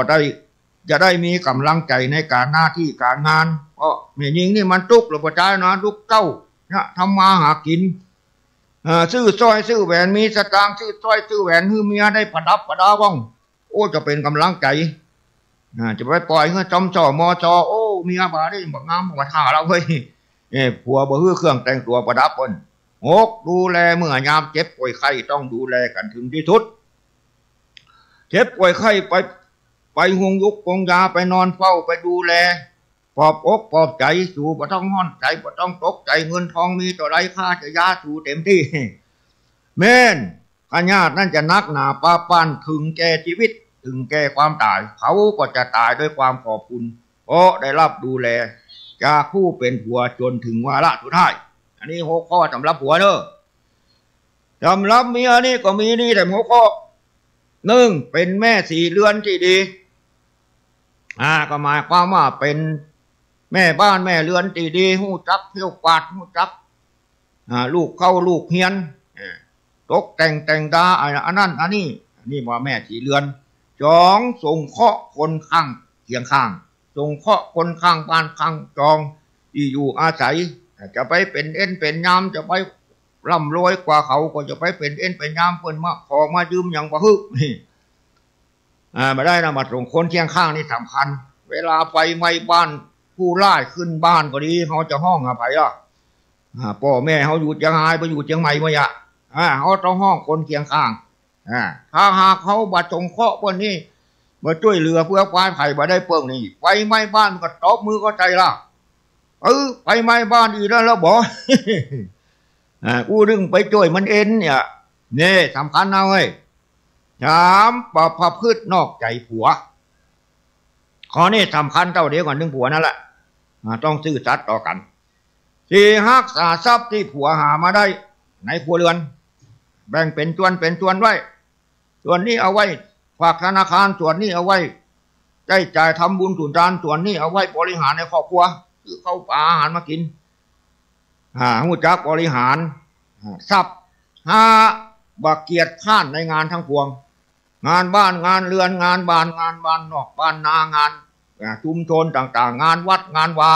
ที่เตี้ยวย่ำๆนี่ก็เพิ่นก็เป็นแม่บ้านที่ดีแล้วบักเกียรติข้านมาช่วยงานเข้ากำบัดโตแม่บ้านร้อนเพิ่นมีบ้านจบบ้านจากก็ไปช่วยเพิ่นถ้ามาอ่านเพิ่นเอาเพิ่นผูกพยาบาทวะนะถึงข้าวบ้านเขาตายมาเพิ่นมาช่วยถูกได้จ้างคนล่างถ้วยดังนั้นจะต้องบักเกียรติข้านในงานทั้งปวงถึงภายในและภายนอกในหมู่บ้านชุมชนดูแลเมื่อยามเจ็บป่วยไข้ อันนี้ก็เหมือนกันถึงผัวนั่นแหละเปิ้นว่าเมียนี่มันมี6 ชนิดมี6 ชนิดเมีย6ยกขึ้นเทียบเอามาเปรียบเหมือนแม่และสหายเหมือนตาสีพี่น้องและเจ้านายเมียผู้ร้ายคือโจรปล้นสามีว่ะมี6 อย่างก็เหนื่อยเมียนะแต่ตุลุงกันนี่ก็บอกเคยมีเมียนะ ถ้ามีก็คงจะไม่ได้มานั่งกู้นี่ละป่านนี้ก็คงจะลูกเต็มปื้นกลางหนีบบ้ามอยู่กับครอบครัวมันก็มีแต่ก็ตำรับตำราบนว่าเอาไว้นี่เมียเหมือนแม่ ที่มีคุณอุ่นเก่าทุกเช้าค่ำคือเขานำคนนี่ปัดเขาขัดสีคอยตักเตือนคุณใจคือไปดีเมียเช่นนี้ก็เปรียบปานด้วยมารดาอ่ะโอ้เมียเหมือนแม่นี่ฮักหัวเหมือนลูกมันเต้าเอานุ่งเตียววันนี้เนอะตัวไปปีกบ้านค่ำไปขี่รถไว้เนอะนี่เป็นห่วงเป็นใยฮักฮักหัวเหมือนลูกเมียเหมือนเมียเหมือนพี่น้องที่ร่วมรักพักพิงไม่ทิ้งทอดจากกิ่วกอดบางเวลาเข้าตาไล่ตัดประขาดปรารถนาคู่ตายายเมียนี่ค่ายพี่น้องที่ร่วมคันฮักกันเหมือนพี่เหมือนน้องเมียเหมือนเพื่อนที่ร่วมทุกไปทั้งกายจิตร่วมชีวิตยามเข็นบ่เบนหน้าเข้าเคียงข้างไม่ห่างพัชดาเป็นภรรยาก็เหมือนเพื่อนตายฮะโอ้เมียเหมือนเพื่อนนี่ไปไหนไปตัวนี่โอ้เนี่ยมีเจี๊ยจัดหลายเรื่องวันนี้บัดเจี๊ยจ้ะว่าเวลาจะเย็นมันเย็นห่อนมาจิ้วๆละที่ร่วมรักถอดองค์ลงถัดลงสนองยอมเป็นรองผัวรักไม่หักหายตื่นก็ก่อนนอนที่หลังระวังนายตามบรรยายขันจัดเป็นทาสเมียเมียเหมือนทาสก็มีเนาะทาสคอยรับใกล้ผัวลูกเจ้ามาเอายาถีฟันใส่แปรงฟันยองไว้ให้ผัวตักน้ำใส่ขันน้ำตางไว้ให้ผัวรองเท้าคัดไว้ให้ผัวก่อนอาตมาเป็นทหารนะหันอันคุณนายคุณนายเมียผู้กองนี่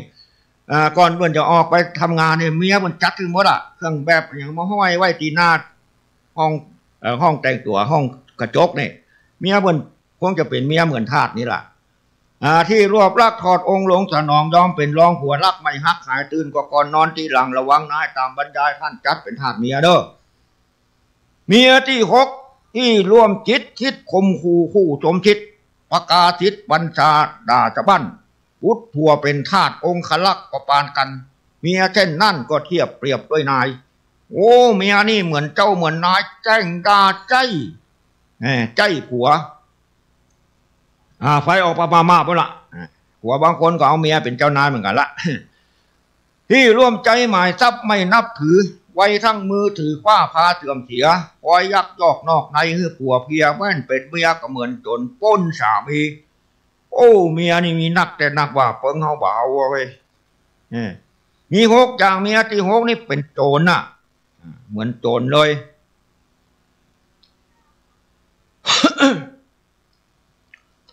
คอยลักคอยป้นเอาเสื้อเอาผ้าใส่สตางค์ไว้ที่ไหนไปซักมันเก็บไปซ่อนนี่ละนอกเหนือหน้าที่ภายในของตัวไผ่ตัวมันในครัวเรือนแล้วนั่งเป็นหนุ่มเป็นชาวเลยนะคนเฒ่าแกยังมาได้อู้เตื้อเรานี่อู้ไว้หนุ่มไว้สร้างการสร้างงานอยู่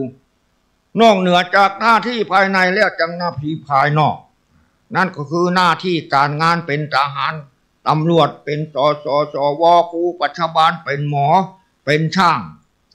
การงานเป็นสิ่งที่เลี้ยงชีพเขาเป็นหน้าของเขาก็ควรรักษาหน้าที่จะไปเบี้ยวงานทำงานนี่มันซื่อสัตย์ตามหน้าที่การงานที่คนมอบหมายตรงไปตรงมาซื่อสัตย์จะไปวอกแวกคอนแคนก็จะอยู่กับการทำงานได้ขึ้นขั้นขึ้นเงินเดือนคนใดรักษาหน้าที่การงานรับรองงานก้าวหน้าคนมีตาเจ้านายมีตามีสมองเหมือนกันจะไปตื้อปนเงา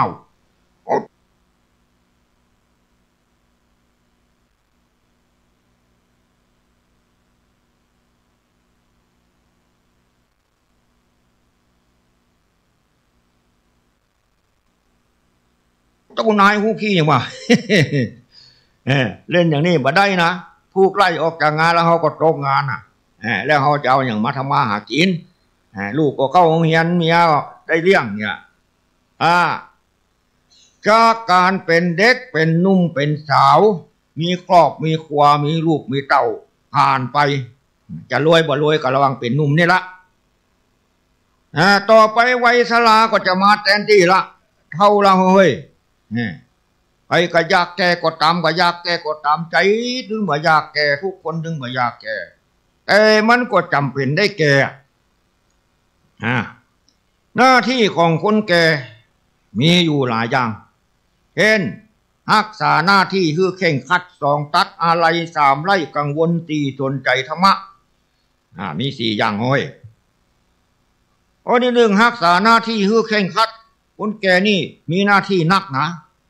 ก็ตั้งแต่เกิดมานี่คนเราก็จึงมีหน้าที่ตั้งแต่เกิดที่พอดพั่มลำพันมาตั้งแต่เป็นเด็กเป็นหนุ่มเป็นสาวมาถึงมาเดียวนี่ก็เป็นหน้าที่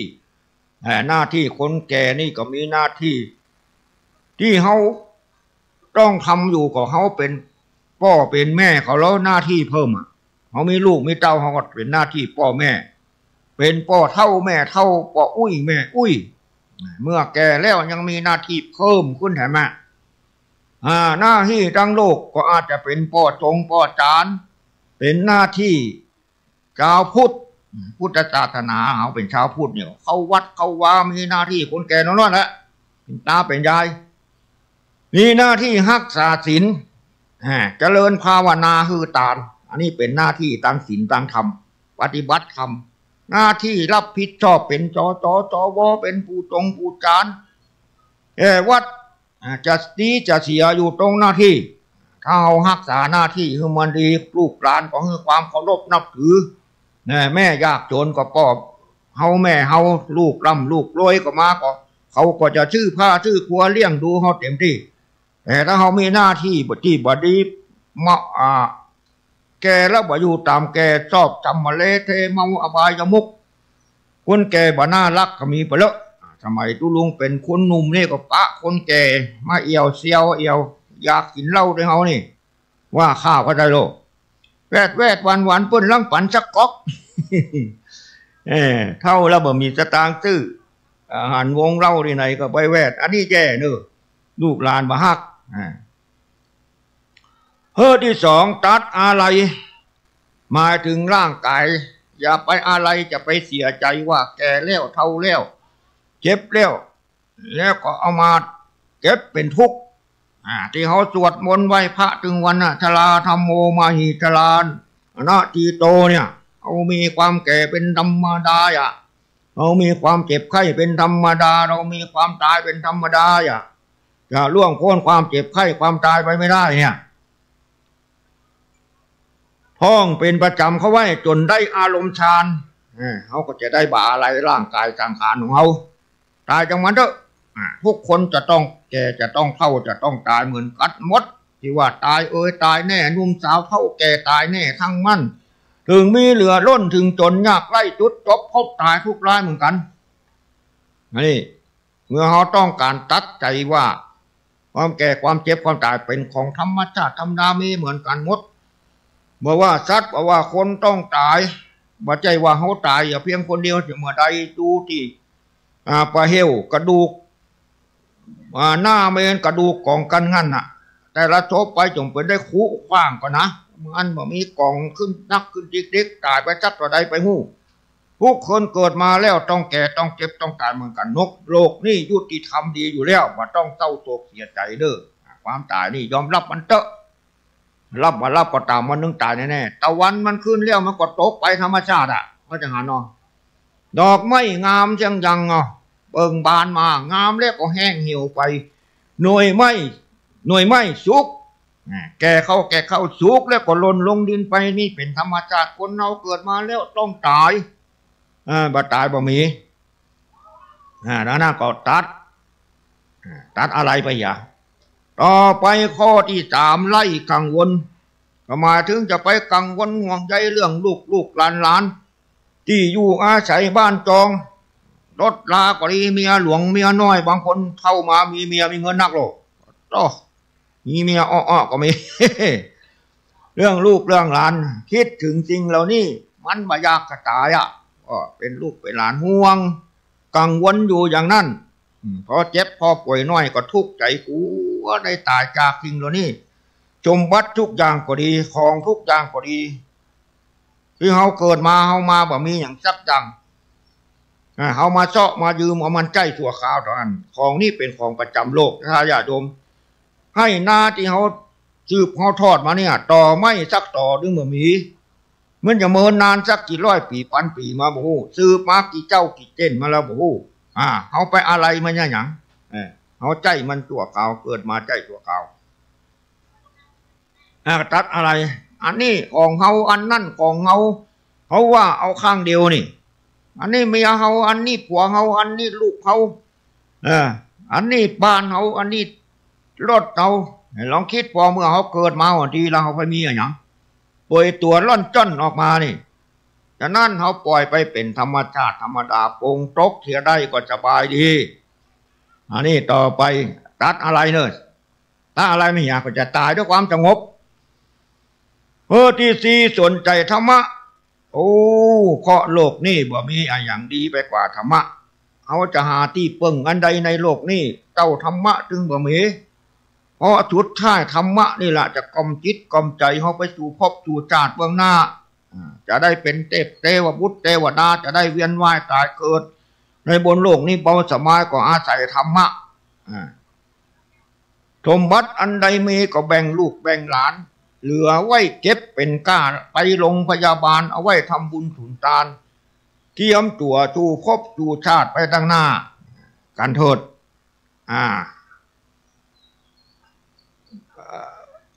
ใจก็จะเป็นสุขเมื่อเขาได้มอบได้หมายแบ่งปันให้ลูกหลานไปเสวยมรดกเรื่องราวทำเป็นอย่างยิ่งในพุทธภาษิตที่ว่าถ้าใส่รักทำคำสอนนี้แล้วเขาก็จะปรงจะวางแบ่งปันลูกหลานไปหมดตายด้วยความลับตาตายด้วยความสงบคนว่าธรรมโมหะเวรคติธรรมะจะลิงผู้ใดประพฤติธรรมะย่อมคุ้มครองหักษาผู้นั้นลักสี่ประการนี้ไขยึดไว้คือมันผู้นั่นอยู่โลกนี้ก็สุขสบายตายไปสู่โลกหน้าก็เป็นทุกข์เนื่องจากตัวเก่าเขานี่เป็นที่ฮักเพราะว่าเขาฮักเหนือสิ่งอื่นใดฉะนั้นควรจะรักษาตัวเก่าประพฤติตัวเก่าให้ดีทั้งสามวัยหรือได้วัยในวัยหนึ่งก็ยังดีวัยไหนประพฤติบดีวัยนั่นก็เสียไปเนอะไว้ไหนที่ประพฤติได้ดีไว้นั่นก็เป็นทุกข์นั่นละอ่อนก็ดีใครที่ยังหนุ่มยังสาวได้ฟังเทศฟังธรรมนี่ก็ประพฤติถึงมันดีทั้งสามไว้เตอะที่เรียกว่าต่างโลกว่าตกต่ำทางธรรมว่าเสื่อมเสียเป็นคนมีชีวิตรุ่งโรจน์ตลอดกาลโลกเขานี่เหมือนลงละครเพิ่นว่าทุกคนเกิดมาบนโลกนี่เหมือนมาแสดงละครกันนะเพราะว่าโลกนี่เหมือนลงละครพวงนิกรที่เกิดมาต่างก็ไล่ลำทำทีท่าตามลีลาของบทละครบางครั้งก็เศร้าบางคราวก็ทุกข์บางทีก็ทุกข์หัวอกกระท่อนมีร่างมีรักมีจากมีจรพอจบละครชีวิตก็ลาอันวักตอนละครชีวิตเป็นสิ่งน่าคิดนะท่านเจ้าขาว่าฉากจะพิษชีวิตจะลาต้องทรมานสุดแสนประมาณเอาละลักคำสอนที่นำมาจากทยายเรื่องตัวเก่าก็พอสมควรแก่เวลาปากก็จะบอกละน้ำลายเหนียวนิกละท่านอาจารย์เยี่ยมเลยเด้อปั่นปอนละ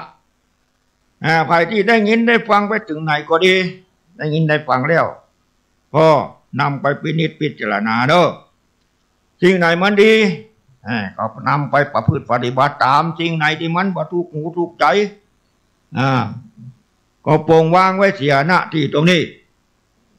ในที่ทุนนี้ก็ขอความสุขความเจริญในวาระดีถีปีใหม่มานี่ถึงนี่ก็ขอมูลธาทุกปูเราปากันอยู่เย็นเป็นสุขปราศจากทุกโศกโรคภัยอุปสรรคอันตรายตั้งหลายตั้งปวงสิ่งใดที่เป็นไปเพื่อโทษเพื่อภัยขอสิ่งนั้นอย่าได้เกิดมีมาสิ่งใดที่เป็นไปเพื่อบุญเพื่อกุศลเพื่อความสุขอันไพบูรณ์ขอสิ่งนั้นจงเกิดมีมาแก่ชีวิตและครอบครัวของท่านผู้ฟังทั้งหลายและจงเจริญโดยจตุรพิพรชัยทั้งสี่ประการนั่นคืออายุวันนะสุขะพละและปฏิภาณตานะสารสมบัติตลอดการเป็นนิจมีดวงจิตจะติดมันในสัจธรรมนำตนในพ้นจากทุกข์ถึงสุขอันไพบูรณ์ก็คือมรรคผลนิพพานเหมือนการทุกท่านทุกคนเดินเจริญพร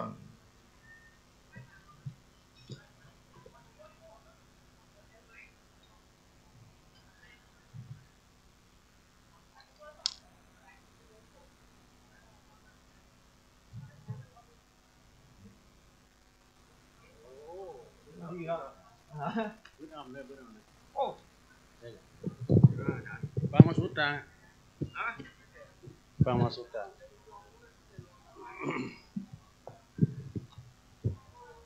ตัวที่สองเจริญพรกับศรัทธาสาธุชนญาติโยมก็ได้ฟังทัศสำเนียงเสียงธรรมยามแรงยามบ่ายจากหลวงพ่อเล็กวัดบ้านป๊อก โอ้ก็มีหลากหลายนะธรรมะ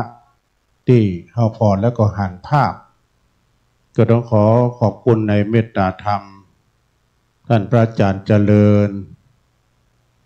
แล้วก็ท่านหลวงพ่อเล็กที่ได้ทำหน้าที่ตั้งแต่ตอนเจ้ามาในการเข้ากรรมปฏิบัติธรรมของวัดห้วยงูในโสภณารามที่วันนี้จะว่าไปแล้วก็จะเป็นวันรองสุดท้ายก็ได้ประคับประคองดังวิทยุตุยเนาะสถาฉะนั้นก็ต้องขออนุโมทนาแล้วก็โมทนากับญาติโยมโดยเน้อที่เปิ่นมาอุปถัมภ์อุปถากตังวัดตังวาเอาเลยฮะเอาเลยในวันนี้ก็เป็นคืนสุดท้ายเนาะคืนแห่งการอำลาอาลัยในงานเข้าวัดปฏิบัติคณะพระสงฆ์ที่เดินทางมาจากหลายที่นะบอกว่าจะเป็นเวียงป่าเป้าก็ดีต่างอำเภอดอยหล่อก็ดีต่างพระนักจัดรายการได้มาร่วมเข้ากับโดยวันนี้ก็เป็นวันสุดท้ายคืนสุดท้ายนะก็เมตตาธรรมหลวงพ่อพระครูสุจิตานุรักษ์เพิ่งก็ไปปฏิบัติศาสนกิจต่างประเทศก็เดินทางมาถึงแล้วเนาะค่ำคืนนี้ก็คงจะเดินทางมาที่บริเวณงานเข้ากรรมของเขาเนาะ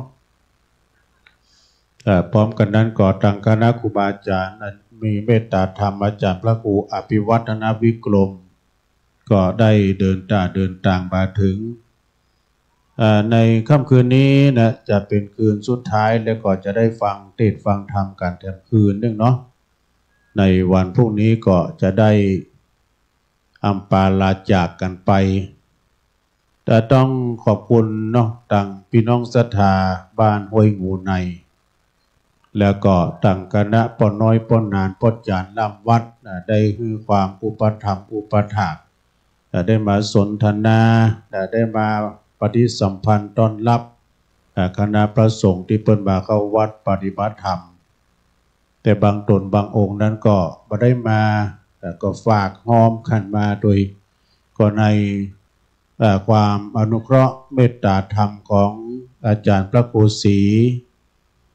เปิ้นก็ได้ต้อนรับคณะพระสงฆ์เป็นอย่างดีเจ้าของพื้นที่ในเมตตาธรรมพระครูศรีรัตนคุณแต่กี้ก่อนที่จะมาต่อไมค์จากหลวงพ่อเล็กเนี่ยก็ไปอู้กับเปิ้นท่านเจ้าวาดเปิ้นมีความมุ่งหมายที่เปิ้นแปลงวัดแปลงวาพอสอนนั้นได้สร้างอาคารนั้นจะลองปีนั้นแล้วก็แถมพอสอนนั้นได้สร้างกุฏิปีนั้นแล้วก็ได้จะลองปีนั้นโอ้นี่เปิ้นคิดสร้างวัดวาอารามเป็นอย่างดีเนอะแล้วก็ได้ปลูกต้นไม้ต้นตอกผ่านความร่มรื่นนะอันนี้ปี60ก็ได้นะเนี่ยต้นดอกต้นไม้ต้นไม้ยืนต้นร่มรื่นเป็นลมมณียสถานที่เฮาเข้ามาแล้วก็เย็นอกเย็นใจเย็นต้นไม้ตุยเป็นปอดของพี่น้องบ้านห้วยงูในด้วยต่างปุ้นก็ปลูกต้นสักตุย ปลูกต้นไม้หลากหลายแล้วก็ได้ปรับปรุงภูมิทัศน์วัดก็เป็นที่ลื่นลมเย็นอกเย็นใจนะต้องขอบคุณที่เพิ่นได้อธิบายเป็นอย่างแต่ก็งานครอบกรรมในครั้งนี้ในวัตถุประสงค์หลายฝ่ายเพราะว่าจะเป็นหลวงพ่อใหญ่ก็ดีคุณโยมกนกพิชชัยนา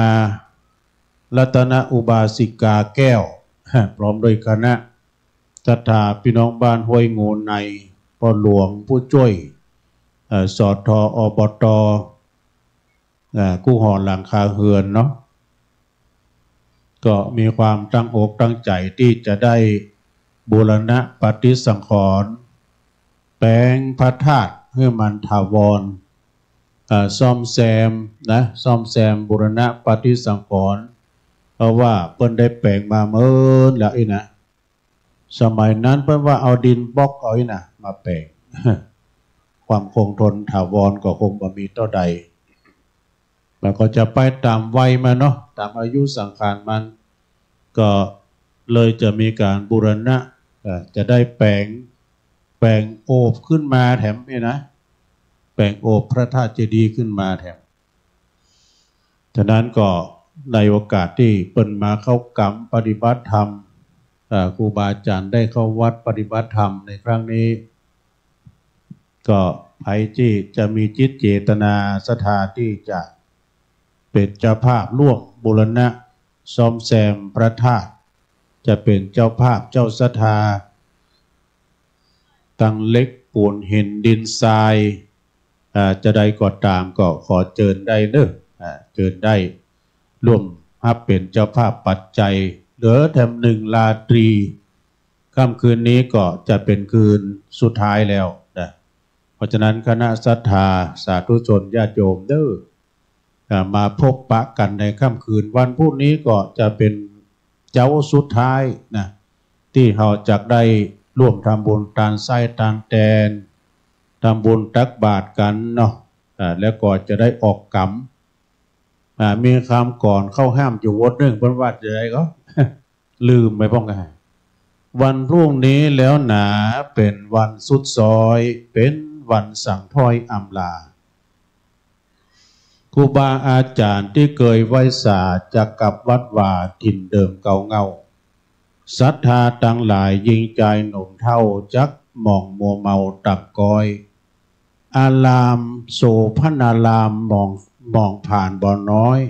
บ่เหมือนก่อนอันเดิมอ่อนเคยกราบน้อมนบเคยฟังคำสอนฮับสินฮับปอนจุวันจ้องบอกว่าวันคืนเกยประกาศก้องเหมือนระฆังทองฝากฟ้าพอได้ยินเสียงเน็ดเหนื่อยเมื่อยล้าก็หายพรากหน้ากาไก่วันพรุ่งนี้แล้วหนาต่างตนต่างไก่ต่างตนต่างไปปาบาทปิกวัดแล้ววันพรุ่งนี้ ปิกแต่ละวัดแต่ละว่าเนอะก็จะเหลือแต่ความทรงจำ ต้องขอบคุณเนาะกับศรัทธาญาติโยมก็กำลังมาโศกกันนี่สดาวันเวลามาล่วงเลยผ่านไปเว้ยด่ะกำลังมาเข้าหากันกำลังจะคุ้นเคยกันกับตุปี่ตุน้องเขาแล้วก็ได้มาสวดโยโกฮ้องโดยการกำลังม่วนอาจารย์พระครูศรีรัตนคุณนี่เปิ้นนำสวดทำวัดแปรนี่ถ้าญาติโยมอยู่ทางบ้านก็คงจะเข้าอกเข้าใจเนาะตามกุฏเตื้อนี่เขาได้แปรดูแต่ในครั้งนี้นี่เท่าเปิ้นแกว่นเปิ้นเก่งในการแปรอันสวดทำวัดนี่นะศรัทธาญาติโยมจะได้เข้าใจขึ้นมา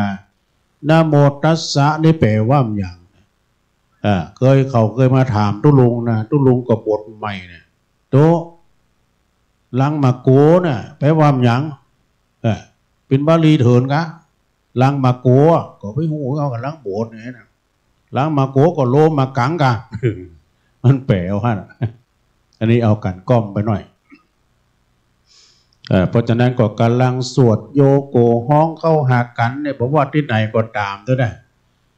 เฮาไปเข้ากรรมที่หันที่นี่นะเข้าหาครูบาอาจารย์สวดมนต์วัดเฮาตึงมื้อตึงวันนี้แต่แล้ววัดเนี่ยทุกเจ้านี่เขียมไปเด้อสถานน้อยไป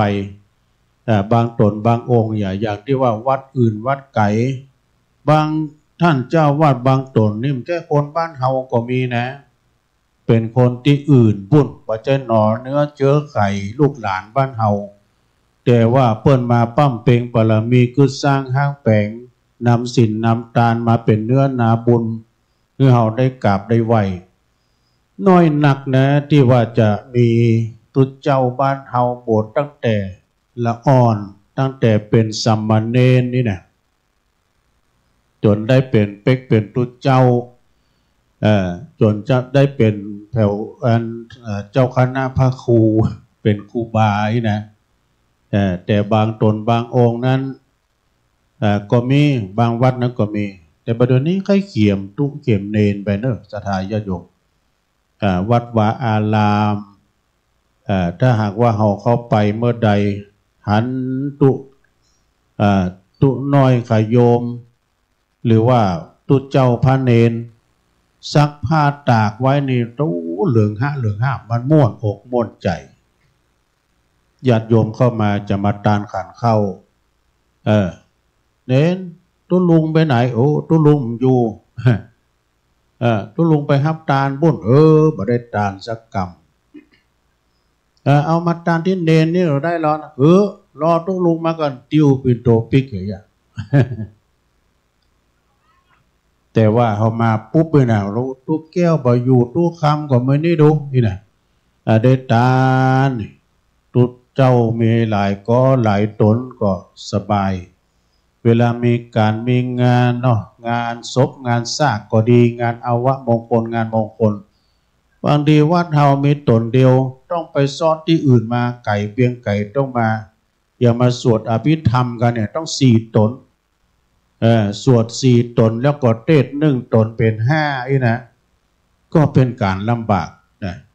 อย่างวัดเฮานี้ก็มีเมตตาธรรมหลวงพ่อตน1สามเณรอย่างต้องไปเอาที่อื่นมาเบิดาญาติโยมเนาะบางวัดบางบางทีนี่งานมันต่อเนื่องเนาะบ้านใต้ก็มีงานบ้านเหนือก็มีงานตุเจ้านี่ไปถึงเจ้าถึงบ่ายเนอะ ไปถึงภาคเจ้าภาคบ่ายบางทีนี่ก็ลู่ตุเจ้าก็มีนะเพราะมันเขียมนะครับเพราะฉะนั้นนี่ศรัทธาญาติโยมทั้งหลายช่วยกันตุเจ้านี่เป็นรัตนะดวงที่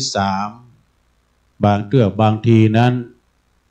เปิ้นมาประพฤติวัดปฏิบัติธรรมจะดีแต่ละวัดแต่ละวาแปลงวัดแปลงวาเป็นดีเป็นงามเวลาเปิ้นซึกหาลาเพศหรือว่าเปิ้นหนีป้ายไปเปิ้นก็จะขุดไปตัวดูเปิ้นก็แปลงไว้ที่วัดเฮาเนี่ยบางตนนี่แปลงวัดแปลงวาเป็นดีเป็นงามเรื่องนั้นเข้ามาแทรกเรื่องนี้เข้ามาแทรกก็เลยได้แหกผ้าเหลืองนี้ออกไปก็เลยวัดเฮาก็ว่างเปล่าเขียมตุเขียมเจ้านี่นะแล้วก็ไปซ้อหานี่มันจะได้ของง่ายๆเนาะสดาเนาะถึงมื้อถึงวันนี่นะของบาเขียมมันหายากฉะนั้นนะวัดวาอารามจะขาดที่บ่ได้ก็คือบุคลากรภายในวัดก็คือสวาตุเจ้าเป็นตุเป็นพระเป็นเนนเนาะเฮามีการมีงานแต่ละครั้งแต่ละคราเฮาได้เข้าวัดเข้าวานี่ได้ฟังมาบาตานขันเข้าตุเจ้าเปิ้นปั่นปอนเอวังโหตุอย่างตุปี้เลินได้ปั่นปอนตะเกียวเต็มอกเต็มใจปั่นปอนโวหารตุลุงเล็กเปิ้นปั่นปอนโวหารมันแน่นใจเอวังโหตุได้ปวดตัวปืนฟ้าพญานาค16 จันฟ้า15 จันดินเปิ้นห้ามหมดเปิ้นห้ามหมดดูเจ้าไทยเพื่อก็จะมาอันนี้เกณฑ์อันนี้ตานหาคนนั้นการตานหาคนนี้ดูเจ้าไทยเปิ้นหมุนเรื่องเปิ้นก็อย่าท้าวลิวหาบุราบ ตัวเจ้าไทยเป็นหูเลยแต่บางตนนี่เป็นหูเนอะอย่างอาจารย์นิพนธ์ก่อนเนี่ยเป็นหูเนอะอาจารย์นิพนธ์ก่อนนี้เป็นไทยด้วยปันปอนโวหารได้จะดีวังโหตุดีและอาชันในวันนี้ก็หากว่าเป็นวันดีก็เนาะศรัทธาญาติโยมเราเอาอกเอาใจกันไปเด้อเพิ่นมีคำกลอนอยู่บทหนึ่งว่าวัดจะดีมีหลักฐานเพราะบ้านช่วยบ้านจะสวยด้วยเพราะวัดดัดนิสัยบ้านกับวัดผลัดกันช่วยยิ่งอวยชัยถ้าขัดกันก็บรรลัยทั้งสองทางนี่ถ้าขัดกันนะจะไปขัดกันหักกันแปลงกันถ้าขัดกันที่ไหนคืดมันเกิดที่หั่นนะเพิ่นว่านะเพราะอาจารย์เพิ่นนานเพราะว่าดูเพราะนานว่ากันคัดกันที่ไหนนะคืดมันเกิดที่หั่นคืดลงที่วัดห่างคืดลงที่บ้านห่างคืดลงที่โรงเรียนโรงเรียนจะห่างอันนี้จะไปคัดกันเนี่ยคัดเกิดจากคืดนั่นเองนะคืดนี่ตัวคืดนี่มันตัวเสนียดจังไรของเฮานั้นฮักกันแปลงกันศรัทธาก็ฮักวัดฮักวาตังตุตังเจ้าพระเนรก็ฮักศรัทธาฮักกันแปลงกันเปิ้นว่าฮักกันเหมือนพี่ดีกันเหมือนน้องปองดองกันเสมือนญาติประเทศชาติของเฮาการกุ่งรุ่งเรืองนะฮะศาสนาเฮาก็จากการกุ่งรุ่งเรืองสะเตืองบันงามเพราะฉะนั้นญาติโยมจะไปจังกันฮักกันยอดทุเจ้าในเปิ้นฮักกันเอาไว้กันถึงวันสวดมนต์แล้ววันตาเรียบร้อยเปิ้นจะเป็นครูบาจะเป็นหน้ามาทางทุเจ้าพระเนรเอาก็กราบครูบาไหว้ครูบาวันตาน้อยครูบาก็จะได้ปั่นปอนอายุวันโนสุขังพลังเปิ้นไหว้กันถึงวันนะสะดาฉะนั้นก็ฮักกันแปลงกันเนาะศรัทธาก็ฮักวัดฮักวาวัดวาอารามของเฮานี่มีกึศมีกินมีทานก็ช่วยกันร่วมบริจาคให้หอมทานเข้าทานของทานขันเข้ากาก็มาตังวัดตังวาเนี่ยเนาะอย่างไม่อามก่อนเนี่ยเนาะโอ้เจ้าไก่มาให้เนี่ยไม่อามไก่มาปังปอยปังควายให้ได้ลูกตังแม่สวยมานะไปที่วัดศรีภูมิมาเปิ้นปอยหลวงวัดศรีภูมิมาปุ่นลำปางปุ่นไหนคณะขึ้นสีขาวพระสงฆ์พระเจ้าเฮาก็มากันหลายที่เช่นว่าเมตตาธรรมอาจารย์พระครูสัทธิสารคุณเจ้าคณะตำบลที่ปรึกษาเจ้าคณะตำบลน้ำดิบนะเจ้าวัดหนองผาขาวพระอาจารย์พระครูกัลยาณปราโมทย์อาจารย์สมหวังเจ้าคณะตำบลดอยหล่อเขตหนึ่งเจ้าวาดวัดม่อนห้วยแก้วอาจารย์วรรณชัยชยานันโทเจ้าวาดวัดพุทธศรีคีรีนะแล้วก็ท่านพระครูสังฆลักษณ์ธนอัตรัตนศิรินี้ก็เจ้าวาดวัดปุณเนอร์อลิกาลาม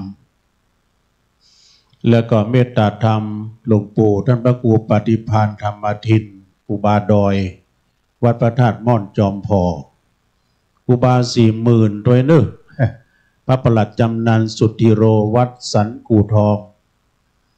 แล้วก็ท่านอาจารย์พระมหาเสาแก้วหรือว่าพระครูปริยัติรัตนโชติ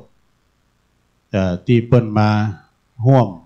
ทำบุญด้วยกันอาจารย์มหาสมชาติชาตปัญโยท่านพระครูอภิวัฒนวิกรมแล้วก็ท่านพระอาจารย์อธิวัตรวรยาโนนะวัดบ้านใหม่วัดอันตาล้อเจ้าวาดวัดใหม่ด้วยผ่านการอบรมมาแล้ว5 วัน 5 คืน แล้วก็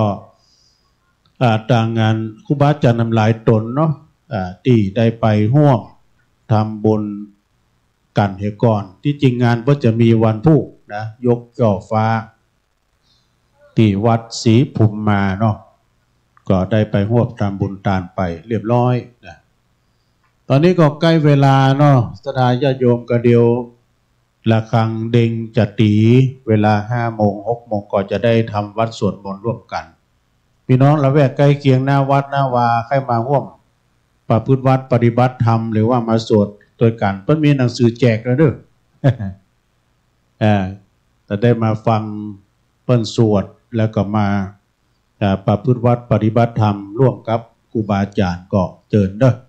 อย่างท่านพระครูศรีรัตนคุณเพิ่นบอกว่าหาได้ยากที่เราจะมารวมตัวกันอย่างนี้นะศรัทธาญาติโยมทั้งหลายตุเจ้านี้เพิ่นก็มีภาระหน้าที่ก็จะต้องดูแลวัดแต่ละวัดของไผ่ของมันบางครั้งบางทีนะวัดอย่างท่านอาจารย์ที่วัดเนี่ยหรือว่าตุปีวันใหม่อยู่ตนเดียวนะเพราะอย่างอุตส่าห์สละมานอนถึง3 คืนแล้วดังหลังเนี่ยเป็นยังไงตุปีวัดดังหลังนี่คือก็คือปูจานบุญล่ามเขามาอยู่กันขาหน้าเจ้าขาหลังนี่นะก็ต้องมาพอคอยดูแลเนี่ยเพื่อสันละมาเข้าวัดปฏิบัติธรรมแล้วก็มาด้วยเหตุว่าคุณโยมกนกพิษชัยนาเนี่ยเปิ่นไปเอามื้อเอาวันหลายที่แล้วก็พี่น้องห้วยโงนในเอาวันมีเกี๊ยวกาเอาโฮงตาลไปเปิดกายหลายที่แม่บุญปั่นเขานี่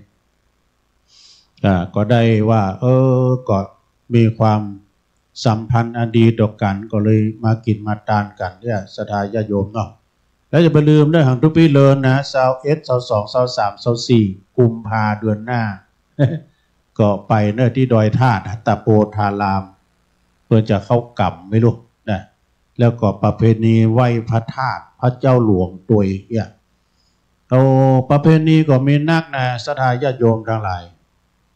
การออกแรงแห้งไข่มาบึ้ดกอดตังนึ่งบึ้ดกอดตังนึ่งศรัทธานี่เสี่ยงตึงวันเนี่ยกันเนาะทุกเจ้าไปยังโหนได้อยู่ห้องนั้นแต่ควรว่าได้คนไหวเสียมือไม่อ่านเนาะ งานมันทีนะเนี่ยมันใจว่าอันกันบึ้งบ้างก็เสี่ยงละตุนะแต่กันเนาะสมาชิกมันพบกับสมาชิกกันไหมเนาะก็อยากเป็นธรรมดาเจ้า เพราะฉะนั้นนี่ศรัทธาญาติโยมทั้งหลายเนาะโอกาสวันพุธเจ้า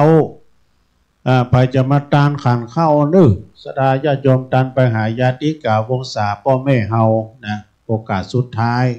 เอามาเกณฑ์ให้ตุปี้เลินฮะเอามาเกณฑ์ให้ต่างตุลุงเล็กเพื่อปั่นปอนเต็มอกเต็มใจนะเต็มอกเต็มใจนะบัดเตาแต่นั่นเนี่ยเขาบอกว่าจะตัวเลยก็เรียกว่าบัดเตาแต่นั่นเนี่ยทู่มันม่วนมีห้านเตื้อที่ตุลุงไป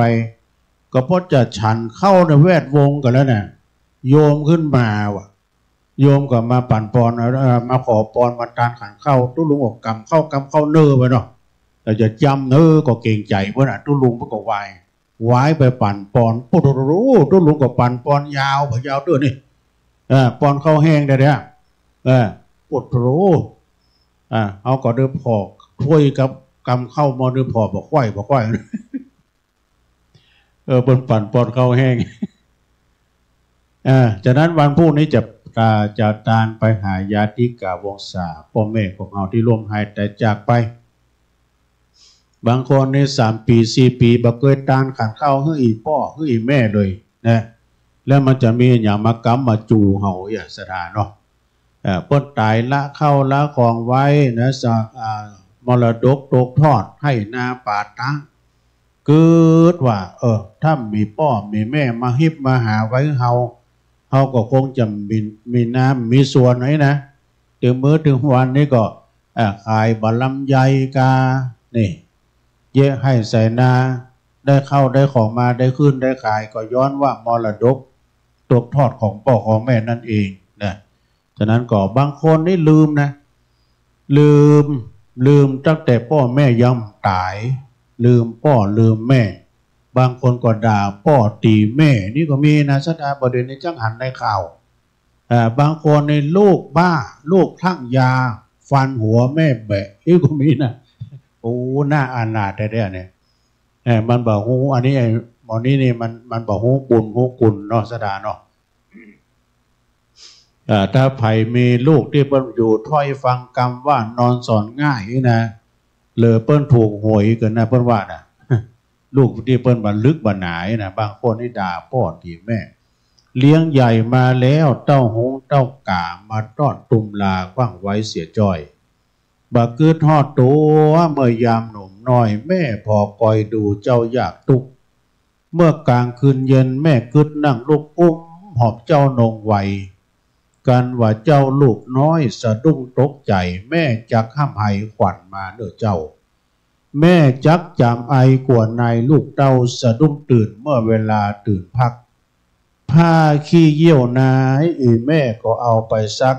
ถึงตากแห้งตึงวันเลี้ยงใหญ่มาแล้วมะม้อยจอมขวัญมีใจมอยดำปากห้าวสวกกายามเมื่อปามานแม่ก็ก้องหันหน้าวางปึ้งบุญคุณยิ่งนักเลี้ยงใหญ่มาแล้วกายเป็นเพศยักษ์บอกคืนหอดอันบุญคุณแม่ได้หอบเลี้ยงกำจูอุดหนุนแม่หวังเป็นคุณเมื่อยามแก่เท่า แม่หวังเป็นบุญเป็นคุณยามเมื่อเท่าสะเลแก่สลาบุญเนาะฉะนั้นก็จะไปลืมเนอะพระคุณของพ่อของแม่นะเปิ้นว่าพระพุทธเจ้าตรัสไว้ว่าทิศเบื้องหน้านั่นก็คือบิดามารดาคือพ่อแม่คือบุตรพึงบำรุงด้วยสถานห้าคือหนึ่งเปิ้นเลี้ยงเฮามาก็เลี้ยงเปิ้นตอบสองทำกิจธุระของเปิ้นสามดำรงวงศกุลของเปิ้นสี่ประพฤติตนเป็นคนดีผลดีเป็นคนรับทรัพย์มรดกห้าเมื่อพ่อแม่เอาล่วงลับดับขันไปแล้วทำบุญอุทิศทานให้เปิ้นเด้อฉะนั้นก็เชิญได้วันพรุ่งนี้นะอันนี้ใส่เข้ามานี่เจริญพรพี่เรื่องไหนนะพอเล่งลงอ่ะมาถึงวันแล้วพอเล่งนันลงกิติวงศ์วิหารมาเพ่กะมาผอโหตูเนี่ยมันไฟออกเพ่งๆมาไป เจริญพรเด้อพอเล่งนันลงกิติวงศ์นี่เปิ้นอยู่เซนตุนมือนะเปิ้นโทรมาเจ้ามาเมืองไงกำปะตุลุงเขาไปสีผู้มาลำปางบดีมาตอนแรงใครมาเอาหลานมาผอท่านพระครูอภิวัตรไอ้หวะนะหันตุลุงในปอกกายไอ้หลง เดี๋ยวเจริญพรในเด้อพอเลงเด้อพอเลงนั่นลงกิติวงศ์พระครูเป็นทรงน้ำแล้วนะตุลุงเนี่ยไม่ได้ทรงน้ำเด้อมาปากกาวันเนี้ยนะเนาะมาปกติก็มันหนาวนี่เมืองฝางเจิญเจ้าเนาะพี่น้องแสนตุนมือมากันหลายก็โดยการนำของพเลี้ยงนันลงกิติวงศ์พเลี้ยงนันลงเนี่ยเป็นปีใหญ่แต่โหตุลุมก่อนเนี่ยเป็นปลามวัดกันน้ำจะธรรมดานะปลามวัดปฏิทินเนอะเดี๋ยวโยมเพิ่นจะเจริญพรเจ้าเจริญพรเจ้าอันนี้พเลี้ยงนันลงอันนี้โยมกนกพิษชัยโยมกนกพิษเป็นเคยญาติกันเนี่ยเจิญเจ้านั่งละนิมนต์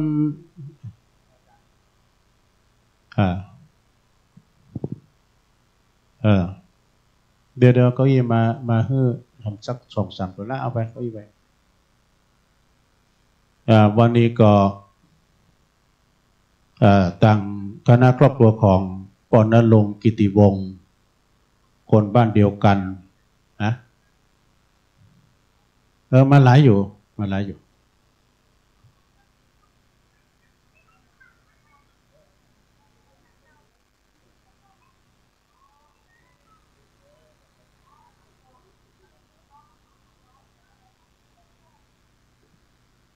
ก็เชิญกันได้เด้อศรัทธาญาติโยมเนาะวันนี้หลังจากที่กินข้าวน้ำจ้ำข้าวแรงกันอิ่มหนำสำราญเสร็จสับเรียบร้อยนะแม่บุญปันจะปิกแล้วครับบุญมาดื้อใช่ครับอู่ยองเหมือนเดิมว่ะเปิ้นอู่ยองเหมือนเดิมยองถ้ากำยองบ่อู่แล้วไผจะอู่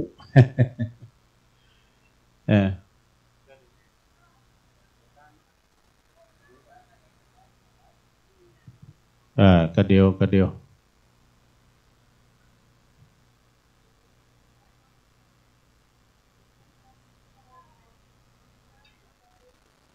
วลุงปันป้อน เดี๋ยวแจ้งเป็นอย่างกันเนาะแจ้งเป็นอย่างก่อนเขียนได้กะตาเขียนได้เด้อจัดตานไปหาไผ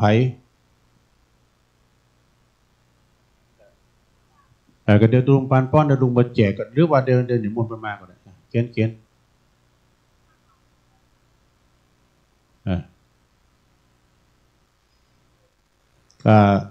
สถานที่พ่อข่าวแม่ข่าวก็ดีไผก็ดี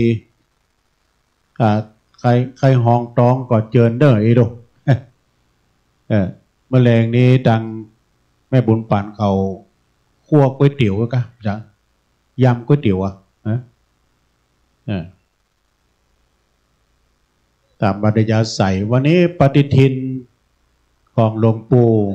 ได้มาแล้วเด้อปฏิทินของคณะพระสงฆ์ที่ออกรายการตั้งโยมเปิ้นเอามานี่เนาะอาจารย์วันใหม่อธิวัตรวรยาโนเอามาบันนักนะถ้าไปได้แล้วก็ต้องเอาเอาเฮือที่เปิ้นมาได้นะบุญละเนี่ยทานได้ไหนนะพระธาตุโอ้เดี๋ยวตัวกันเดี๋ยวปั่นปอนกันเดี๋ยวเนาะเขียนได้กับบุรณะพระธาตุก็ขอบคุณเด้อแต่คืนแล้วนี่ก็ตั้งจิตอาสาตั้งงานไอ้จำลองมาแบบปะตุลุงสกรรมเนี่ยไอ้จำลองบึ้ดมาดำดื้อไอ้จำลองจิตอาสาแล้วก็ตั้งคณะศรัทธาวันนี้คงจะมาการชุมชนเวียงไหวก็มาดื้อตั้งป้อมมองเขาเนี่ย แล้วก็ตั้งงานพี่น้องบ้านไกลบ้านไก่เอิ้นประดังน้ำเมืองด้วยเนอะน้ำเมืองน้อยยะถาธงเพิ่นอยู่บ้านคายใน แล้วก็น้าถมเขาเนี่ยน้าถมนี่ได้มาเนาะนายเขียวเขาเนี่ยน้าหอมเขาเนี่ยกึดเดิงหาอยู่เนอะน้านุ่งสูงซองแล้วก็ต่างงานห้างต่ำน้าคำเขาพอเลี้ยงโลดเขานี่ต่างงานปุ่นปุ่นเล็กจิตกับปุ่นนั่นล่าใหม่ตระกูลล่าใหม่ตั้งห้างต่ำน้านุ่งสูงซองตุลุงเดี๋ยวเอาปันป้อนเดี๋ยวก็ไปแจกนะเดี๋ยวจะหำเดี๋ยวเกณฑ์นี่กันเดี๋ยวปันป้อนกันนะอ้าวสาธุเกมน้ำหยาดนะน้ำหยาดนี่ก่อนเดี๋ยวเอาเนาะแต่เกินเด้อตุลุงจะปันป้อนเกินเด้อเอวังโหตุดีและอาจารย์ในวันนี้ก็หากว่าเป็นวันดีสลีสุภมังกลกตาอันประเสริฐล้ำเลิศยิ่งกว่าวันและยามทั้งหลายบัดนี้หมายมีครอบครัวของคุณพ่อนันลงคุณแม่ชวนทิศนะพร้อมโดยครอบครัวลูกหลานซองนี้ก็บูรณะปฏิสังขรณ์พระธาตุอีก500 บาทแล้วก็แถมซองนึงคุณพ่อนันลงคุณแม่ชวนทิศพร้อมด้วยครอบครัวทำบุญอุทิศบุญกุศลตานหายังจิตดวงวิญญาณของแม่ทองพัดสะอาดล้วนแล้วก็นางสาวศิริรัตน์ทองคำที่ล่วงลับรับขันไปสู่ปาลาโลกปนาแล้วก็ทำบุญพร้อมครอบครัวแต่1 ซองเด้อแม้นว่าจิตดวงวิญญาณของเขาเจ้าต่างหลายที่ได้เอ่ยนามมานี้ก็ดีได้วางจิตใจอารมณ์อะไรไปบ่จ้างได้ไปตกต้องวางอยู่ในระหว่างประตูจตุระอาบายกับกายไปเกิดเป็นผีและเปรตทุกขเวทนาห้อนก็บ่ได้อาบยาก็บ่ได้กินอย่างใดดังอันนี้ก็ดีก็ขอกุศลบุญยอดราศีอันนี้จุงได้ไปฮอดไปถึงตันในกาลวันนี้ยามนี้บุญกุศลอันนี้ไปฮอดเมื่อเจ้าขอเป็นก็ง่ายไปฮอดเมื่อฝ่ายขอกับกายเป็นแผ่นเสื้อแผ่นผ้าไปฮอดเมื่อลาขอเป็นเขาทิพน้ำทิพชิปประการให้เขาเจ้าทั้งหลายได้กินได้บริโภคผลเสร็จจากที่ยากรากเสียจากที่ทุกข์ได้เสวยความสุขในสัมปรายภพนั้นจงจักมีบุญกุศลอันนี้ก็ขอเป็นผลสะท้อนย้อนมาสัมพิทักษ์ปกปักรักษาครอบครัวของพ่อนั้นลงแม่ชวนพิษพร้อมด้วยลูกหลานต่างเต้าทุกท่านทุกคนได้อยู่เย็นเป็นสุขอายุมั่นขวัญยืนมีจกมีใจ มีความสุขกายสบายใจพ้นจากภัยไกลจากเวรมุ่งมั่นปรารถนาสิ่งหนึ่งสิ่งใดก็ขอสมดังความมุ่งมั่นปรารถนาจงทุกประการนั้นจงจักมียะถาวาลิวหาปุราปาริปุเรนติสากลังเอวะเมวะอิโตทินังเปตานังอุปกปปติอิชิตังปฏิตังตุมหังคิปะเมวะสมิจตุสเปปุเรนตุสังกปาจันโทปนรสโสยะถามณีโจติรสโสยะถาภวะสปิติโยวิวัจจันตุสัพพะโลกวินาศตุมาเตภวัตวันตรายโยสุขีติขายุโกภวะอภิวาทานาสีลิสานิจังบุตตาปัจจายโนจัตตาโลธรรมาวทันติอายุวันโนสุขังปะลังเอาแล้ว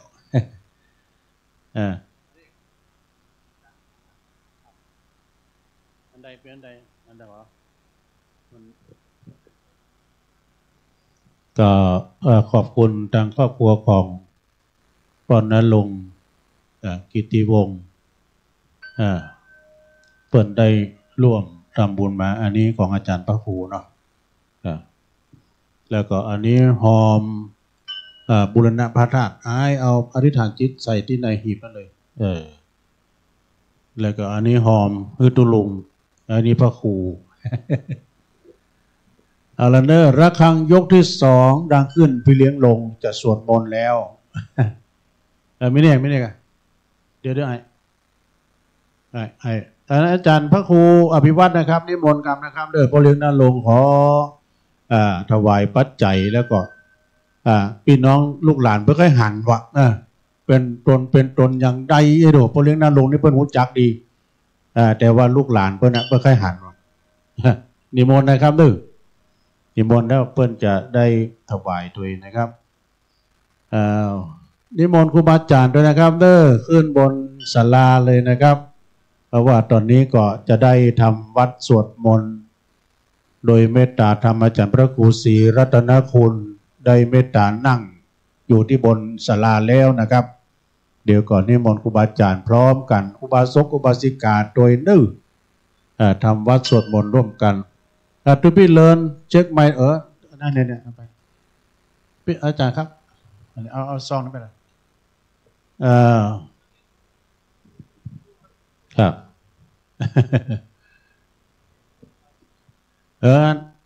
เดี๋ยวเอาปฏิทินไม่เปิ้ลตัวก็เดี๋ยวไปแล้วล่ะไปแล้วทุกพี่เลินไม่เป็นไรเอาเดี๋ยวครับ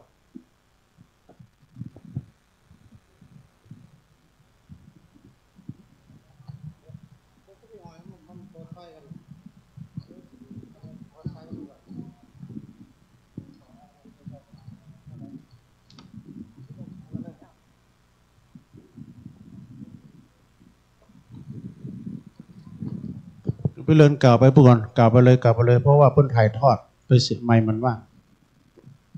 กำลังเตรียมอยู่ครับเดี๋ยวก่อนตุ้ลงได้ป่ะก็เรียนเชิญสถานใกล้เวลาละเนาะ6 โมงวันนี้ได้รับความอนุเคราะห์เมตตาหลวงพ่อพระครูรองเจ้าคณะตำบลสันทรายมาโปรดเมตตาได้มาทำวัดร่วมกับพี่น้องคณะสถาน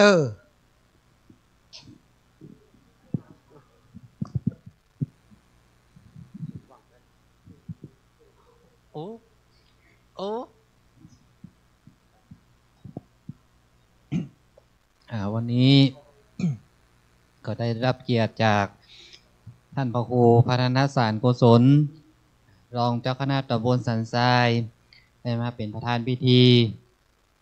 องค์ร่วมแสดงร่วมทำวัดสวดมนต์ตอนเย็นจับคณะศรัทธาวัดทงูในพร้อมด้วยสาธุชนในการปฏิบัติธรรมเข้ากรรมซึ่งวันนี้ก็ขอน้อมขอเรียนนิมนต์พระสงฆ์พร้อมโดยอุปสมบทบาสิกาได้มาร่วมทำวัดสวดมนต์ในศาลาซึ่งวันนี้กับประธานพิธีก็ได้มาอยู่ในพิธีในศาลาแล้ว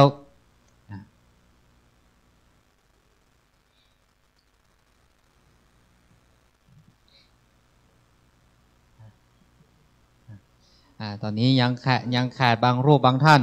ซึ่งเวลานี้ก็ยังเวลา6 โมงยังเวลา6 ท้ายก็ยังบาดเยอะเด้อซึ่งได้เป็นช่วงเวลาเตรียมความพร้อมในการปฏิบัติธรรม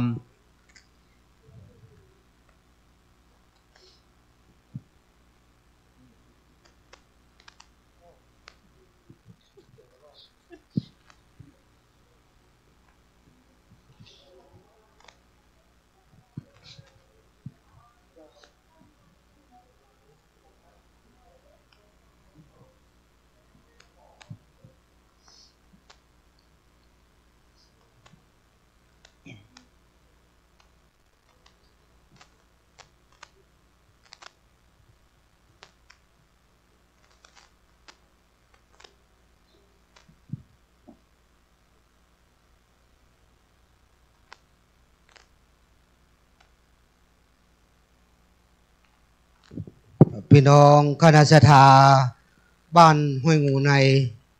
ค่ำคืนนี้เป็นค่ำคืนสุดท้ายราตรีสุดท้ายก็เรียนเจอเนอร์ท่านใดที่อยู่ต่ำใกล้ต่ำหิมเรียนเจิญมาไหว้พระสวดมนต์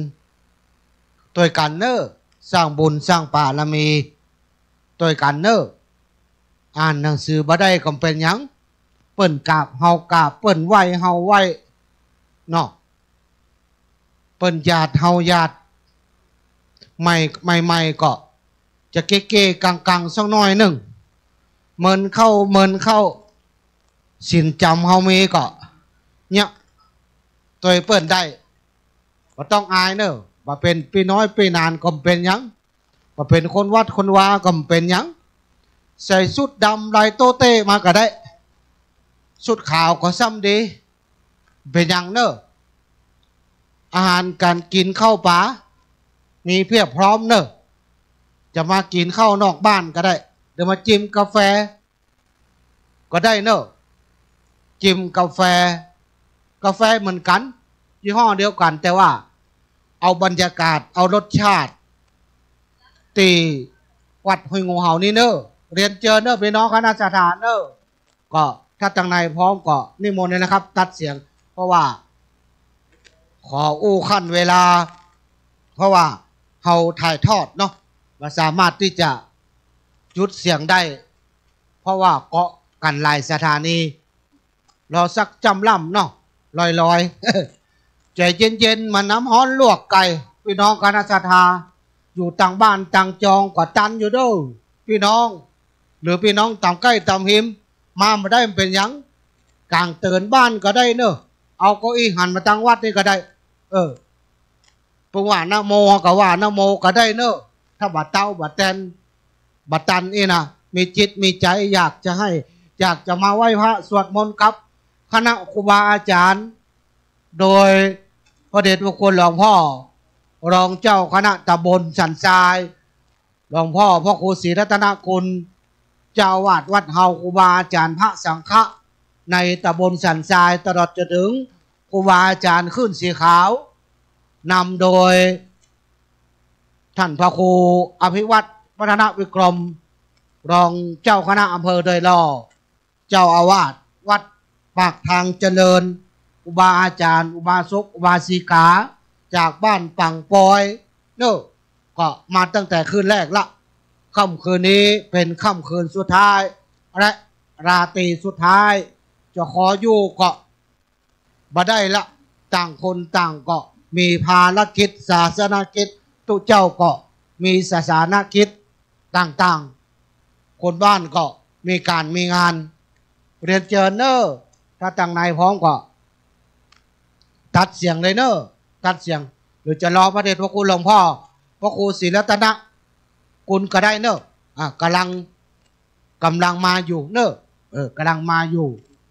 ก็วันนี้ก็แห่งเป็นวันหนึ่งที่หลวงพ่อก็จะได้ปาครูบาอาจารย์พระสังฆะพ่อศีลแม่ศีลได้ไหว้พระสวดมนต์แผ่เมตตาไหว้พระที่บ้านหรือคนเดียวนี่เฮาก็จะมามีจิตใจมั่น ถ้ามาร่วมปฏิบัติธรรมที่วัดที่วากะที่ใดกาอีนะหาเอาอาศัยบุญบารมีกันซึ่งกันเนาะมันก็จะได้ช่วยกันเปิ้นไหวเฮาไหวเปิ้นกราบเฮากราบเปิ้นสวดเฮาสวดมันก็จะเป็นมังกละเกื้อหนุนกันวันนี้ณเวทีนี้จกจะตายวิถีชีวิตอาจจะบดีเอามาไหว้พระสวดมนต์อาศัยบุญบารมีครูบาอาจารย์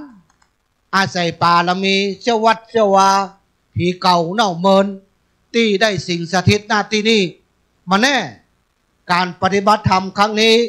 เขาเหล่านั้นจะได้ไปผูพบโผมที่ดีตู้เจ้าผ่านปอนจะเนียงเงี่ยงพระไผ่เคยหูจักเงี่ยงเนียงหญ้าจีหยอบแห้งก็จะเป็นอย่างพี่น้องเงี่ยงปลายเข็มนี่ยังบัดเจ้าปลายหญ้าจีหยอบน้อยหญ้าจีหยอบแห้งนะมันเกาะได้เกาะดีเหมือนกันจิตตะดวงวิญญาณอันที่ยังบัดได้ไปพูดไปเกิดอันสิ่งสถิตในบริเวณอาณาเขตของบ้านห้วยงูหรือของตำบลสันทรายอันได้ยินเสียงไหว้พระสวดมนต์ประกาศรายชื่อรายนามประกาศบอกบุญ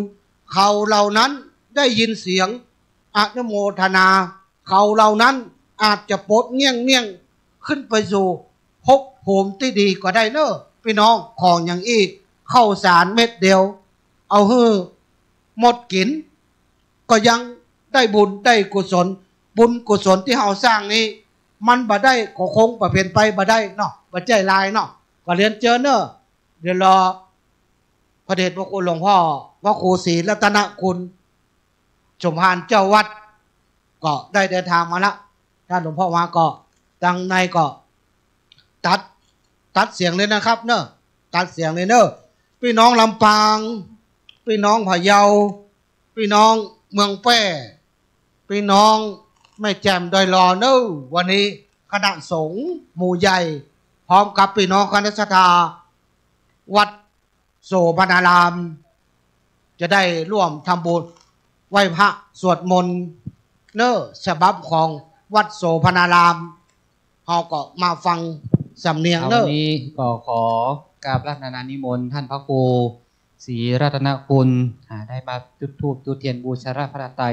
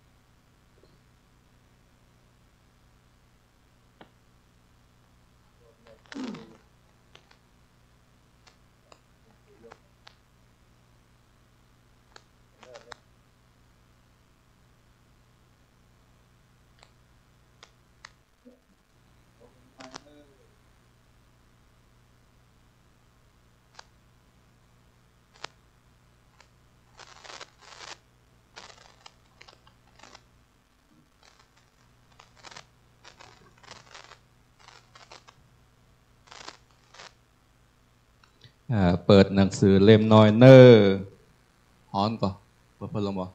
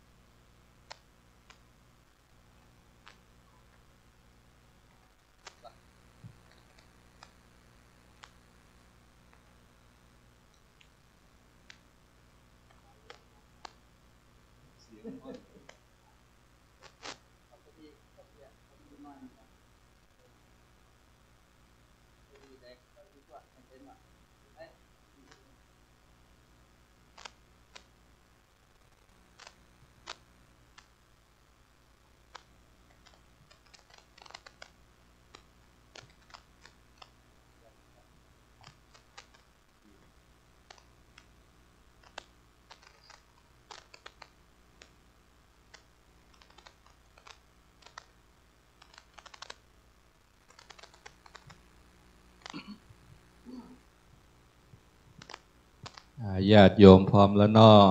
เปิดหนังสือหน้าหนึ่งเล่มน้อยเนอร์ใครมีหนังสือนะโมพุทธายะข้าไหว้พระพุทธเจ้านะโมธัมมายะข้าไหว้พระธรรมเจ้านะโมสังฆายะข้าไหว้พระสังฆเจ้าอิมินาสการเรนะพุทธังอภิปูชยามะข้าเจ้าทั้งหลายขอบูชาด้วยยิ่งซึ่งพระพุทธเจ้าโดยเครื่องสักการะนี้อิมินาสการเรนะธัมมังอภิปูชยามะข้าพระเจ้าทั้งหลายขอบูชาด้วยยิ่งซึ่งพระธรรมโดยเครื่องสักการะนี้อิมินาสการเรนะสังฆังอภิปูชยามะข้าพระเจ้าทั้งหลายขอบูชาด้วยยิ่งซึ่งพระสงฆ์โดยเครื่องสักการะนี้อรหังสัมมาสัมพุทโธภควาพระผู้มีพระภาคเจ้าเป็นพระอรหันต์ดับเพลิงกิเลสเพลิงทุกสิ้นเชิงตรัสรู้ชอบได้ด้วยพระองค์เองพุทธังภวันตังอภิวาเทมิข้าพระเจ้าอภิวาทพระผู้มีพระภาคเจ้าผู้รู้ผู้ตื่นผู้เบิกบานสวากขาโตภควตาธัมโมพระธรรมเป็นธรรมที่พระผู้มีพระภาคเจ้า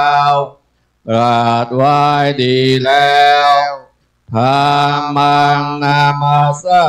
มิข้าพระเจ้านามัสการพระธรรมสุปฏิปันโนภควโตสาวกสังโฆทรงสาวกของพระผู้มีพระภาคเจ้าปฏิบัติดีแล้วสังฆังนามามิข้าพระเจ้านอบน้อมพระสงฆ์หันธรรมยังพุทธัสสะภะคะวะโตปุพพาคัมมนาการังกโรมาเสโมตัสสะภะคะวะโตอะระหะโตสัมมาสัมพุทธัสสะนะโมตัสสะภะคะวะโตอะระหะโตสัมมาสัมพุทธัสสะนะโมตัสสะภะคะวะโตอะระหะโตสัมมาสัมพุทธัสสะขอนอบน้อมแด่พระผู้มีพระภาคเจ้าพระองค์นั้นซึ่งเป็นผู้ไกลจากกิเลสตรัสรู้ไอ้ดู หันธรรมยังพุทธานุสตินยังกโรมาเสโคปานาปะกาวันตังเอวังกรายาโนกิติสัทโทอาภุคโตก็กิตติศัพท์อันงามของพระผู้มีพระภาคเจ้านั้นได้ฟูงไปแล้วอย่างนี้ว่าเอเตปิโสภะคะวาเพราะเหตุอย่างนี้พระผู้มีพระภาคเจ้านั้นอรหันต์เป็นผู้ไกลจากกิเลสสัมมาสัมพุทโธเป็นผู้ตรัสรู้ชอบได้โดยพระองค์เองวิชาจารณะสัมปันโนเป็นผู้ถึงพร้อมด้วยวิชาและจารณะสุขโตเป็นผู้ไปแล้วด้วยดีโลกวิทูเป็นผู้รู้โลกอย่างแจ่มแจ้งอนุตตโรปุริสธรรมสารถิฝึกบุรุษที่สมควรฝึกได้อย่างไม่มีใครยิ่งกว่าสัทธาเทวมนุษย์นังเป็นครูผู้สอนของเทวดาและมนุษย์ทั้งหลายพุทโธเป็นผู้รู้ผู้ตื่นผู้เบิกบานด้วยธรรมภควาติเป็นผู้มีความจำเริญจำแนกธรรมสั่งสอนสัตว์ดังนี้อันดมยังพุทธาภิกิติงกโรมาเสพุทธาวารหันดาวรตาทิกุณาภิยุโตพระพุทธเจ้าประกอบด้วยคุณมีความประเสริฐแห่งอรหันตคุณเป็นต้นสุทธาภิญาณกรุณาหิสามาคตาโตมีพระองค์อันประกอบด้วยพยานและพระกรุณาอันบริสุทธิ์โพธิสิโยสุชนะตังกามรังวสุโรทรงกระทำชนที่ดีให้เบิกบานดูดอาทิธรรมบัวให้บานวันธรรมังตามรนังศิราสาชินเนนทางข้าพระเจ้าไหว้พระชินสีผู้ไม่มีกิเลสพระองค์นั้นด้วยเสียงกล่าวพุทโธโยสัพพปานินางสรนังเขมมุตตมังพระพุทธเจ้าพระองค์ใดเป็นสรณะอันเกษมสูงสุดของสัตว์ทั้งหลายปัฏมานุสติทานาวันธามิตังสิเรนังข้าพระเจ้าไหว้พระพุทธเจ้าพระองค์นั้นอันเป็นที่ตั้งแห่งความระลึกองค์ที่หนึ่งด้วยเสียงกล่าวพุทธัสสะสมิทาโสวาพุทโธเมสามิกิสโรข้าพระเจ้าเป็นทาสของพระพุทธเจ้าพระพุทธเจ้าเป็นนายมีอิสระเหนือข้าพระเจ้าพุทโธทุกขสักขาตาจะวิทาตาจะหิตาสเม พระพุทธเจ้าเป็นเครื่องกำจัดทุกข์และทรงไว้ซึ่งประโยชน์แก่ข้าพเจ้าพุทธสานิยาเทมิสริรันชีวิตานยิทานข้าพเจ้ามอบกายถวายชีวิตนี้แด่พระพุทธเจ้าวานันโตหันจริสามิพุทธเสวสุโพธิตังข้าพเจ้าผู้ว่าอยู่จากพระพุทธตามซึ่งความตรัสรู้ดีของพระพุทธเจ้านาทิเมสรนังอัญญังพุทโธเมสรนังวรังสรณะอื่นของข้าพเจ้าไม่มีพระพุทธเจ้าเป็นสรณะอันประเสริฐของข้าพเจ้าเอเตนะสัจวะเชนะวัฏฐายังสตุสัสสะเนด้วยการกล่าวคำสัตย์นี้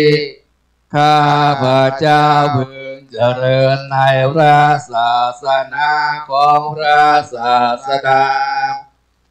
พุทธังเมวันธรรมาเนนายังปุญญังปสุตังอิทาข้าพเจ้าผู้ว่าอยู่ซึ่งพระพุทธเจ้าได้ควนควายบุญได้ในบัดนี้สัพเพปิอันตรายาเมมาเหสุตัสสะเตชะสาอันตรายทั้งปวงอย่าได้มีแก่ข้าพเจ้าด้วยเดชแห่งบุญนั้นกายนาวาจายวจิตสาวาด้วยกายก็ดีด้วยวาจาก็ดีด้วยใจก็ดี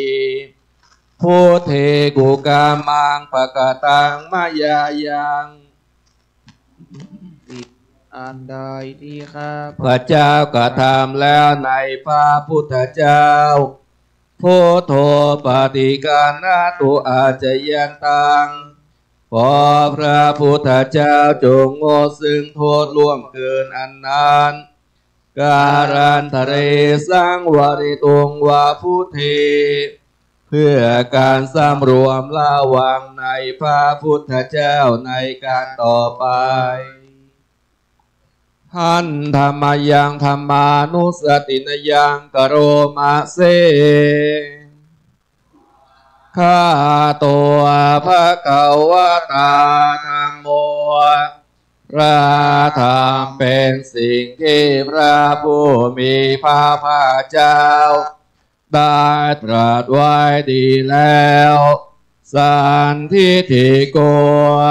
เป็นสิ่งที่ผู้ศึกษาและปฏิบัติพึงเห็นได้ด้วยตนเองอากาลิโกเป็นสิ่งที่ปฏิบัติได้และให้ผลได้ไม่จำกัดการเอ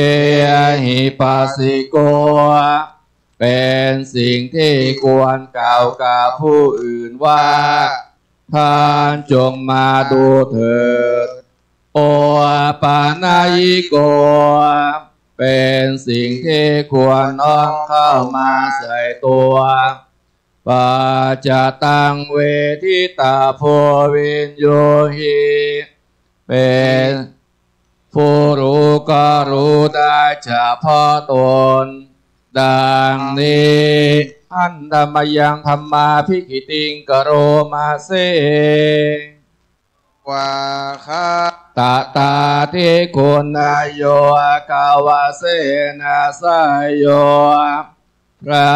ธรรมเป็นสิ่งที่ประเสริฐเพราะประกอบด้วยคุณคือความที่พระผู้มีพระภาคเจ้าตรัสไว้ดีแล้วเป็นต้นโยมาคาปะกาปริยติวิโมคาเพโท เป็นธรรมอันจำแนกเป็นมรรคผลปริยัติและนิพพานธรรมโมกุโล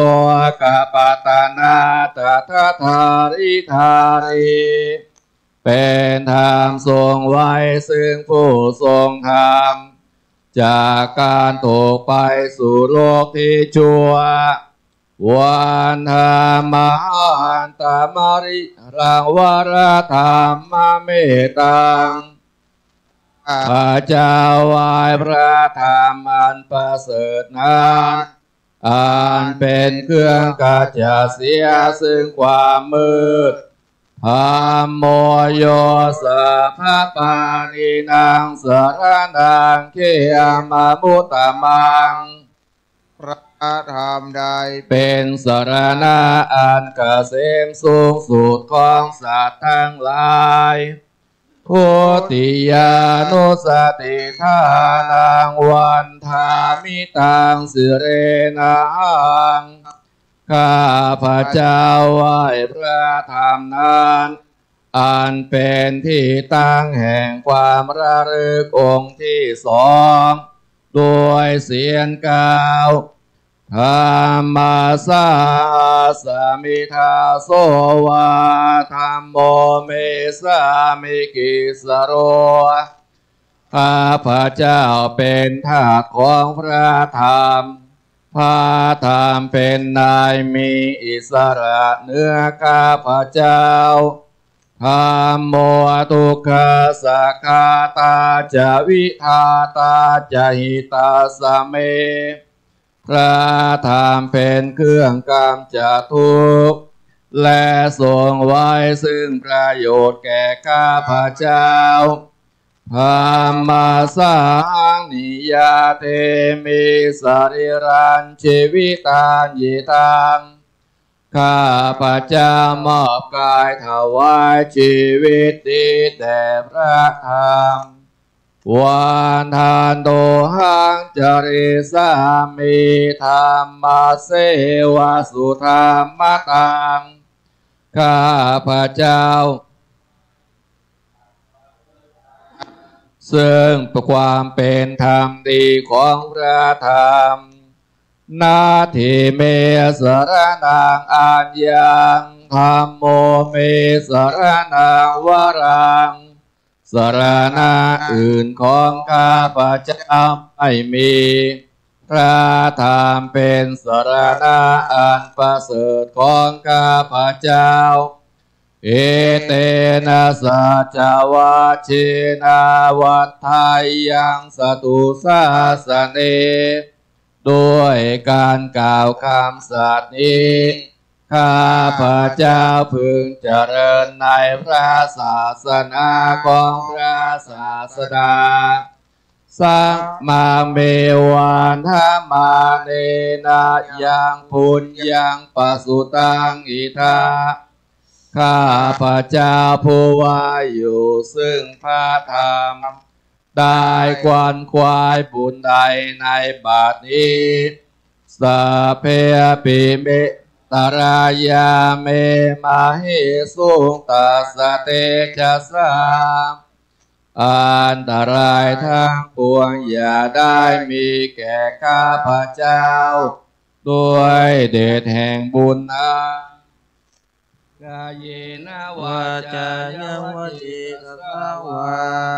ด้วยกายก็ดีด้วยวาจาก็ดีด้วยใจก็ดีมาปะกตังมายายังกามหน้าที่เตียนอันใดข้าพระเจ้ากระทำแล้วในพระธรรมธรรมโมปฏิกานาตุอาจยันตังขอพระธรรมจงงดซึ่งโทษล่วงเกินอันนั้นการันตะเรสังวริตุงวะธรรมิเพื่อการสำรวมระวังในพระธรรมในการต่อไปหันธรรมยังสังขานุสตินยังกโรมาเสภะคะวะโตสาวกสังโฆ ทรงสาวกของพระผู้มีพระภาคเจ้าหมู่ใด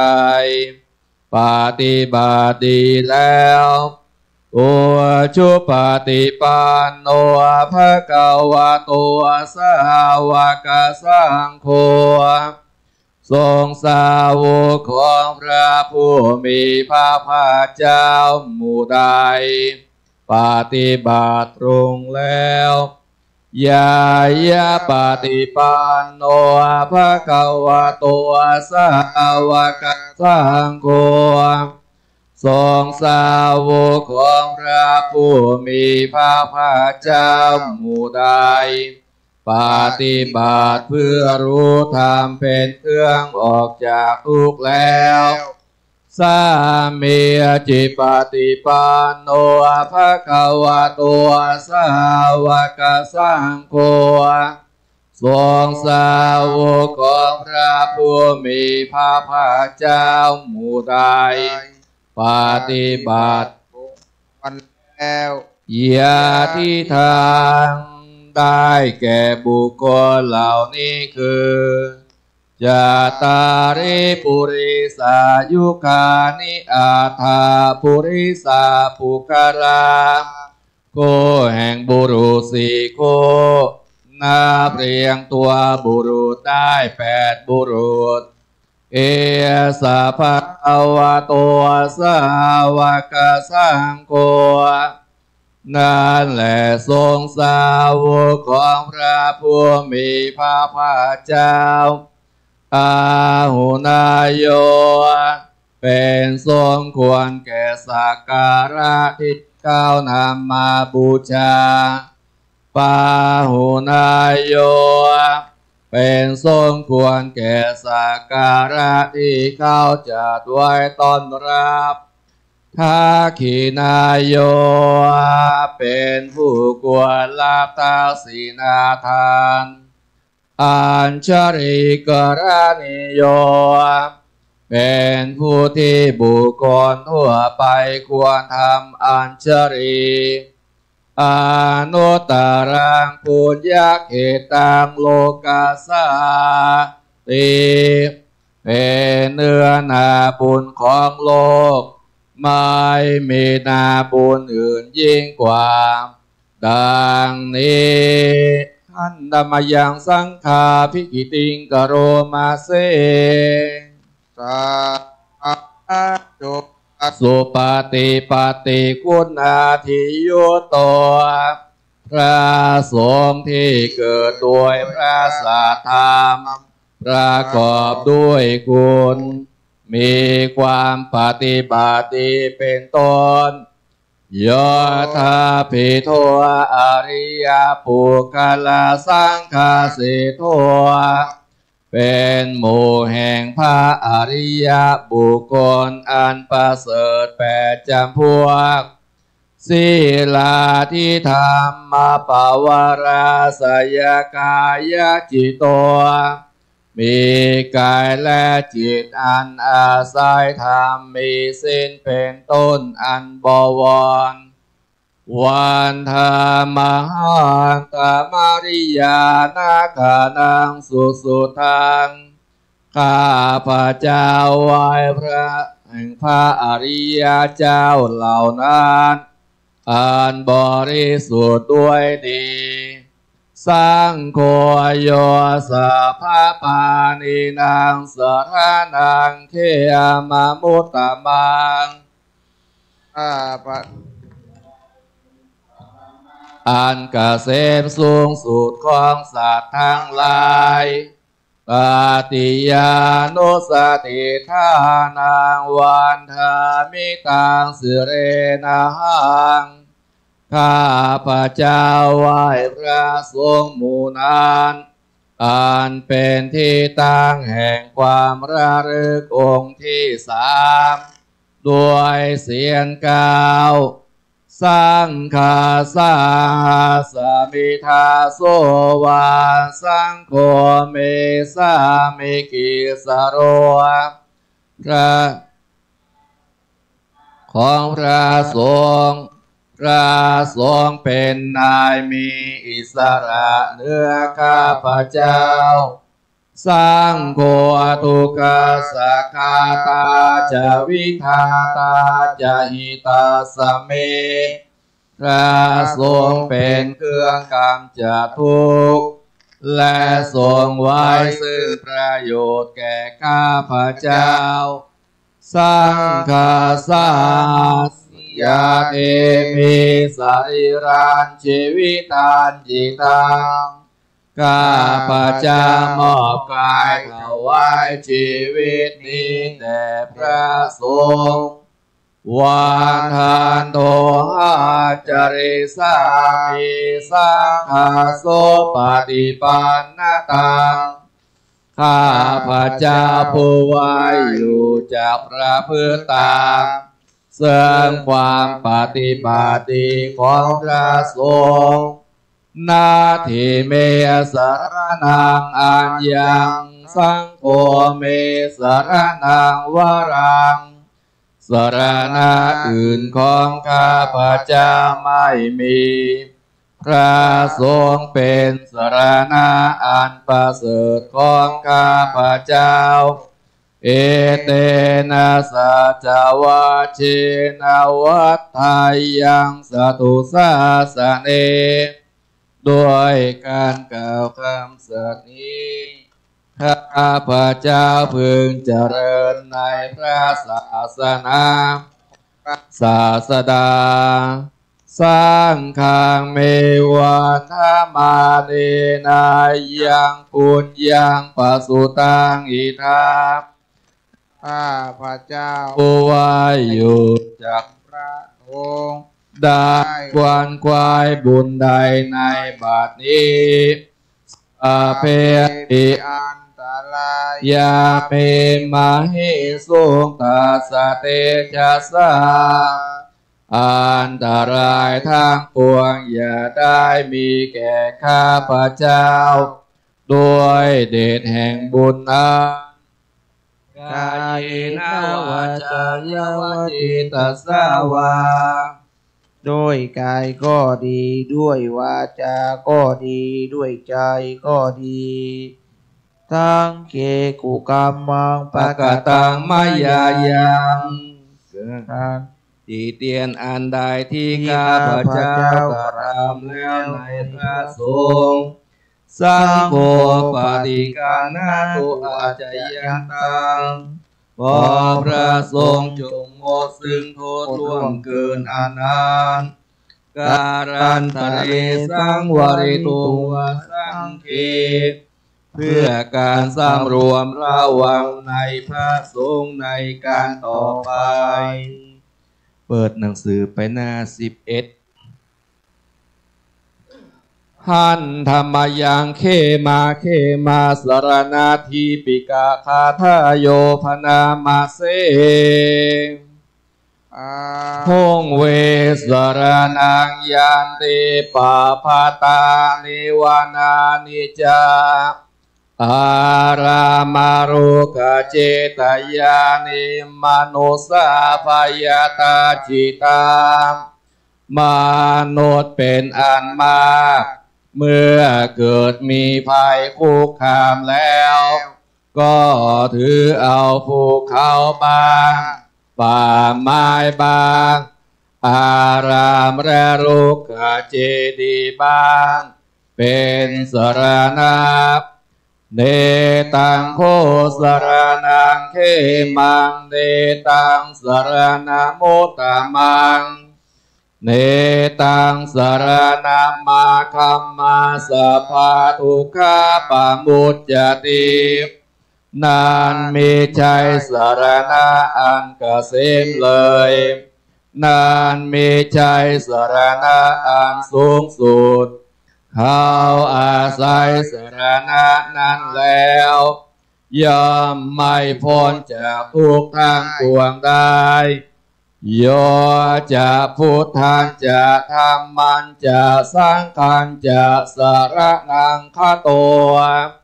จะตาริอริยสัจจานิสัมมาปัญญายปัสสติ ส่วนผู้ใดถือเอาพระพุทธพระธรรมพระสงฆ์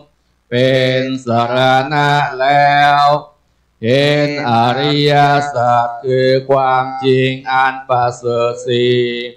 ด้วยปัญญาอันชอบ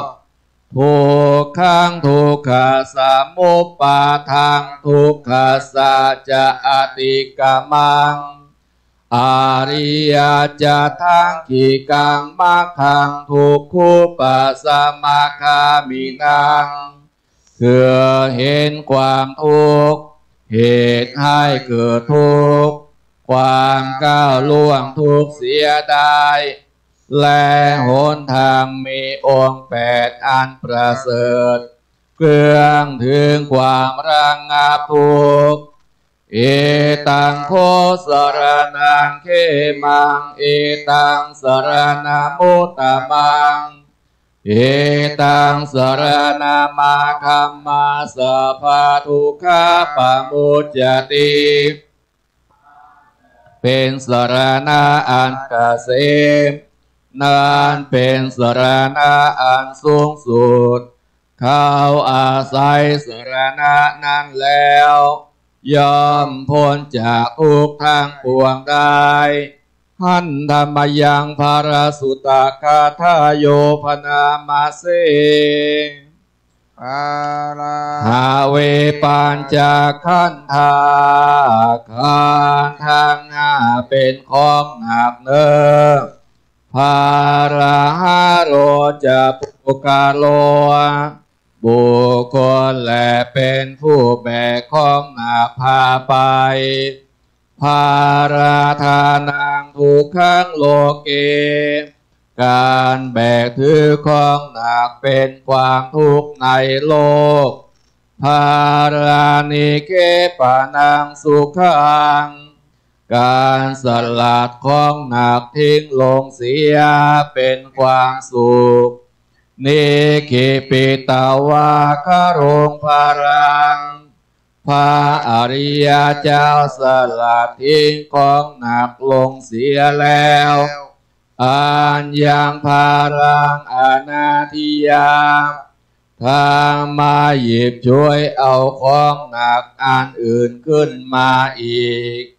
สามูลังตันหังอภุยหาก็เป็นผู้ถอนตัณหาขึ้นได้กะทั้งรากนิชาโตปรินิพุโตเป็นผู้หมดสิ่งปรารถนาดับสนิทไม่มีส่วนเหลือหันธรรมยังพระเทกรตคาทาโยพนามาเสงอาติตังนานวาคามายานาปฏิกังเคอนาคตังบุคคลไม่ควรตามคิดถึงสิ่งที่ล่วงไปแล้วด้วยอะไร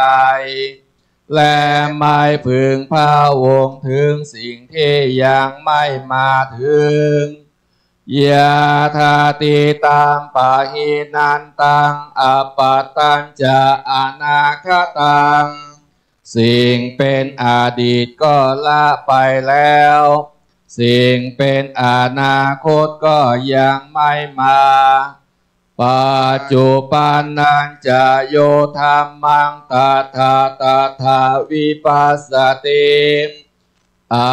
สังหิรังอาสังกุปังตังวิธานมานุพรูหะเยผู้ใดเห็นธรรมอันเกิดขึ้นเฉพาะหน้าในที่นั้นอย่างแจ่มแจ้งไม่งอนเงินคลอนแคลนเขาควรพอกพูนอาการเช่นนั้นไว้อาเจวากิจามาตาปังโกชัญญามะนางสุเวความเพียรเป็นกิจที่ต้องทำวันนี้ใครจะรู้ความตายแม้พรุ่งนี้นาหิโนสังขารันเตนามาหาเสเนนามาจุนาพอการผัดเพียรต่อมาจุราช ซึ่งมีเสนามากย่อมไม่มีสำหรับเราเอวังวิหาริมาตาปิงอโหราตามาตันทิตังตังเวภะเทกระโตติสันโตอาจิกาเตมุนีผู้สงบย่อมกล่าวเรียกผู้มีความเพียรอยู่เช่นนั้นไม่เกียจคร้านทางกลางวันกลางคืนว่าผู้เป็นอยู่แม้เพียงราตรีเดียวก็น่าชมหันธรรมยังโอวาทาปาติโมกขคาทาโยพนามะเส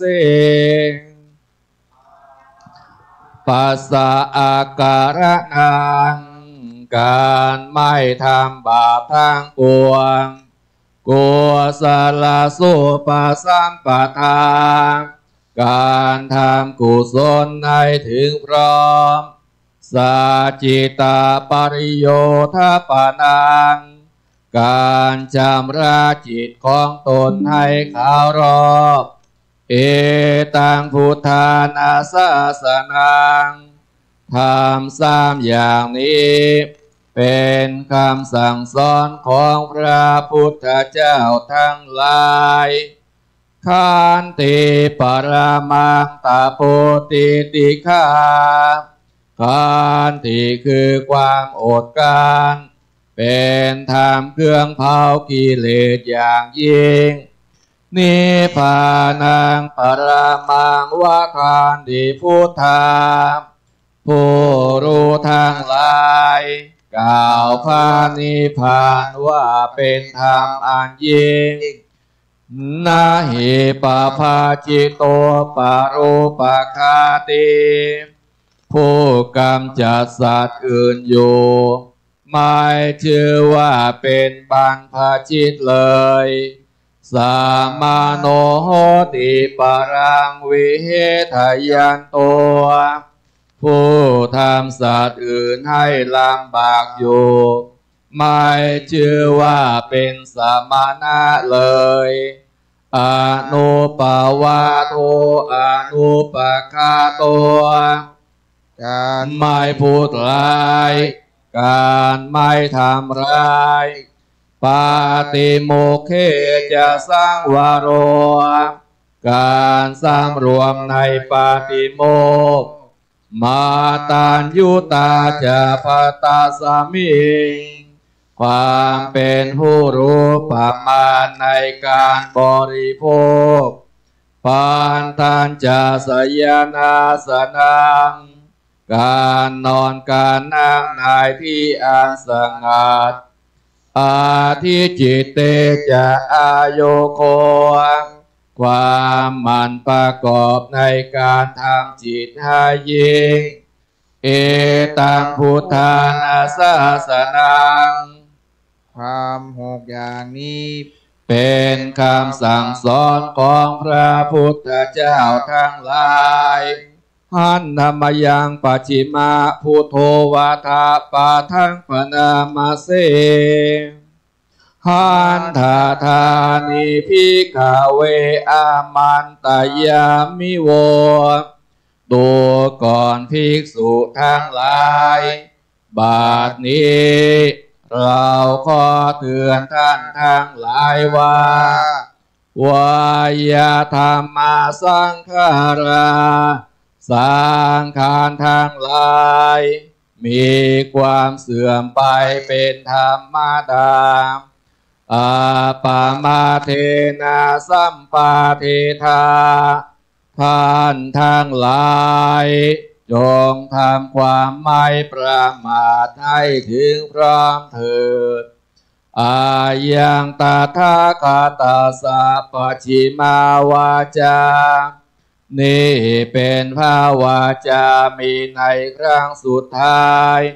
ของพระตถาคตเจ้าสัพเพสังขาราอนิจจาสังขารคือร่างกายจิตใจและรูปธรรมนามธรรมทั้งหมดทั้งสิ้น มันไม่เที่ยง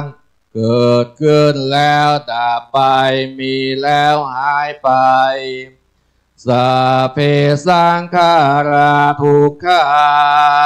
สังขารคือร่างกายจิตใจและรูปธรรมนามธรรมทั้งหมดทั้งสิ้นมันเป็นทุกข์ทนยากเพราะเกิดขึ้นแล้วแก่เจ็บตายไปสัพเพธัมมาอนัตตาสิ่งทั้งหลายทั้งปวงทั้งที่เป็นสังขารและมิใช่สังขารทั้งหมดทั้งสิ้นไม่ใช่ตัวไม่ใช่ตนไม่ควรถือว่าเราว่าของเราว่าตัวว่าตนของเราทั่ววางชีวิตตังชีวิตเป็นของไม่ยั่งยืนทั่ววางมรณะความตายเป็นของยั่งยืนวาสังมายามริตาพังเราจะพึงตายเป็นแท้มรณะปริโยสานังเมชีวิตังชีวิตของเรามีความตายเป็นที่สุดรอบชีวิตตังเมอนิยตังชีวิตของเราเป็นของไม่เที่ยงมรณะเมนิยตังความตายของเราเป็นของเที่ยงควรที่จะสังเวชยังกายโยร่างกายนี้จิรังมีได้ตั้งอยู่นานเปตวิญญาโนรันปราศจากวิญญาณชุดโทอ่านเขาทิ้งเสียแล้วทิเสสติจากนอนทับปาทวิงซึ่งแผ่นดินกาลิงคารังอีวาประดูดังว่าท่อนไม้และท่อนฟืนนิราทังหาประโยชน์มิได้ชราธรรมโมมิชรังอนัตติโตเรามีความแก่เป็นธรรมดาจะล่วงพ้นความแก่ไปไม่ได้พยาธิธรรมโมมีพยาธิอนัตติโตเรามีความเจ็บไข้เป็นธรรมดาจะล่วงพ้นความเจ็บไข้ไปไม่ได้มรณะธรรมโมมิมรณังอนัตติโตเรามีความตายเป็นธรรมดาจะล่วงพ้นความตายไปไม่ได้สัพเพหิเมปิเยหิมานาเปหินานาภาโววินาภาโวเราจะพระพรากจากของรักของชอบใจทั้งหลายกามสกุมิเรามีกรรมเป็นของตนกามทายาโทเราจะต้องเป็นผู้รับผลของกรรมนั้นกามโยนิเรามีกรรมเป็นแดนเกิดกามพันธุเรามีกรรมเป็นเผ่าพันธุ์กามปฏิสารโนเรามีกรรมเป็นที่พึ่งอาศัยยังกามังกริสามิเราทำกรรมอันใดไว้การยานังวาปาปะกังวาดีหรือก็ตามเป็นกรรมชั่วก็ตามตาสาทายาโทภวิสามิ เราจะต้องเป็นผู้รับผลแห่งกรรมนั้นเอวังอามเหหิอาภินหังปัจจเวคิตาพังเราทั้งหลายพึงพิจารณาเนืองอย่างนี้แลอุกาสะอุกาสะณโอกาสบัดนี้ข้าพระเจ้าขอสมาทานซึ่งภากรรมฐานขอคานิกาสมาธิอุปจารสมาธิอาปานาสมาธิ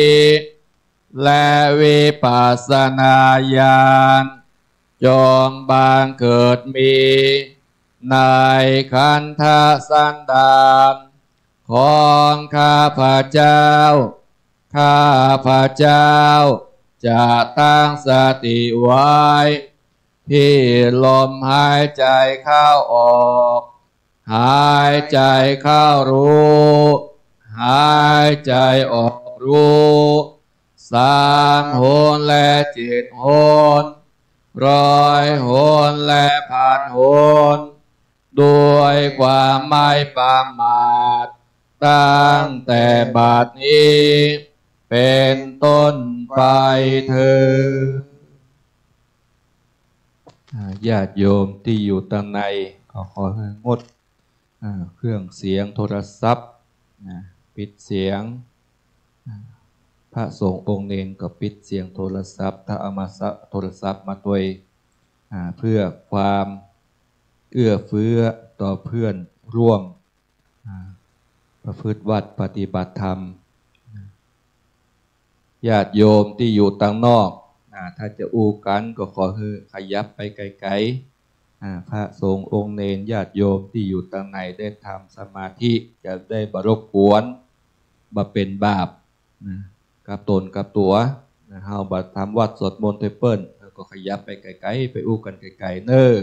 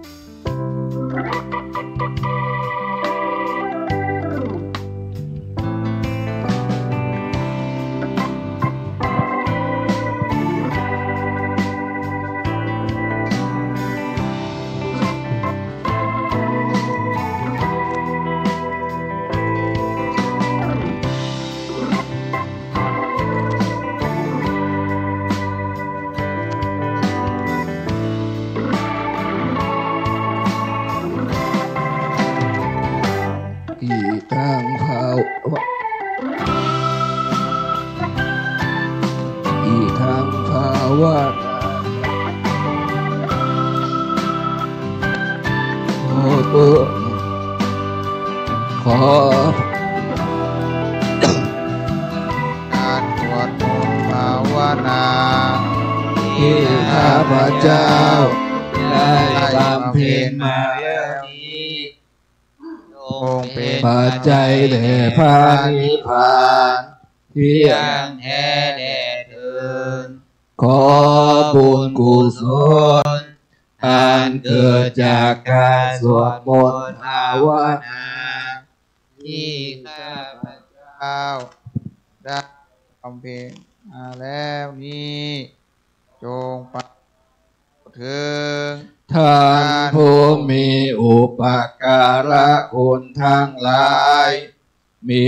มารดาบิดาผู้บังเกิดเกล้าของข้าพเจ้าเป็นต้นจงได้รับให้พ้นจากทุกข์ให้ได้ถึงสุขตามสมควรแก่ฐานะของตนทุกท่านเถิดข้าพเจ้าขอตั้งสัจจะอธิษฐานขออนุภาพแห่งบุญกุศลที่ข้าพเจ้าได้บำเพ็ญมาแล้วในวันนี้มีจะถวายทานรักษาศีลและเจริญภาวนาการทำพระกรรมฐานจงเป็นภาลวะปัจจัยเป็นนิสัยตามสมให้เกิดปัญญาญาณทั้งตลอดชาติอย่างยิ่งจนถึงความพ้นทุกข์คือพระนิพพานเถิดอิตังตานากรรมานิพพานาปัจจโยตุโนนิจังอิตังศีลกรรมานิพพานาปัจจโยตุโนนิจังอิตังวานากรรมานิพพานาปัจจโยโหตุโนจังยังกินเจกุสลังกาตาพังมังสะเปียมิหิกาตังบุญญาโนทานโดสุนันโดโฟนโตเยเทวาอาสามิงอาเนติงกาตาติงกาโยกาตาตาโหนตุสัพพะสัตตาสุขีอัตตานังปาลิปันตุมาตาปิตาสุขิตาอุนตุทุกขาโมจันตุสัพเพยตากาสุขิตาอุนตุทุกขาโมจันตุสัพเพยตากาตะ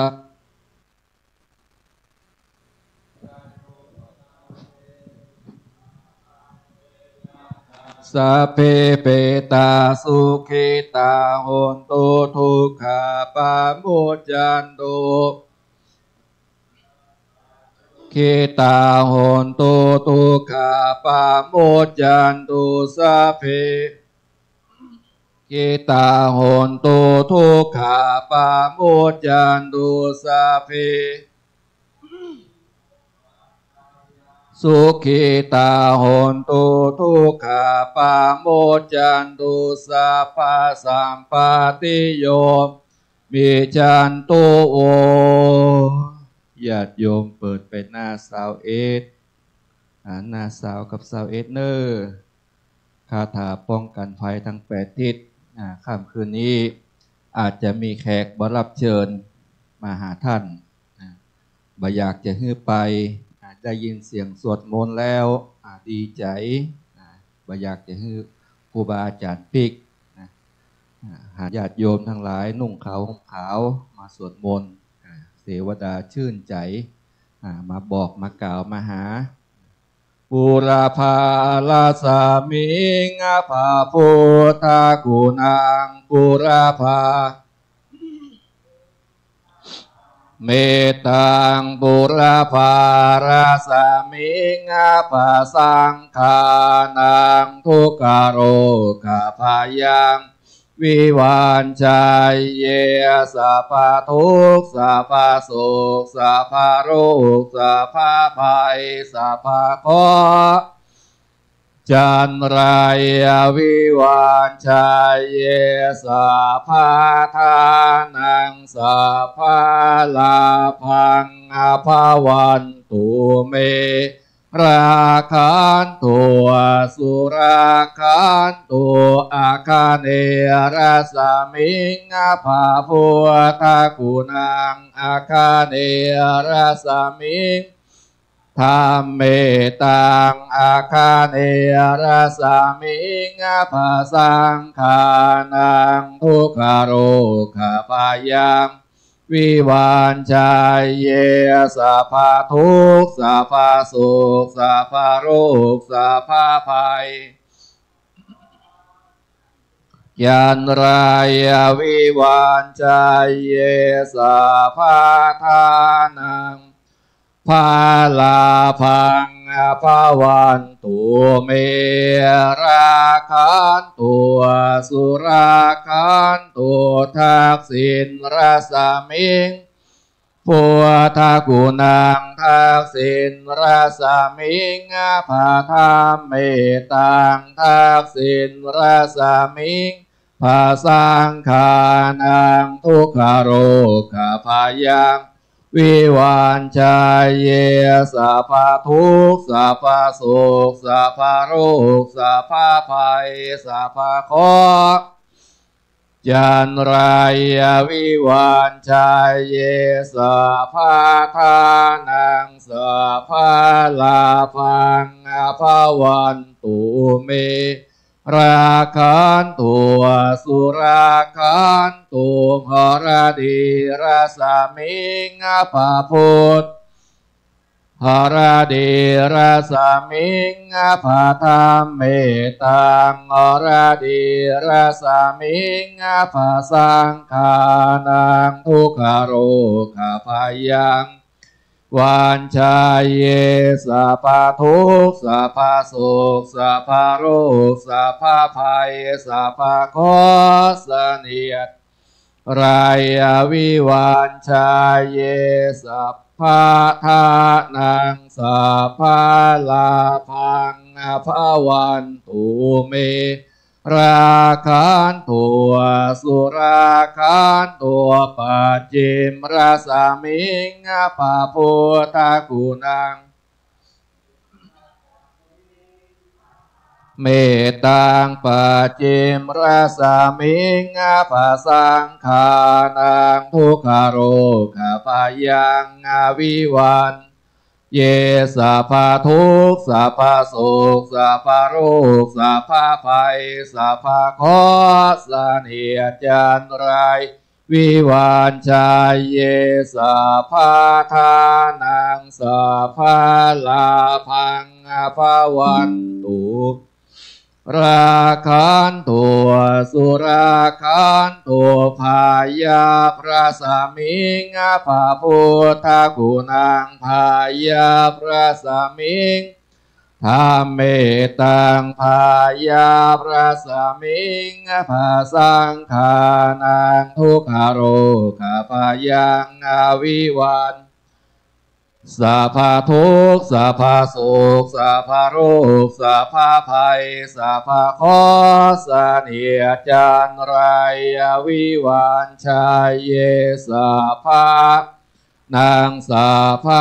ลาภังอภวันตุเมราคันตุสุราคันตุอุดรราสมิงภาพุทธกุณังอุดรราสมิง เมตังอุดรรสมิงภาสังคานังทุกขโรคพยังวิวันเยสัพพทุกข์สัพพโศกสัพพโรคสัพพภัยสัพพเคราะห์เสนียดจันไรวิวันสัพพทานังสัพพลาภังอภวันตุเมราคันตุสุราคันตุอีสานรสมิงภาพุทธคุณังอีสานอีสานราสมิงภาสังคานังทุกขโรคพยังวิวันเยสัพพทุกข์สัพพโศกสัพพโรคสัพพภัยสัพพเคราะห์เสนียดจันไรวิวันเยสัพพทานังสัพพลาภังอภวันตุเมราคันตุสุราคันตุอิมัสมิงมงคลจักรวาลแปดทิศประสิทธิจงมาเป็นกำแพงแก้วทางจิตฉันมาป้องกันห้อมล้อมรอบผัวอนัตตาราชเสมานาคิเตสมันตาสัตโยชนะสัตสหัสสานิพุทธาจาระปาริกิเตราคันตุสุราคันตุอิมัสมิงมงคลจักรวาลทั้งแปดทิศประสิทธิจงมาเป็นกำแพงแก้วทางจิตฉันมาป้องกันรอบครอบทั่วอนัตตาราชเสมานาคิเตสมันตาสัตโยชนะสัตสหัสสานิธรรมาจาระปาริกิเตราคันตุสุราคันตุอิมัสมิงมงคลจักรวาลทั้งแปดทิศประสิทธิจงมาเป็นกำแพงแก้วทางจิตฉันมาป้องกันรอบครอบทั่วอนัตตาราชเสมานาคิเตสมันตาสัตโยชนะสัตสหัสสานิปัจเจกพุทธาจาระปาริกิเตราคันตุสุราคันตุอิมัสมิงมงคลจักรวาลประสิทธิจงมาเป็นกำแพงแก้วทางจิตฉันการห้อมล้อมรอบทั่วอนัตตาราชเสมานาคิเตสมันตาสัตโยชนะสัตสหัสสานิสังฆาจาระปาริกิเตราคันตุสุราคันตุ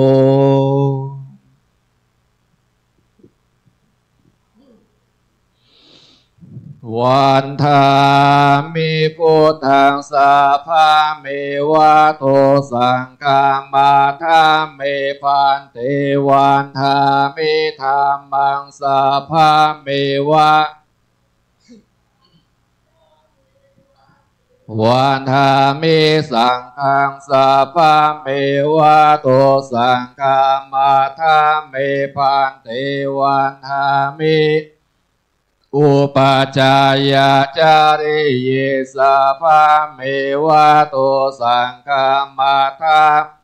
พันเตวันธามิกัมมัฏฐานังสัพพะเมวะโตสังฆามาธาพันเตวันธามิอารามิภัตตาสีมายังสัพพะเมวะ ขามาธาเมปันเทวันหามิเจติยังสัพพังสัพพะทานิสุปาติทิตาสาริลา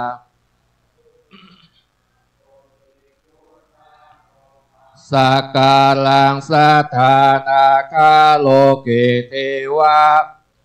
ชัมโลเกจัมโบเทเปลังกาทิเปสาริลาตาโตโยเกสัทธาอรหันดาตาโตโยเจติยังคันทากุตินจตุราสิติสหเสธามัก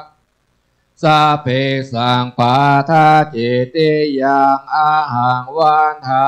มิสัพพะ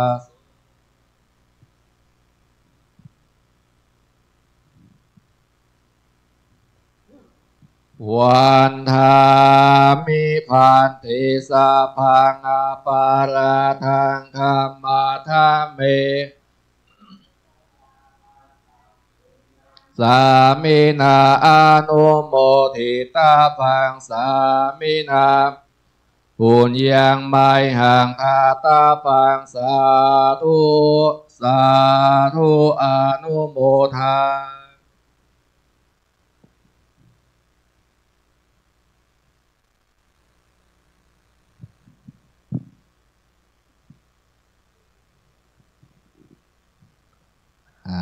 ญาติโยมทั้งหลาย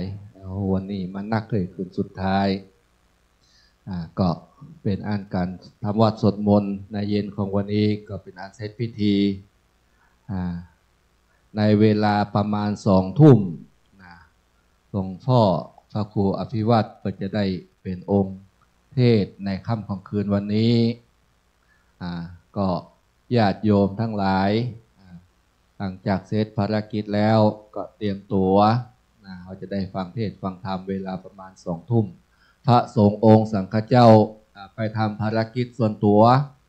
เสร็จเรียบร้อยแล้วก็ไปนั่งตามที่เดิมหลวงพ่อพระครูอภิวัตรก่อนมีงานหนักอุตส่าห์เดินทางมาถึงด้วยความเหน็ดเหนื่อยท่านก็ได้เสียสละเวลามาพบปะญาติโยมของเราทุกคนเพราะฉะนั้นก็ขอเชิญในค่ำของคืนวันนี้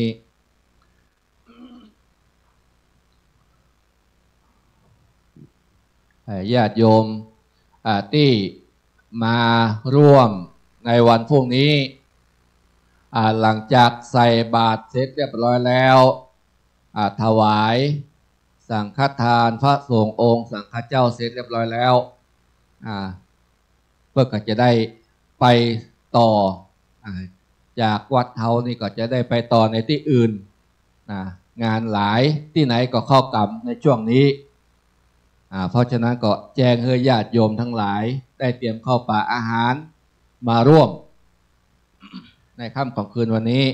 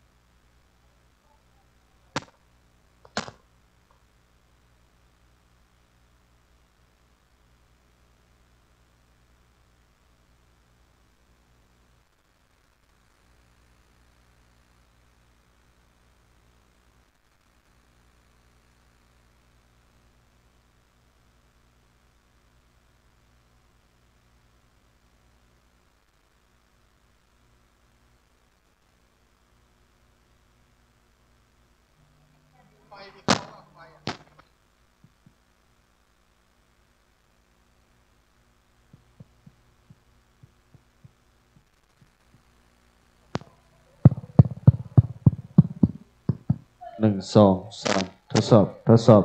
1 2 3ทดสอบเช็ค1 2 3ทดสอบ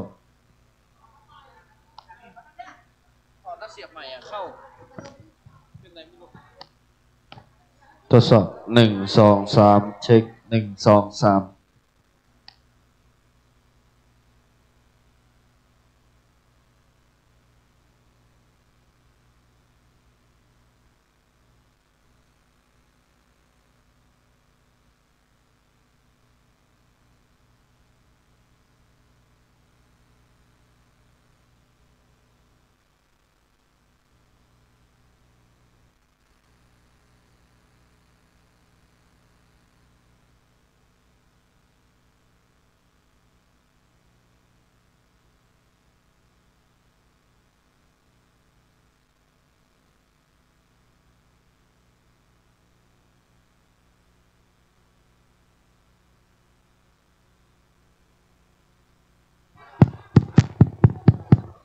ทดสอบ1 2 3อ๋อเดี๋ยวไม่ใส่มันมีอ๋อเดี๋ยวไม่เถอะเดี๋ยวโหล1 2 3 4 2 3 4เจ็ก1 2 3 4 5สว่างตาด้วยแสงไฟสว่างใจด้วยแสงธรรมก็ขอความนอบน้อมแด่พระรัตนตรัยอันมีพระพุทธพระธรรมพระสงฆ์เป็นสรณะที่พึ่งขอแนบไตรไว้สาถวายความเคารพในเมตตาธรรมอาจารย์พระครูศรีรัตนคุณท่านเจ้าวาด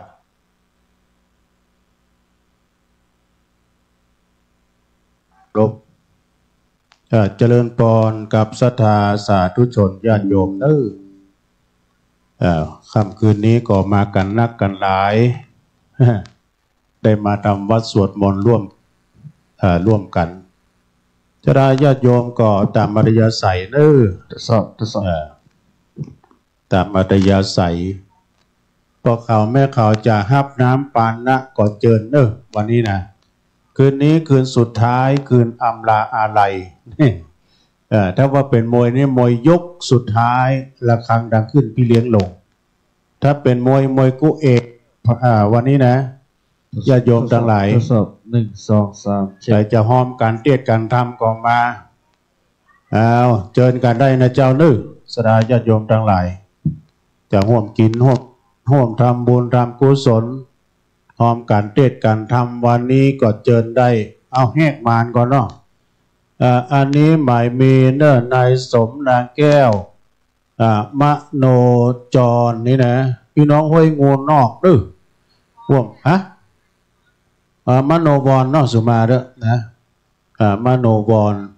ถ้าอ่านพิษก็เอื้นมาก็ห่วมทำบุญมาแถม1 2เนาะเพื่อนเอาโฮงตาลมาโดยนะในของคำปิ่นใหญ่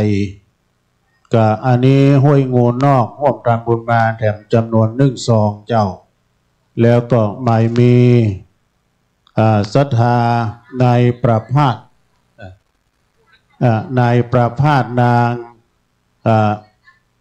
างเทียนทองเนาะมโนวร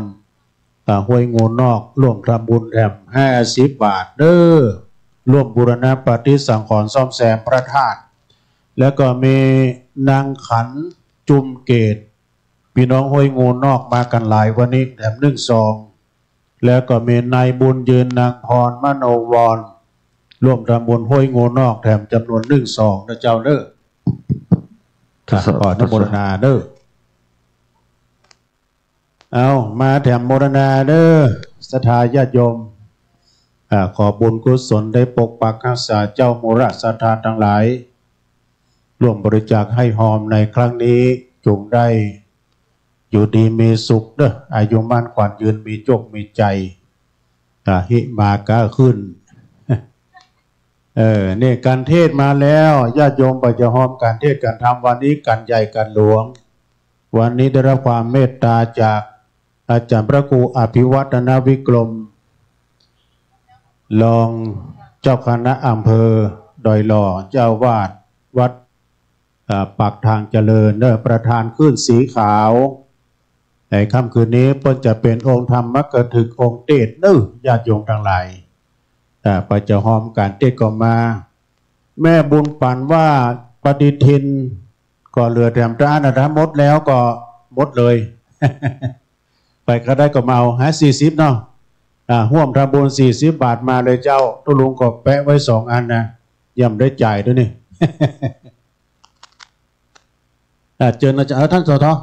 เอาอันนี้จอมเลยพี่น้องห้อยงูนได้ห่วมกินห่วมทานมาเลยเจ้าสดาญาติโยมทั้งหลายในค่ำคืนนี้โชว์ได้กะโชว์ได้เตจะบุญกุศลที่คณะศรัทธาสาธุชนญาติโยมในค่ำคืนนี้จะห่วมเป็นเจ้าภาพร่วมกินร่วมทานด้วยกันแล้วก็ในวันนี้นี่สดาญาติโยมเนาะพี่หลายน้องนักมากันรวมกันหลายท่านคิดใจได้ว่าวันนี้นี่พระสงฆ์องค์เจ้า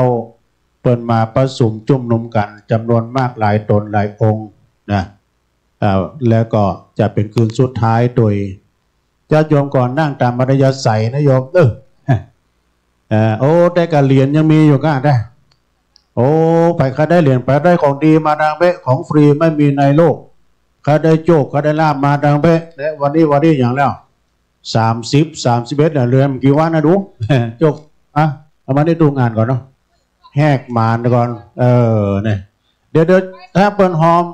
มแจกฮอนใช่กะแจกเหรียญตะกี้ท่านสทว่าถ้าหอมซาวจะแจกว่าเล่นมาได้เนอะก็สทเนี่ยเดี๋ยวบุญแม่บุญปันเมื่อไหร่ของดีจะเดี๋ยวตรงอ่านในน้อยครับเป็นยังเทพบุตรเทวดาจะได้หูเนาะไปเอาของดีพวกเราที่แม่บุญปันนะเอาแจกเมื่อกี้ทุกพี่แจกเพื่อนคนอันเพื่อนเป็นมงคลเนาะแจกเพื่อนอันพระธาตุดอยนางแก้วแจกแหละ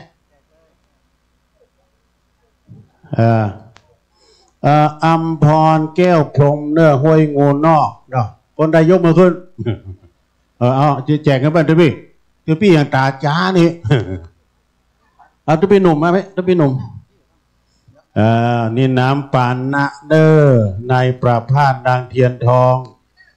พร้อมพ่อแม่ญาติพี่น้องถวายทานแถม1 ซองอันนี้ยอดน้ำปานะเด้อญาติโยม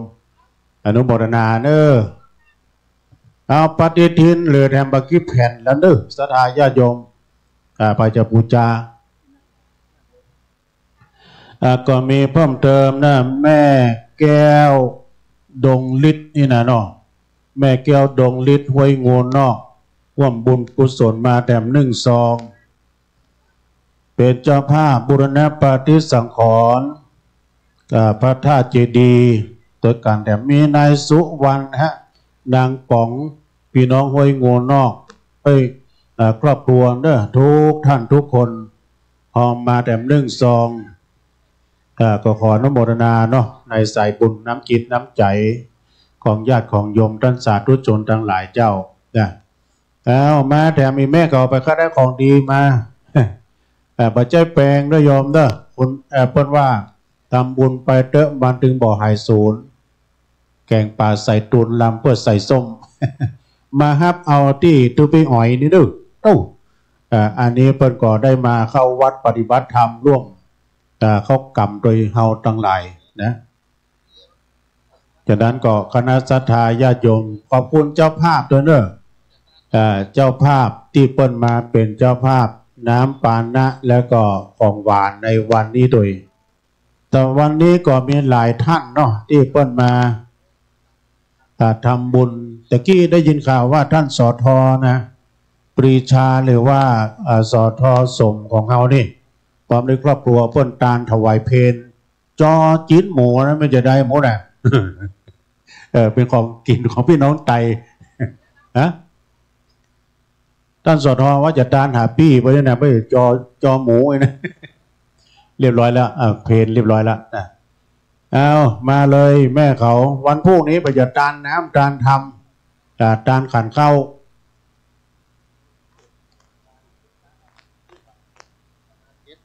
ได้กะวันพรุ่งนี้จะมีโยมมาตานเต้าอายุของเปิ้ล การมาได้นะโยมเด้อมาประมาณสัก7 โมงนี่ถึงตันอยู่นะก็เดี๋ยวไผ่จะห้อมกันเต้เอาตามมาก่อนไว้ส่งหน้าแม่บุญปั่นฮะดื้อเอาไผ่จะห้อมกันเต้การทำมาเลยเจ้านะตามแต่เจตนาศรัทธาแล้วก็ไผ่จะบูชาเนอปฏิทินของพระสงฆ์ที่นักจัดรายการนี้ก็40 บาทเจ้าเหลือแต่เมื่อกี้อ่านแล้วร่วมทำบุญได้กินได้ทาน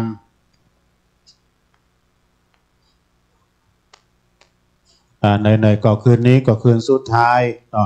วันนี้จะได้ฟังพระธรรมเทศนาน้ำธรรมคำสอนสุสังละปะเตปัญญังเดี๋ยวก็ไปจับจองสำรองเป็นเจ้าของที่นั่งเด้อแต่ตังปุ้นนะโยมนะ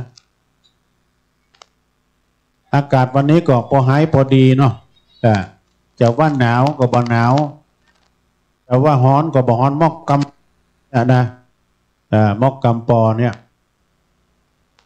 เพราะฉะนั้นก็คณะศรัทธาได้บางคนแล้วก็มาตึงวันเนี่ยถ้าจะเอาซองเป่ามินิได้เนอะพี่จะเขียนชื่อโดยก็ได้เนาะ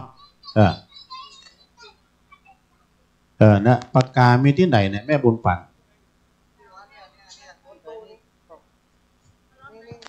ที่ตัวพี่หนุ่มจดชื่อก่อนเขียนชื่อบ้านด้วย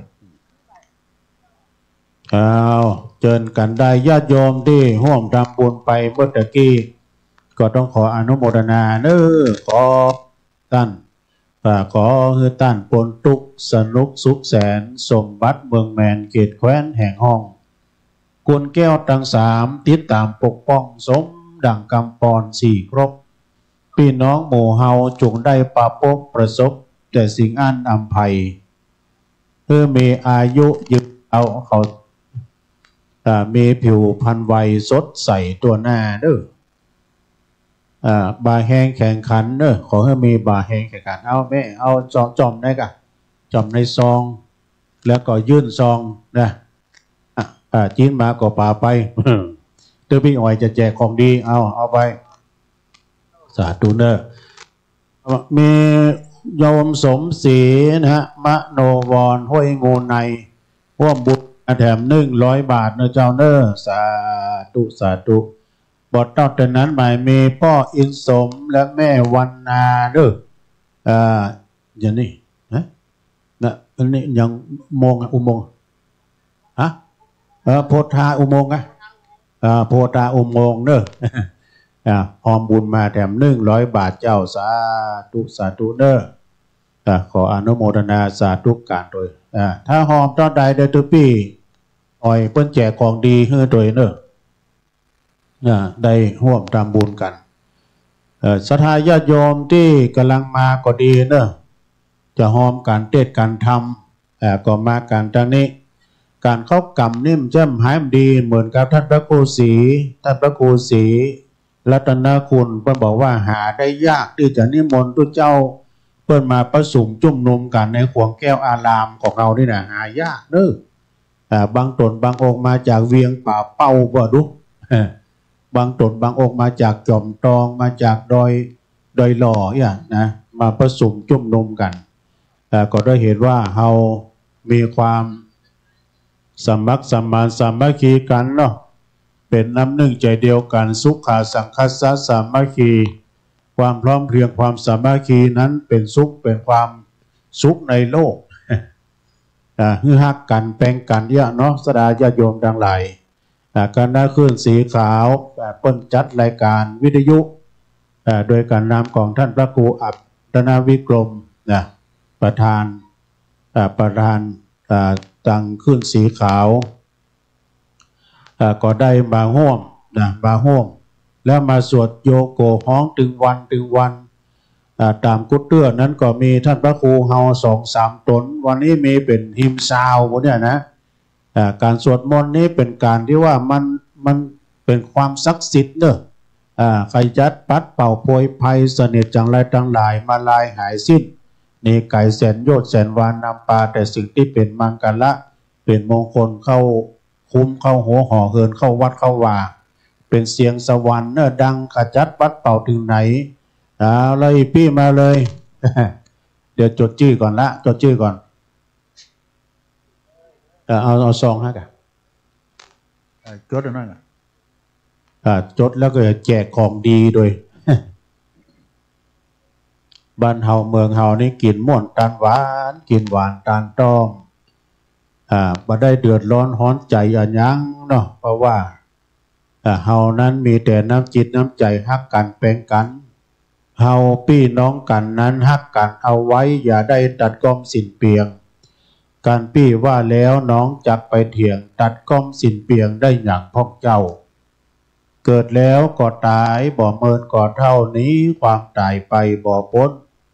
อย่ากะทำกรรมเพื่อมันล้ำล้นกรรมมันจังไส้ตันเฮา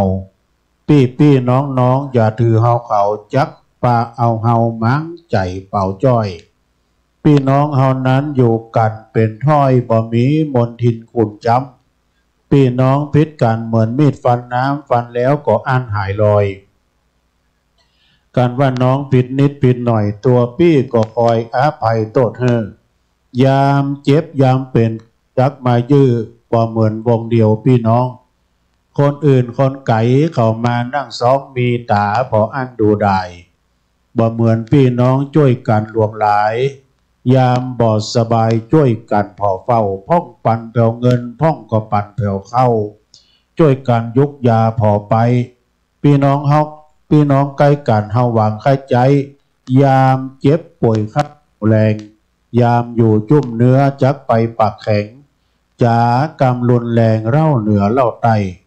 มัวเมาพิษกันแล้วเฮาจักได้อันยังขึ้นมาแล้วไทยเนี่ยฮักกันเป็นกันนะโยมเนอะทิติวัดเนอะทิติวัดวงสุขอันนี้น้องเปิ้นรวบตาบุญห้วยงูนอกเป็นจำนวนปัจจัยแบบ1-2เนอะ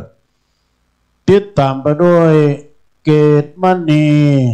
ปกคำนี่ก็จากห้วยงูนอกนะร่วมทำบุญมาแดม1-2นะเจ้าเนอโอ้อันนี้โยมเปิ้นมาแหกหมานแดมเนาะโอ้คุณโยมประพันธ์วิไลวันนะเปี้ยยาแม่เนาะเปี้ยยาห้วยงูในเฮานี่เองบ้านเฮาร่วมทำบุญร่วมบุญมาแดม100 บาทเจ้าก็ขออนุโมทนาสาธุการมาณโอกาสที่นี้ด้วยขอบเจ้าภาพน้ำเต้าหู้ เดี๋ยวเอาของดีไปของดีไปก็เป็นของดีพี่น้องปูนดอยนางแก้วแล้วก็ได้รับความเมตตาจากท่านพระครูชลทานพิทักษ์ตุลุงแดงเฮาตัวนะวัดแม่ฮอกไปต้องใกล้ขึ้นหน่อยมันขาดหายเฮ้ยไม่นี่นะเจิญนะเจ้าเนอญาติโยมทั้งหลายตามมารยาศัยไปจะร่วมเป็นเจ้าภาพ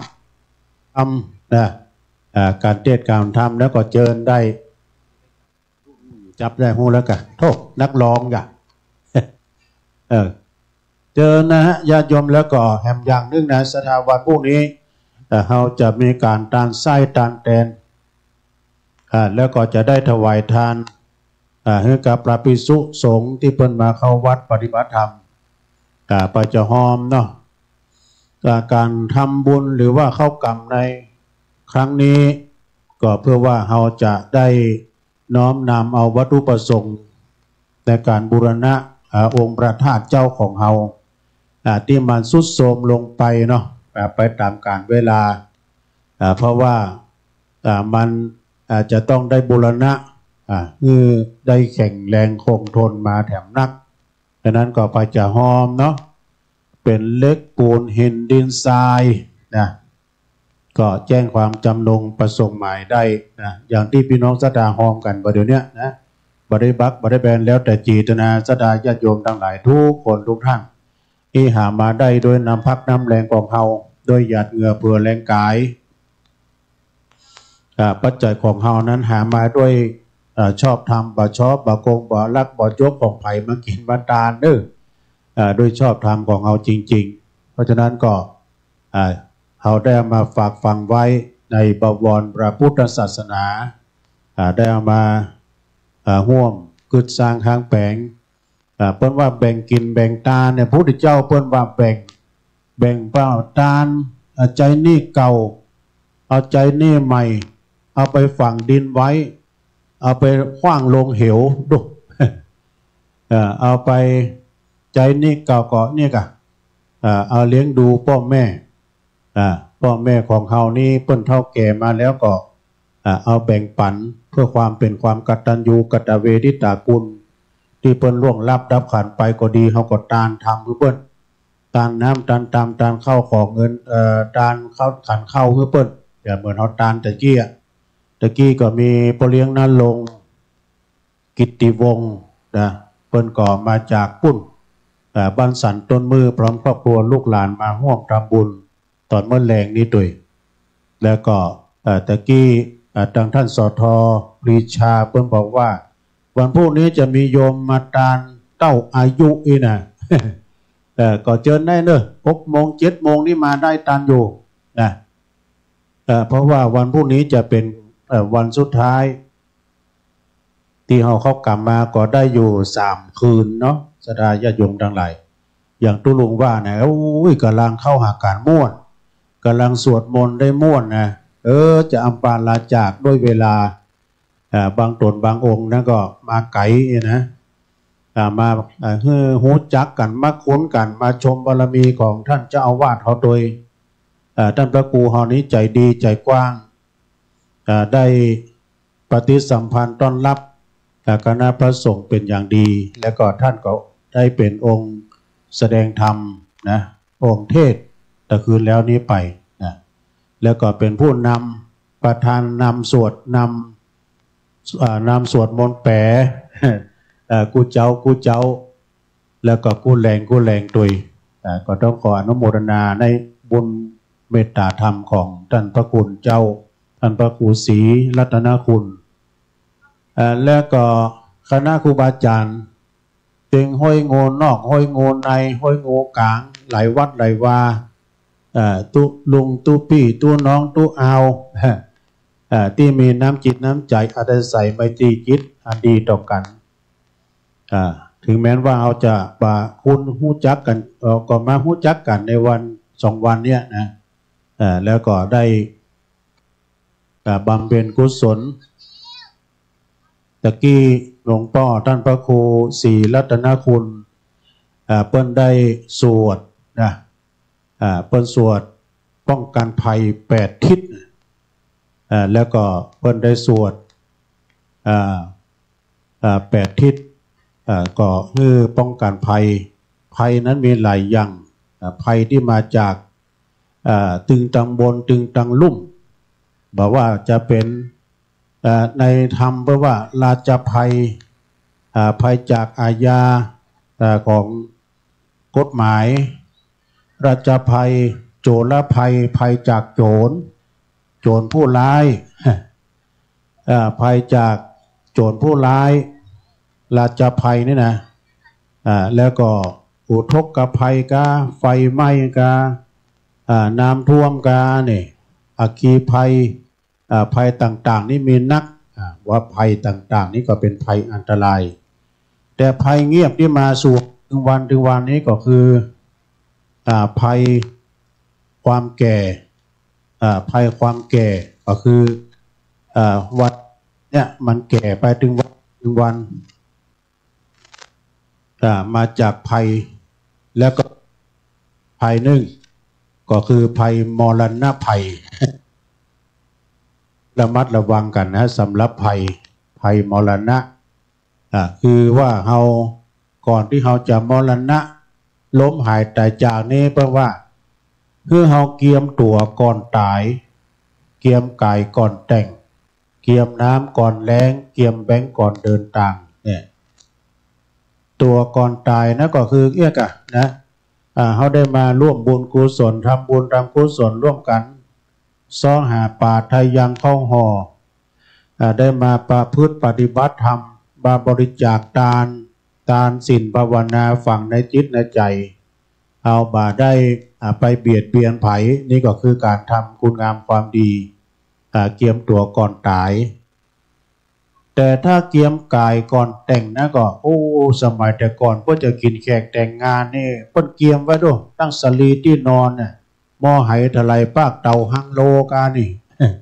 เกียมหมดนะเกียมแบงก์ก่อนเดินทางก็เหมือนกันเด้อแบงก์นี่ก็คือเงินทองเนี่ยการเวลาเราจะไปที่ไหนไปไกลก็ดีไปใกล้ก็ดีเขามีสตังค์เอาไว้จ่ายไว้ใจนะต่างหน้าต่างในเหมือนเอาไปกาด ไปยั่วกิเลสของตัวเก่าถ้าได้ตึกก็มันมีสตังค์นี่นะ อันนี้ก็เหมือนกันเนาะศรัทธาญาติโยมเนาะเกียมตัวก่อนตายเกียมกายก่อนแต่งเกียมน้ำก่อนแล้งเกียมแบงก์ก่อนเดินทางมีเงินมีคำมีคนมาถามว่าบ่มีลูกบ่มีเมียนะแล้วก็เท่ามาแก่มาเนี่ยใครจะมาผอมากอยลุงใครจะมาผอมากอยป้านะแต่บางคนก็ว่าบางคนนะก็ลูกหลานมีจัดหลายเขาก็มาผอมากอยพร้อมอย่างเพราะว่ามีเข้ามีของมีเงินมีทองเนี่ยเพราะว่าเขาของสมบัติบ่มีบางทีมีลูกมีเป็นโหลเขาก็บ่มาผอมากอยเพิ่นว่าก่อนบ่ค่อยมีเฮ็ดอีน่ะ แล้วเพิ่นยังย้อนว่าเฮามีลูกมีเต้ามีพ่อคอยดูแลยามหนุ่มๆนี้เก็บเงินเก็บทองเก็บปัจจัยเงินทองบ่มีทางที่จะทิ้งเฮาถ้าเฮามีเงินมีทองคนก็บ่ทิ้งเฮาเหมือนกันบางคนนี่หันลูกมีเป็นโหลแต่ว่าพ่อแม่ยากจนนี่นะเขาก็มาเหลียวมาพ่อที่ก็มีเนี่ยอันนี้ก็เป็นกติธรรมโยมเนอะเพราะฉะนั้นก็เขาก็สร้างบุญสร้างกุศลไว้โดยเฉพาะก็เปิ้นเข้ากรรมนี่ก็ร่วมทำบุญตักบาตรใส่บาตรหยาดปกแล้วพระจะห้อมการเทศเด้อแม่บุญปั่นเอาขันห้อนละเดินขันแล้ว ตามแต่เจตนาเด้อยอมเด้อการเทศการทำห้อมการเทศการทำในค่ำคืนนี้ก็ตามแต่เจตนาแล้วแต่เจตนากุศลของท่านแต่วันนี้ได้รับเมตตา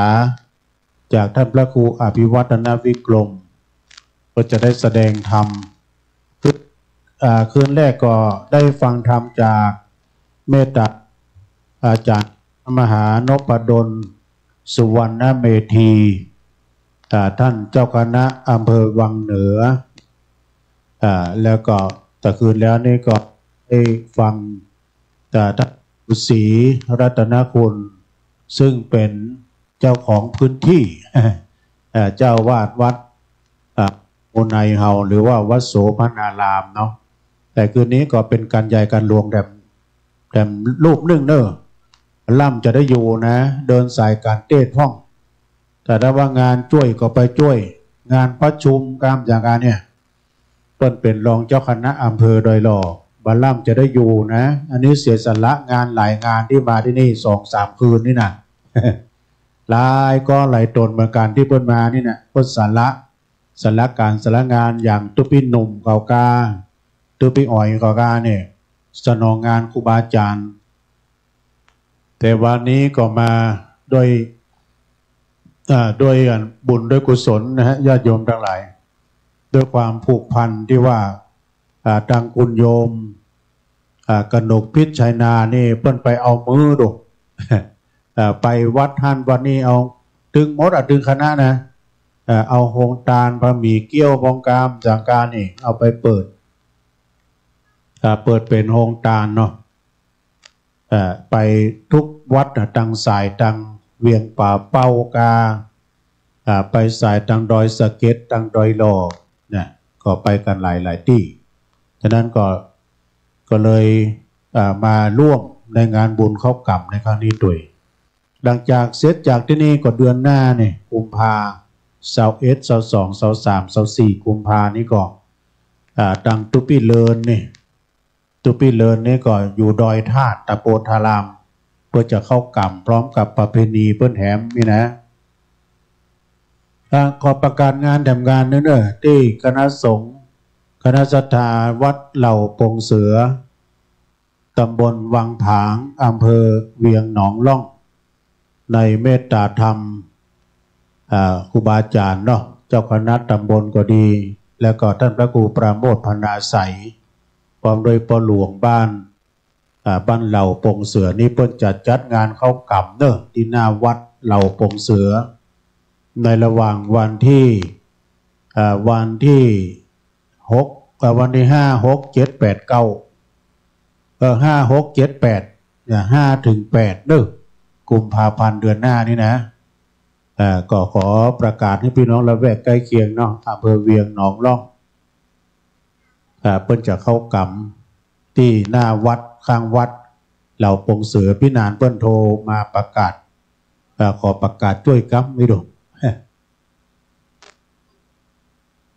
เอาเลยเจ้าศรัทธาญาติโยมเนาะจะเจาะจะหอมการเทศน์การทำกันก่อนตามแต่เจตนาศรัทธาเนาะการเข้ากรรมนี่เป็นการที่รวมความสามัคคีทั้งภายในทั้งภายนอกที่เปิ้นมาประชุมจุ่มนุมกันเนี่ยนะแล้ววันพรุ่งนี้ไปจัดการเข้าตานน้ำหรือว่าการเข้าขันน้ำเนาะไปหาญาติกาวงศาพ่อแม่ผีไตเก่าเน่าเมินนี่นะเพราะว่าเจ็ดข้ากุลเป็นเก้าเจนข้ากุลเป็นแดนแสนเจนข้ากุลเป็นขนาดที่เปิ้นได้ลงรับดับขันไปจัดการขันเข้าส่งตายก็เชิญได้นะในเวลาโอกาสที่ว่ามีโอกาสแล้วก็ทำกันไปจาติจัลลาปายาติมรณะเนี่ยภัยเนี่ยมันเป็นภัยที่สำคัญคนเฮามนุษย์เกิดตายชีวิตวางไวเหมือนกันตัวหน้ายากดีมีจนคนในโลกล่าป้อยรับตาไปผิวคนเฮานี่หาประมาณบ่ได้นะความตายมักจุลาอันว่าความตายมันจ้องเฮาตลอดเวลา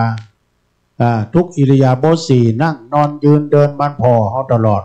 มันจะเอาไปเมื่อใดบ่ฮู้ไปอย่างบาเดียวเนี่ยวันนั้นแต่ว่านี่ก็ยังไปหอมศพของตุลุงผู้น่ะที่เปิ้นอยู่เป็นพระลูกวัดห้วยวัดพระพุทธบาทอุดมเนี่ยตุเจ้าก็ยังมรณภาพนะไปบักกาดแก้วปฏิไหนยากดีมีจนคนรวยคนบ่รวยก็คุณตกไหลเขียนใจเป็นเศรษฐีผู้ดีไพ่เมื่อถึงข่าวก็ไปเหมือนกันหมดนี่สดาญาติโยมเนาะฉะนั้นเขาก็ได้เกียมตัวก่อนตายเกียมกายก่อนแต่งเกียมน้ำก่อนแรงเกียมแบงก์ก่อนเดินนะสดาญาติโยมทั้งหลายจับจองสำรองเจ้าของที่โยมเนอะขณะนี้เวลา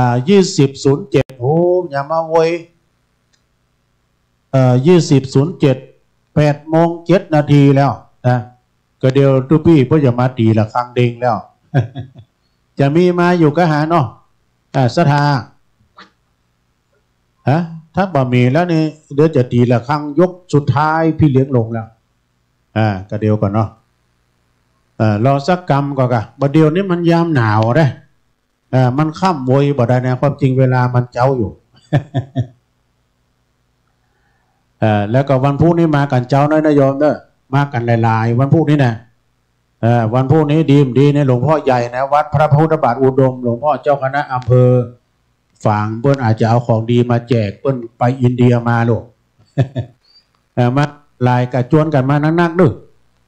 พุธนี้เกมสตังมาตัวบาทแรกนี้เขาจะตักบาทปัจจัยนี่ถึงวันนี้ไม่ได้เอาได้วันพุธนี้จะตักบาทปัจจัยนะเขาคิดว่าจะเป็นพุทธนะเกิน4เป็งนี่เป็นพุทธโดยเอาเลยสร้างจินตนาการเอาพวกเนี่ยนะเป็นพุทธ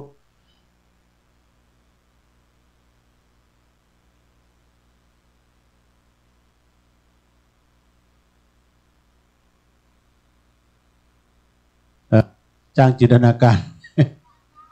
นะโอ้ศรัทธาญาติโยมเนอะหลวงพ่อมาแล้วก็เพิ่นเอาของดีมาฝากอันนี้รูปใบโพพร้อมองค์พระพุทธรูปเจ้าอันนี้นะเอาจากประเทศอินเตอร์เดียมาด้วยนี่นะงามดูเป็นใบโพสักยันโดย149 149เลขงามเด้อโยมเด้อ มีจำนวนจำกัดมีบ่อนักเด้อสดาเด้อไปก็ได้ก็มาปูจาได้แม่บุญปานแหกหมานแล้วเฮ้ยปานแหกหมานมาละ149นะถ้าจ๋านี่จะบ่ได้เด้อหมดแล้วก็เอามาแถมโยมกนกพิดว่ามันมีตะอีแต่แล้วหลวงพ่อเพิ่นได้มาเรียกนะกะนะเพิ่นบรรจุหัวใจพระเจ้า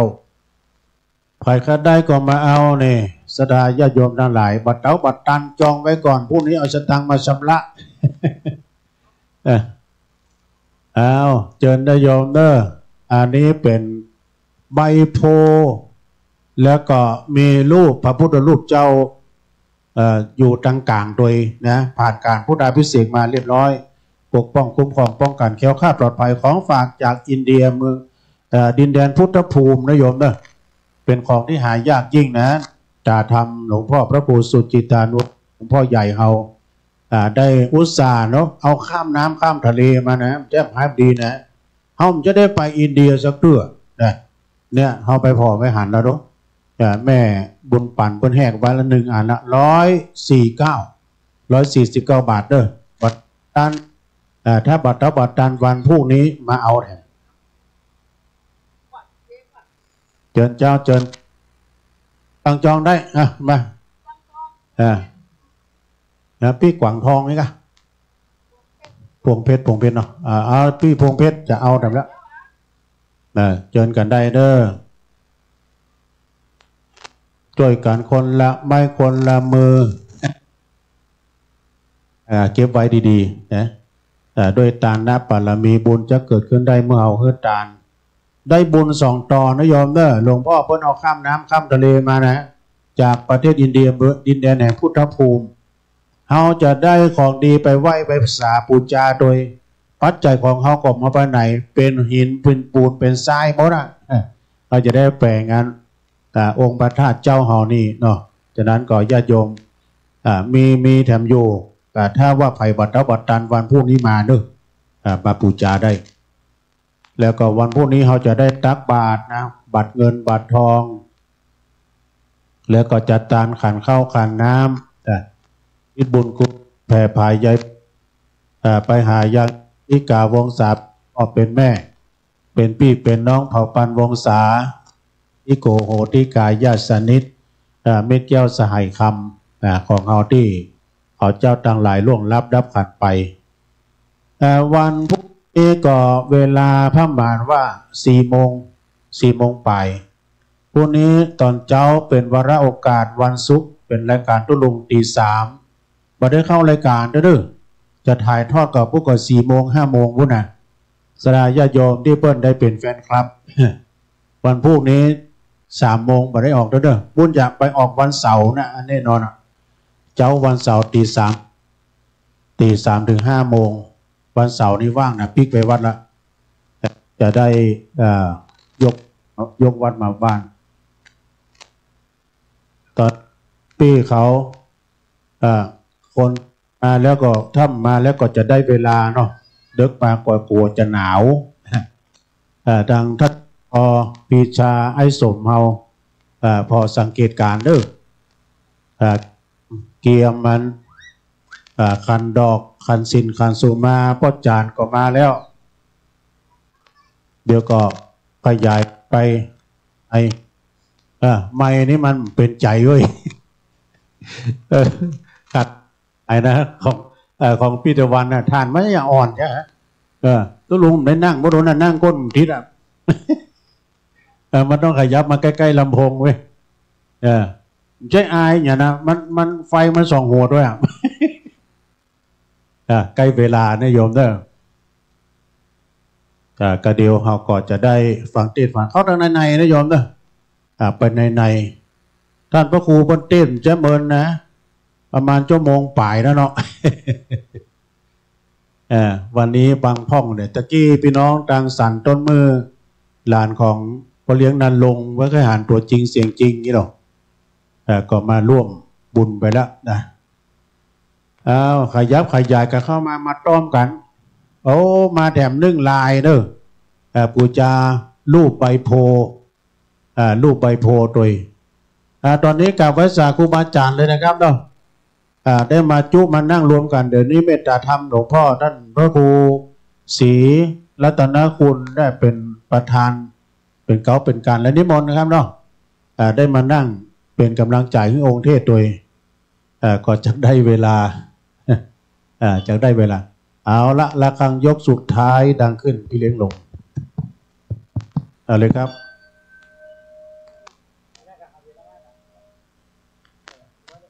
ก็เดียวเอาไม้ให้ท่านพระครูเนาะเพื่อนจะได้เจิญไผ่จุดเทียนธูปบูชาพระรัตนตรัยเดี๋ยวก็เอาไม้ให้ท่านพระครูไม้ไปถึง2 ตัวแล้วนะไม้ทดสอ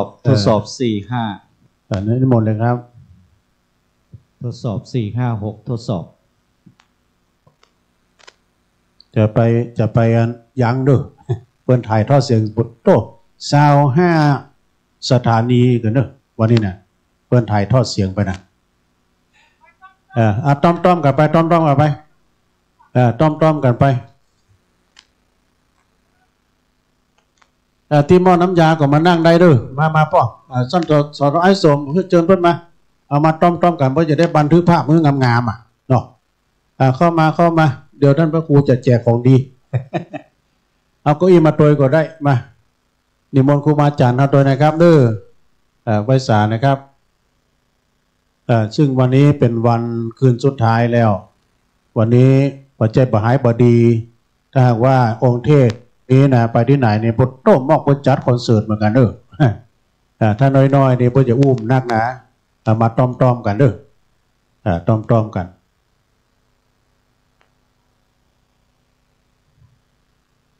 แล้วขอบคุณทางพ่ออาจารย์พ่อนานสุวรรณด้วยเด้อพ่อนานก็อยู่ดีมีสุขนะคุณรักษากำจูพ่อนานก็สุขสบายแล้ว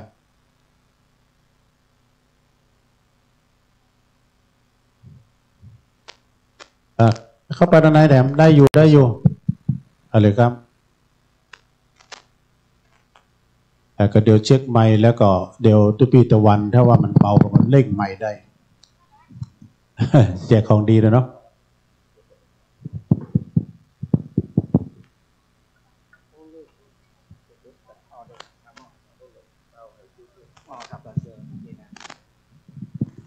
ในช่วงนี้นะครับก็นะครับเดี๋ยวจะได้จุดธูปเทียนบูชาพระรัตนตรัยเดี๋ยวสทมาเตรียมข้าวไฟได้หรอสท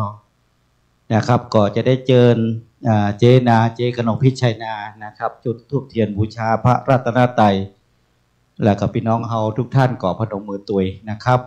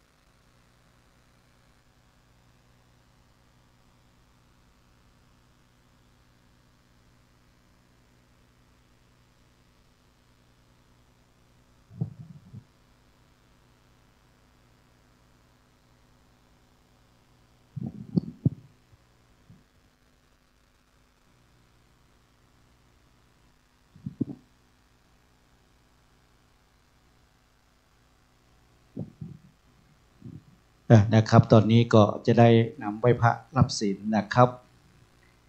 ว่าพร้อมกันนะครับอิมินาสกาเลนะพุทธังอภิบูชยามะอิมินาสกาเลนะธัมมังอภิบูชยามะอิมินาสกาเลนะสังฆังอภิบูชยามะอะระหังสัมมาสัมพุทโธภควาพุ พุทธังภควันตังอภิวาเทมิสวากขาโตภควตาธัมโมธัมมังนัมมัสสามิสุปฏิปันโนภควโตสาวกสังโฆสังฆังนามามิมายังพันเตติสาลาเนนะสหปัญจศีลานิทุติยมปิมายังพันเตติสาลาเนนะสหปัญจศีลานิยาจามาตาติยมปิมายังพันเตนาสหปัญจศีลานิยาจามะนะโมตัสสะภะคะวะโตอะระหะโตสัมมาสัมพุทธัสสะนะโมตัสสะภะคะวะโตอะระหะโตสัมมาสัมพุทธัสสะนะโมตัสสะภะคะวะโตอะระหะโตสัมมาสัมพุทธัสสะนะโมตัสสะภะคะวะโตอะระหะโตสัมมาสัมพุทธัสสะนะโมตัสสะภะคะวะโตอะระหะโตพุทธัสสะนะโมตัสสะภะคะวะโตอะระหะโตสัมมาสัมพุทธัสสะพุทธังสรณังคัจฉามิพุทธังสรณังคัจฉามิธัมมังสรณังคัจฉามิธัมมังสรณังคัจฉา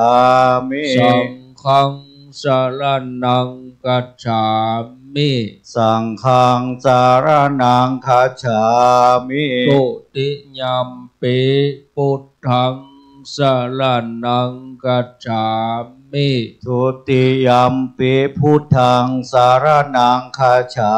มิทุติยัมปิธัมมังสรณังคัจฉามิทุติยัมปิธัมมังสรณังคัจฉามิทุติยัมปิสังฆังสรณังคัจฉามิทุติยัมปิสังฆังสรณังคัจฉามิตติยัมปิพุทธังสรณังคัจฉามิต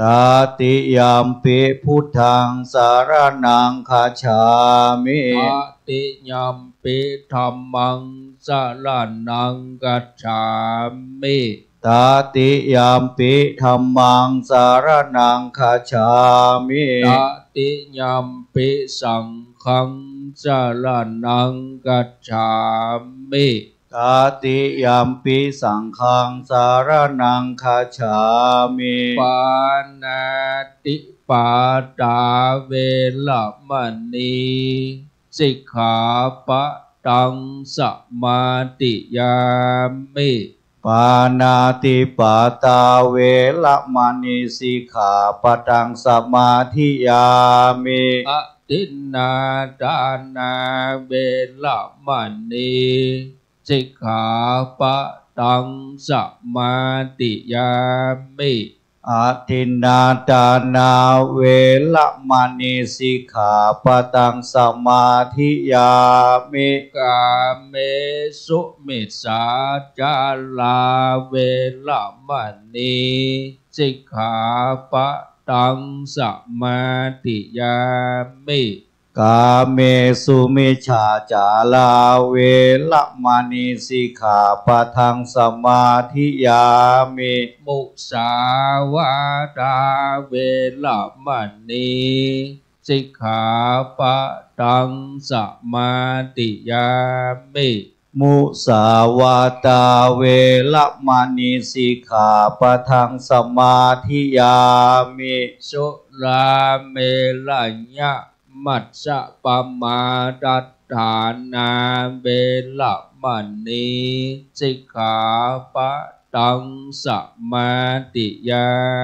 มิสุราเมลยะมัชฌะปมาทัฏฐานาเวละมณีสิกขาปะทังสมาธิยามิท่านทั้งหลายจงตั้งใจรักษาศีลทั้ง5 ข้อนี้ศีลทรงทำให้สูงศีลปรุงทำให้สวยศีลนำทำให้รวยศีลช่วยทำให้รอดศีลเท่านั้นเป็นปัจจัยนำมาซึ่งความสุขศีลเท่านั้นเป็นปัจจัยนำมาซึ่งโภคทรัพย์และสมบัติทั้งหลายศีลเท่านั้นเป็นปัจจัยเข้าสู่พระนิพพานอิมานิปัญจสิกขาปทานิสีเลนะสุขติยันติสีเลนะโภคสัมปทาสีเลนะนิพุติยันติตัสมาสีลังวิโสทะเยสาธุสาธุสาธุ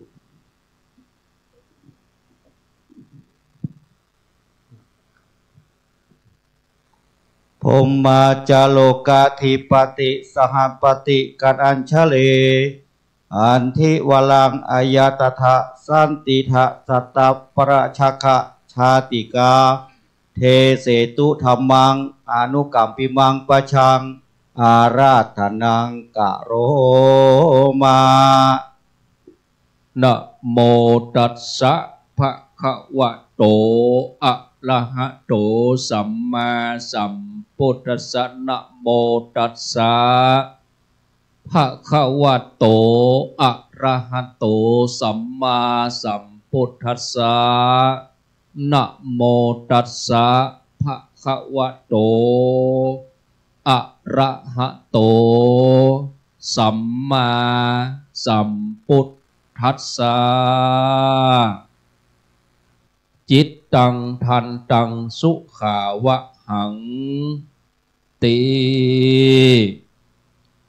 ขอนอบน้อมเอาคุณพระแก้วเจ้าทั้ง3 ประการอันมีพระพุทธพระธรรมพระสงฆ์คุณพ่อคุณแม่คุณครูบาอาจารย์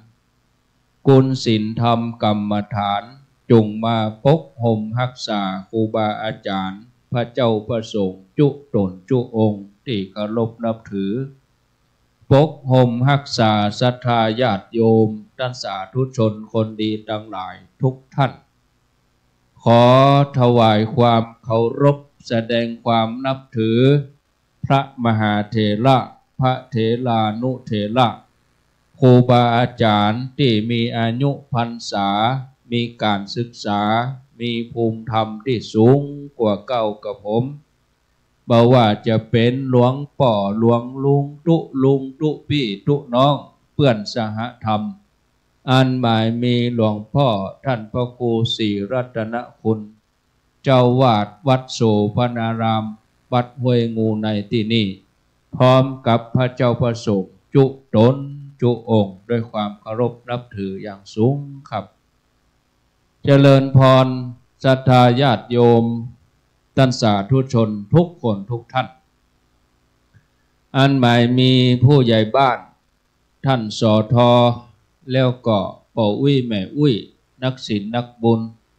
เท่าแก่น้อยจะยิงต่างหลายทุกคนณโอกาสบัดนี้ตนตัวเก้ากับผมอาตมาภาพ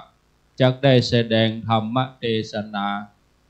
พรรณนาถึงน้ำธรรมคำสอนขององค์สมเด็จพระชินวรสัมมาสัมพุทธเจ้าเพื่อเป็นการได้เฉลิมฉลองในกุศลเจตนาของสมณศรัทธาและมูลศรัทธาทั้งหลายอันหมายมีพระเดชพระคุณหลวงพ่อพระครูสุจิตานุรักษ์หลวงพ่อเจ้าคณะอำเภอฝางเจ้าวาดวัดพระบาทอุดมน้ำบ่อสาวาพร้อมกับ เจตนาของอาจารย์ท่านพระครูศรีรัตนคุณท่านเจ้าอาวาสประธานสงฆ์ที่ได้นำสวดมนต์ประพฤติปฏิบัติงานเข้ากรรมตั้งแต่เริ่มต้นมาจนถึงคุณสุดท้ายวันนี้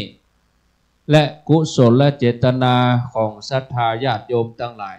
ที่ได้เป็นเจ้าภาพร่วมกันทุกคนทุกท่านจักได้แสดงธรรมเป็นธรรมบรรยายใช้เวลาบอกประเมินเท่าใดเชิญท่านทั้งหลายเอามือลงได้แล้วก็นั่งฟังอย่างสบายสบายบรรยากาศของการฟังธรรมนี่ญาติโยมทั้งหลายก็คือจำไว้ระลึกนึกไว้อยู่ในจิตในใจอย่างนี้ตลอดเพราะว่างานเข้ากรรมนี่บ่ล่ำที่จะมีจะเกิดขึ้นง่ายๆการรวมตัวของพระสงฆ์ตั้งแต่4 รูปขึ้นไปถือว่าเป็นสังฆเจ้าเป็นคณะสงฆ์เป็นเนื้อนาบุญให้ศรัทธาญาติโยมได้มีโอกาสได้ทำบุญใส่บาตรได้ร่วมกันสวดมนต์ได้ฟังเทศน์แต่ละคืนนี่มันหาโอกาสยากที่เฮามาจัดกิจกรรมนี่ก็คือสร้างภาพจำไว้ภาพจำก็เสมือนอย่างที่เฮาถ่ายรูปลง Facebook นั่นแหละต่อไปแห่ง3 ปีไปตั้งหน้าบางทีเฮาลืมไปแล้วก็มีมันจะย้อนมาให้เฮาหันเฮาได้ยะอย่างป้องภาพจำเหล่านี้มันก็บันทึกอยู่ในข้อมูลจิตใต้สำนึกของเฮากับมันได้กันมันก็จะนึกออกอยู่เสมอคือเอากิจกรรมสิ่งที่เฮาทำเนี่ยตั้งแต่การได้ใส่บาตรเมื่อเจ้าฟังธรรมเมื่อค่ำสวดมนต์มานั่งร่วมกันนี้เนี่ยมันเป็นภาพจำไว้ภาพจำเหล่านี้มันจะบ่เลือนลางหายไปไหนมันก็จะอยู่ในใจของเขาตลอดมันจุ่มใจอยู่หันอึกมึกเลี้ยงใจของเขาไปหันนึกถึงเมื่อใดก็ม่วนใจนึกถึงเมื่อใดก็อุ่นใจสบายใจทำฉะนั้นวันเวลามันล่วงไปนี่เขาบอกควรที่อย่าพลาดโอกาสถ้าโป้นวันผูกไปแล้วเนี่ยใครจะมานั่งอยู่นี่เมียเก้าอี้ก็จะถูกเก็บเต้นก็จะถูกเก็บสิ่งต่างๆวันนี้ก็เอาเข้าตีเข้าตัง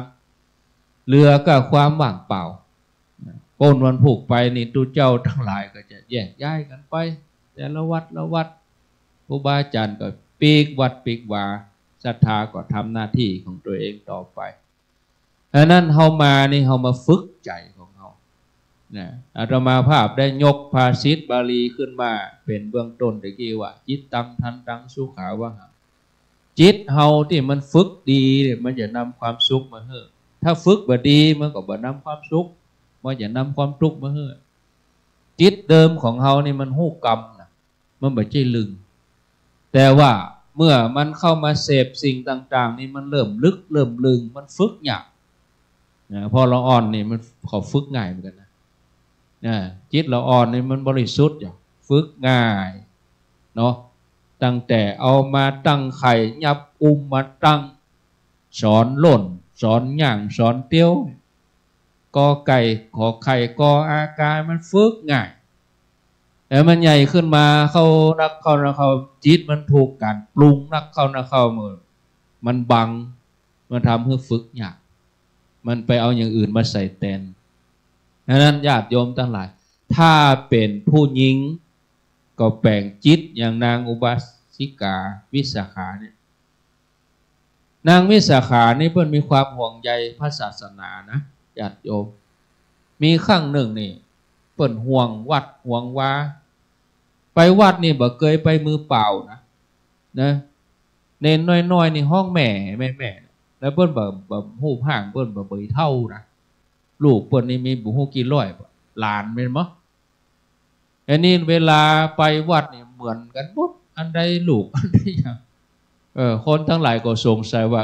นางวิสาขาคนใดผิวพรรณดีงามอันนี้พระพุทธเจ้าสังเกตพอตอนลูกมันเลยตอนลูกมันดึงคือคนมันหลุนตะลูกอะเนาะสังขารมันร่วงโรย ทีนี้เปิ้นก็ห่วงวัดห่วงวามีครั้งหนึ่งนี่เปิ้นให้คนใจไปยือไปกอยพอวัดขาดเหลือยังผ่องจะได้ดูแลใจใส่ปรากฏว่าสมัยนั้นนี่พระสงฆ์เปิ้นบ่มีผ้าอาบน้ำฝนนางวิสาขาเนี่ยเปิ้นเป็นต้นเรื่องของการตานผ้าอาบน้ำฝนเปิ้นไปวัดปรากฏว่าทุกเจ้าป่วยตัวอาบน้ำคนใจซ้ำเป็นไม่ยิงกันอย่างเดียวเนาะหันก็ใส่อัญญาปิดหน้าปิดตาชีเปยกับผีก็ใช่ไหมเป็นใช่ไหมไปเดียวยาวกล้องถ่ายเนาะเป็นลงเพชรกระม้อยดังหมดได้หัวทุกเจ้าป่วยตัวอาบน้ำไปแรงงานแม่นายวัดนี่โอ้บ่ใจทุกเจ้าแล้วมีแค่ผีเปยมีแค่ผีป่วยไปพร้อมครับมาพอดีๆทุกเจ้าก็ไล่ไปไล่มาเปิ่นขาดผ้าอาบน้ำฝนผ้าเปลี่ยนเปิ้นก็ไปขอพระเจ้าว่าหม่อมฉันจะขอตานผ้าเด้อพระองค์ก็อนุญาตนางวิสาขานี่เปิ้นห่วงวัดห่วงวาห่วงพระศาสนาหมู่เฮาทั้งหลายที่เป็นแม่หญิงถึงแม่เฮาไปจะได้บวช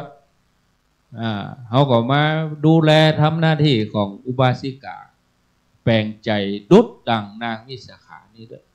เปิดห่วงพระศาสนาของวัดของวาตานแต่เนอะช่วยกันกับเศรษฐีอนาถะนี่สลับกันเปลี่ยนกันรับเลี้ยงพระดูแลใจใส่ถ้าเป็นปอดใจก็แปลงใจเหมือนดังอนาถปิณฑิกะเศรษฐีใจใหญ่ใจกว้างจะได้ขอแปลงวัดมีใจแค่แปลงวัดไปเสาะติดดินที่ไหนจะมีไปขอกับเจ้าเชษว่ามีปัญญาแปลงวัดเนี่ยใจทุนนักนะถ้าแน่ก็เอาคำมาปูได้ต่อได้กับเอาไปแต่อันน่ะจะเอากี่ให้กับปูไปหรอกตาไผบัดตาเนาะตาอนาถปิณฑิกะเศรษฐีเปิ้นก็คำมัดตีเป็นแผ่นน่ะยังกระดาษนี่ยังศาสตร์นี่เอามาปูบอกหมอกชักกะมะปูจนเต็มล้านเลยแปลงปรุกว้างใหญ่โตทีนี้เปิ้นก็ว่า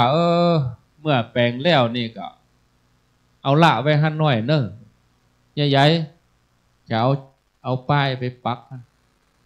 เอาจื่อติดไว้ว่าวัดพระเชตวันตัวเก้าอุตสาห์แปลงตึงตีดินนะอนาถะนี่แปลงเสนาสนะอันยังครบถ้วนหมดแหละแต่ว่าเอาว่างหั่นน้อยถึงเวลาบ่ใจจื่อวัดอนาถะอารามสกรรมกลายเป็นวัดพระเชตวัน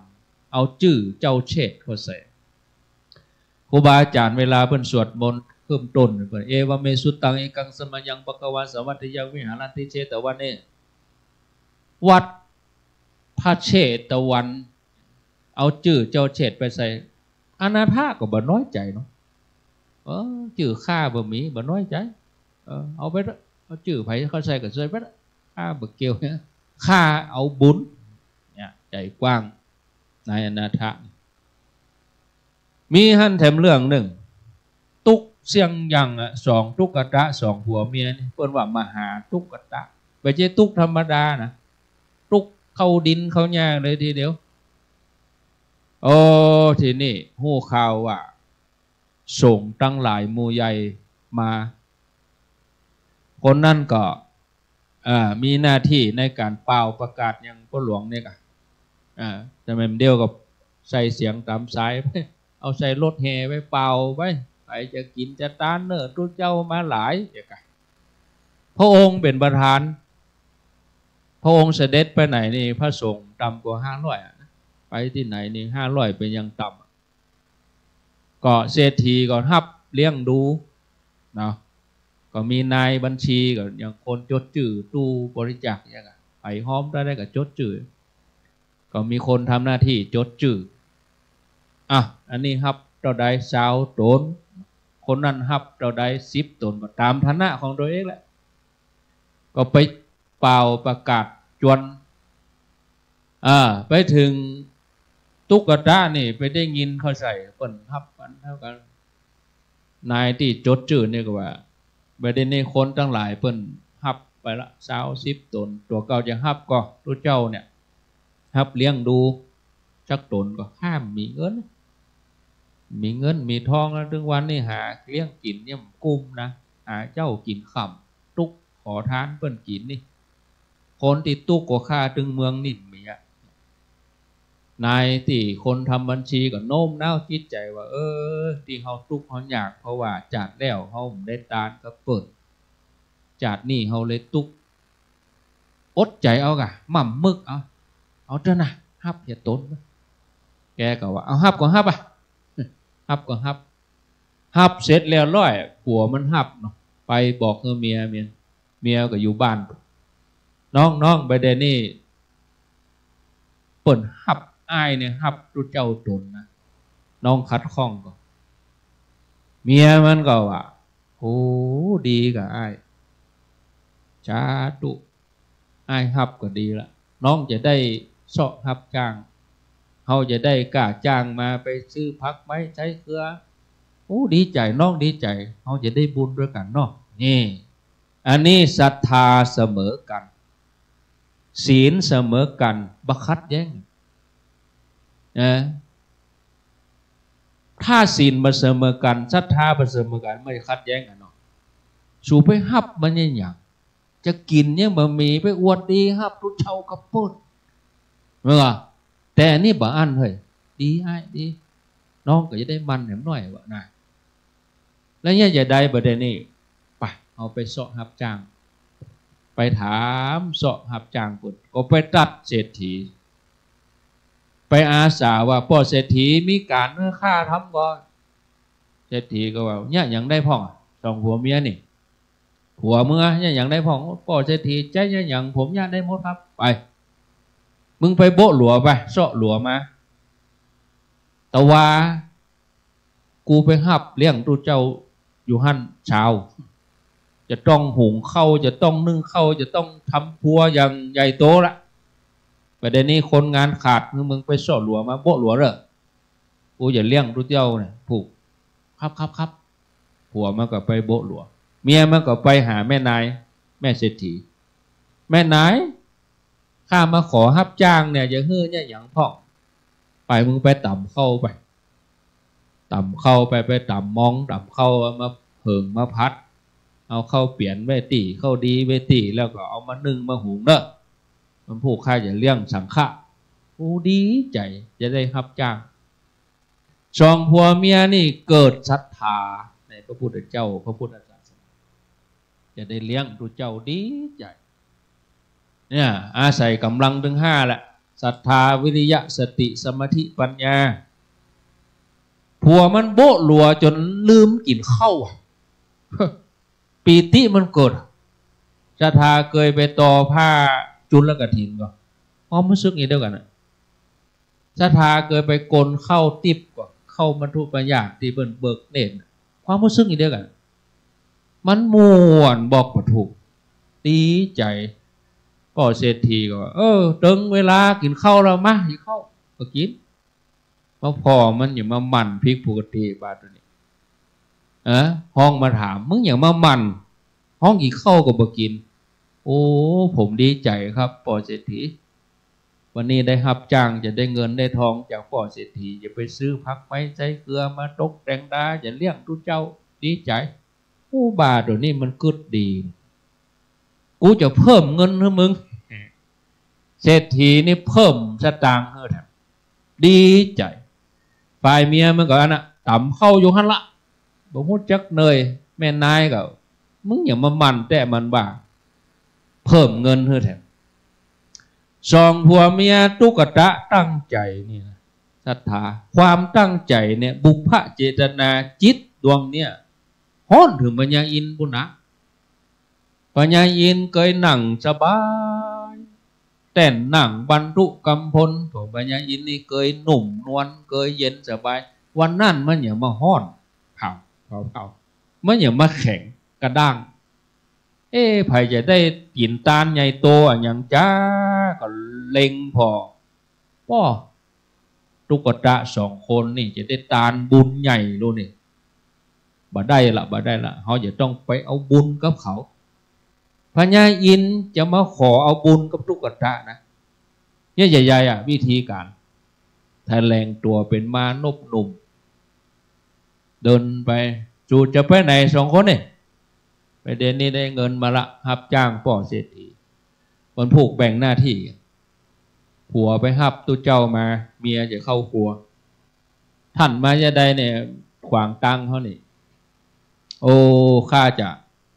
ประเด็นนี้คนพ่อครัวมีหรือยังโอ้กดเนี่ยกินเลี้ยงตู้เจ้ามันก็ต้องช่วยกันนักน้อยก้าประเด็นพ่อครัวก็ขาดข้าจะไปเป็นพ่อครัวสองผัวเมียก็พอหน้ากันแล้วเขาจะเอาเงินในมาจ้างมันก็บอกว่าข้ามมีเงินจ้างเนอะจะมาจ้างเนี่ยการเป็นพ่อครัวข้ามมีเงินจ้างเนี่ยใหญ่ปัญญาอินที่เป็นมานพลุมแล้วก็ว่าข้าบ่เอาเงินกาจ้างข้าจะเอาบุญแต่กะเอาไปเข้าครัว อาหารมื้อนี้พญาอินเป็นผู้ปรุงนะเป็นมานพหนุ่มเป็นผู้ปรุงรวบรัดไปถึงมาเจ้าเลยถ้าเล่ายาวกับเที่ยงคืนนะโต๊ะมาเจ้าเมียมันก็ปรุงอาหารพญาอินก็ปรุงอาหารเรียบร้อยได้เวลาแล้วไปรับตุเจ้ามาเลยปะผัวมันก็ไปรับตุเจ้า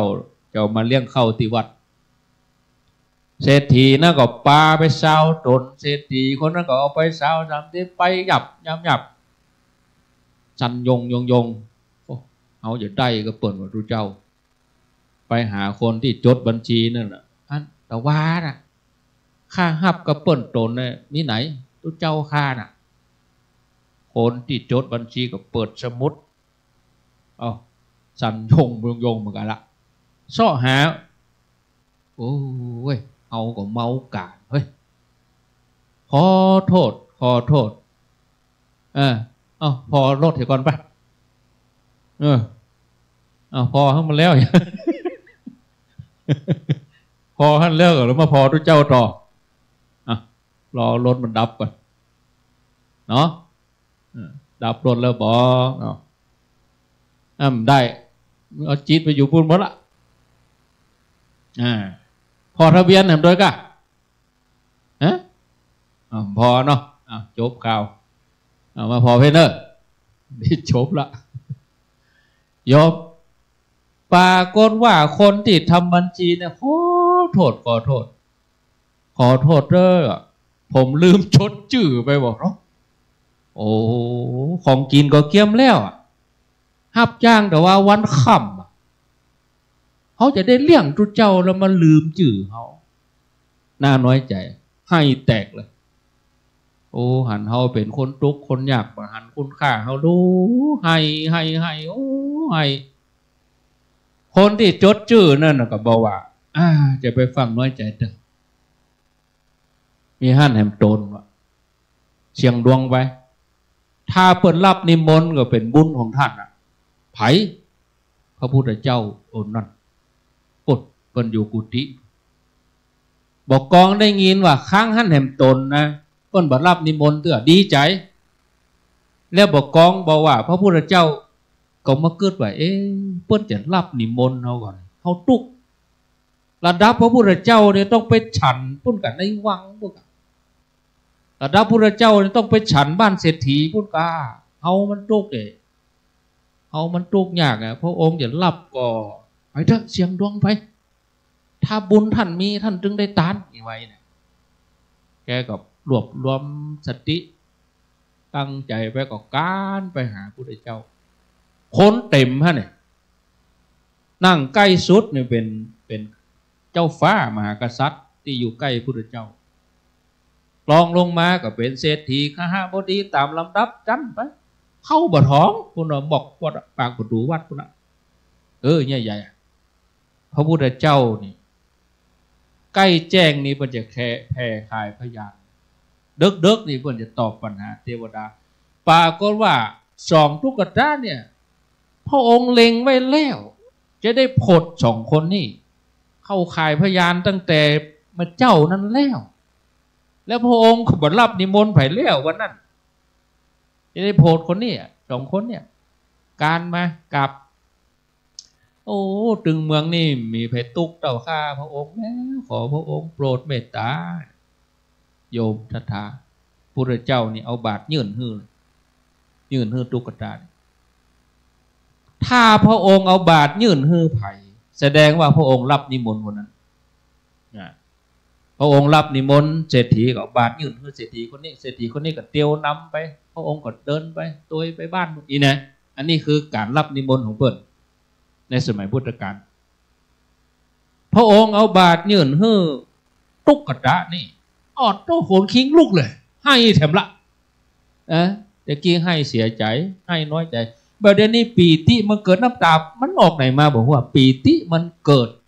พระเจ้ารับนิมนต์เขาโอ้ขนคิงลุกเยอะดีใจสัญญงการตะก่อมผ่านกษัตริย์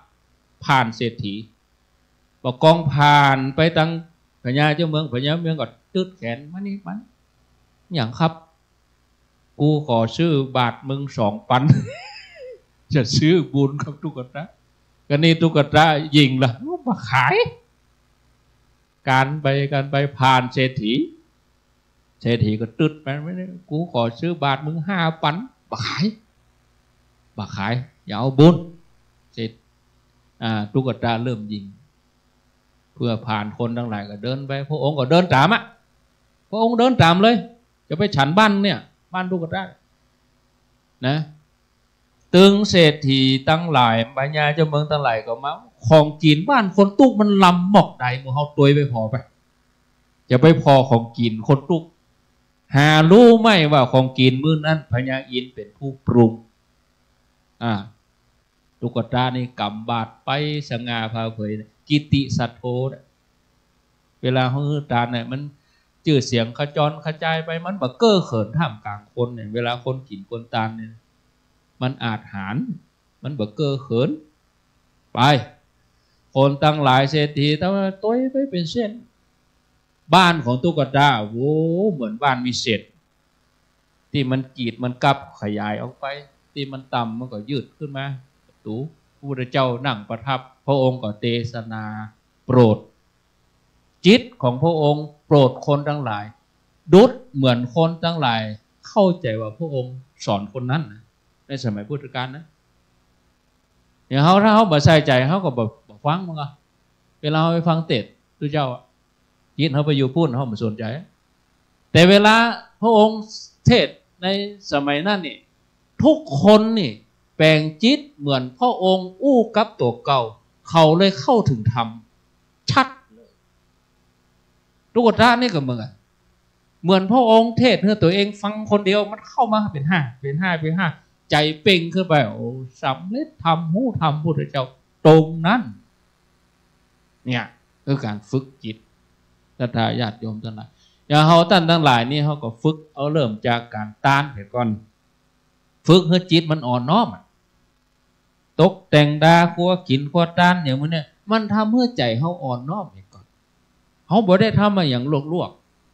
ประดิษฐ์ประดอยตั้งแต่สวยไปเขาประดิษฐ์ประดอยสวยเขาบอกใจว่าเอาหนังยืดมาหัดทำแบบลวกมันบ่งบอกถึงใจเขาตานนี่นะตานคือการฮื้อต่อมาละเอียดมาแถมน้อยกำขันมาเอาศีลมายังพันเตวิสูงพระเจ้าปันศีลจิตมันก็ละเอียดขึ้นมาแถมจิตละเอียดขึ้นมาแถมน้อยมันเหมาะสมแล้วบอกที่จะเป็นภาชนะรองรับวิเศษดีแล้วบอกมันล้างสะอาดแล้วบอกแก้วใบนี้ถ้วยใบนี้สะอาดแล้วบอกก็เหมาะสำหรับที่จะเอาของสะอาดเข้าใส่อย่างที่มันเหมาะสมถุงดำกันอย่างก็เขาก็เอาของบดีน่ะใส่ใครจะไปเอาของกินไปใส่กระโถนมันเปลี่ยนไปไม่ได้ก็ต้องน้ำมูกน้ำลายขี้หักขี้เตยต่างๆมั้งอ่ะจิตเขาก็เหมือนกันถ้าเขาล้างด้วยตาลมันก็ล้างน้ำหนึ่งล้างแหมกำล้างด้วยศีลก็สะอาดไหมแหมใจปิ้งเลยก การนั้นเอาอย่างเขาใส่ได้จิตเขาก็ฝึกเอาเนาะกระจายญาติโยมปอแล้วเล่าเกินกว่านี้เดี๋ยวเชิญลาจะให้รับตามสัญญาไม่เกิน3 ทุ่มเพราะตอนนี้2 ทุ่ม 53 นาทีตั้งใจว่าจะมาตั้งแต่วันที่25ล่ะขับขอเข้ามาหลวงพ่อท่านพระครูเพราะว่าก่อนหน้านั้นก็เข้ากรรมในตำบลท่านละในตำบลที่โดยหล่อวันที่21 ถึง25กับ16มัน16 ถึง21ขอโทษในตำบลธันวาจากธันวาก็มาเข้ากรรมที่วัดตัวเก่าถึงที่ปัตตังเจริญถึง10 ถึง 12 มกราเสร็จจากปัตตังเจริญก็เกี่ยมงานที่พุทธมณฑลเปิดจะบรรจุพระธาตุที่พุทธคยาวันที่21 มกราออกกรรมแล้วก็เกี่ยมงานพุทธมณฑลแห่งติดหนึ่งหลังพุทธมณฑลก็เที่ยวครัวแห่งก็ต้นแล้วงานแล้วผมอาตมายุบเสียงบะหมี่ศรัทธาว่าโอ้ตุบรรยากาศเนี่ยล่ำเลือใจเฮาใจเมื่อไปได้ถ้าเท่ามาแล้วนี่มดสิทธิ์กำไม่เต้าอย่างเดียวแต่เตียวลูกนี่ไปศาลาอย่างย่าง3 ติเมินไปเมื่อก้นถูในมูกุฏิฮัลละเมินไปเมื่อก่อนนอนเตียงอย่างเดียวแตบแซบนอนศรัทธามาส่งเข้าใจเมื่อหนุ่มเมื่อไปได้ก็ไปมาวันที่28ตั้งใจบอกตุลุงเขาอยู่นี่เนอะตุลุงจวนตุลุงดอยเขาอยู่ตัวก็อินดูพวกเนาะตุลุงดอย70 ปลายผิวก็บางอย่างเงี้ยบอกกองมาเมื่อวันสันงอนตุลุงตุลุงดอยเพราะว่าตุลุงอยู่มาหิ่งไฟนี่เนาะก็3 โมงยังหิ่งไฟอยู่ตุลุงอาจารย์บรรยงถ้าผมอยู่ต่อถ้าผมเป็นอย่างไปอาจารย์บรรยงรับผิดชอบเนอะเขาขี้คันซ้อมันเหมือนตัวเนี้ยจะไปซ้อที่ไหนเอามาแทนสถาบันถ้าเพิ่นเป็นอย่างไปตุลุงปิกวัดเลยเนาะผมขี้คันไปซ้อมาใช่ไปซ้อซื้อกาดกับมีอย่างตุลุงตุลุงปิกวัดเตอะพักผ่อนก็หลวงพ่อหลวงตุลุงย้อนเขาผู้บาอาจารย์อยู่ตัวอย่างวันนี้ก็ปูนไปวัดศรีภูมิมาที่จริงเบิ้ลในมนต์มันพูกยกยอดจ่อฟ้าหลวงพ่อพระครูดมศิริทัศน์วัดศรีภูมิมาตุ้งฝ่ายเบิ้ลในมนต์เจาะจงยกจ่อฟ้าบนพูกก็เลยอย่างนี้ก็เป็นอย่างบิดผิวไปอู้หลวงพ่อวันนี้พวกผู้ผมได้มาเดี๋ยววันนี้แล้วเราผมจะรวดไปฝังนะผมไปเป็นอย่างการเตือนหน้าปัตตังเจริญผมก็แย่ยี่อากาศแล้วว่าเล่นกันมาได้นะที่เพื่อนแบบนี้ครูบาอาจารย์อู้เล่นกันยอกกันพอเฮ่งปิกมาจะเข้าดังเชียงใหม่ก็กลัวจ้าเลยมาดังไม่สวยโพสมาเพ่5 โมงครึ่งวันนี้ก็แปะน้ำนะแต่2 วันสารภาพจีหูกับเขาเนาะชุดนอนชุดเที่ยวชุดเดียวกันตัวปีตัวน้องเนี่ยมูเขาเนี่ยไปหูอย่างมาอาบน้ำสักตนไปหูอย่างแต่ศรัทธานี่กับลองชุดเก่ากับมันพูดก่อนลงอาบน้ำเป็นน้ำแล้วดีแต่ทุกเจ้านี่สบายนะมีปัญหายังผูกไว้ซักแห้งมาหลายวันแล้วเอาเนาะก็สมควรแก่เวลาก็ขออนุโมทนาในกุศลเจตนาของครูบาอาจารย์เจ้ากู้โดนกู้องค์ที่ท่านได้เสียสละเวลามาจากวัดจากวามานอนปฏิบัติสวดมนต์แผ่เมตตาให้กับสิ่งศักดิ์สิทธิ์ในวัดในวาแผ่เมตตาให้กับทุกขเทวดาภูมิเทวดาท่านได้มาอนุโมทนาในกุศลและเจตนาของศรัทธาญาติโยมทั้งหลายศรัทธาที่ตั้งอกตั้งใจมาใส่บาตรทำบุญมาฟังเทศน์ฟังธรรมก็ดีก็ขอให้ทุกท่านจงได้รับบุญกุศลที่ครูบาอาจารย์กู้ตนกู้องค์ได้ประพฤติปฏิบัติบุญกุศลนั้นเพื่อแผ่ไปถึงญาติพี่น้องของเขาตั้งมาอนุโมทนาบุญกุศล ที่เฮาทั้งหลายทุกคนได้ประพฤติปฏิบัติมาวันนี้บุญกุศลที่ถึงตัวท่านทั้งหลายเหล่านั้นแล้วก็ขอให้เป็นผลสะท้อนย้อนมาสู่ท่านเจ้าสมณศรัทธาครูบาอาจารย์และศรัทธาเฮาทั้งหลายทุกคนจงประสบแต่อายุวันนะสุขภาระปฏิภาณธนสารสมบัติวิพัฒนมงคลสมบูรณ์ผลไปด้วยความสุขจงตั้งมั่นอยู่ในสัจธรรมนำตนให้พ้นทุกข์ประสบสุขอันไพบูรย์คือมรรคผลและพระนิพพานเหมือนกันทุกคนทุกท่านแสดงธรรมมาพอสมควรแก่เวลาเอวังก็มีด้วยประกาศนี้นะครับประเทศการทำนะครับจนเจนาเนาะเจกับน้องพี่เจนาประเทศการทำครับ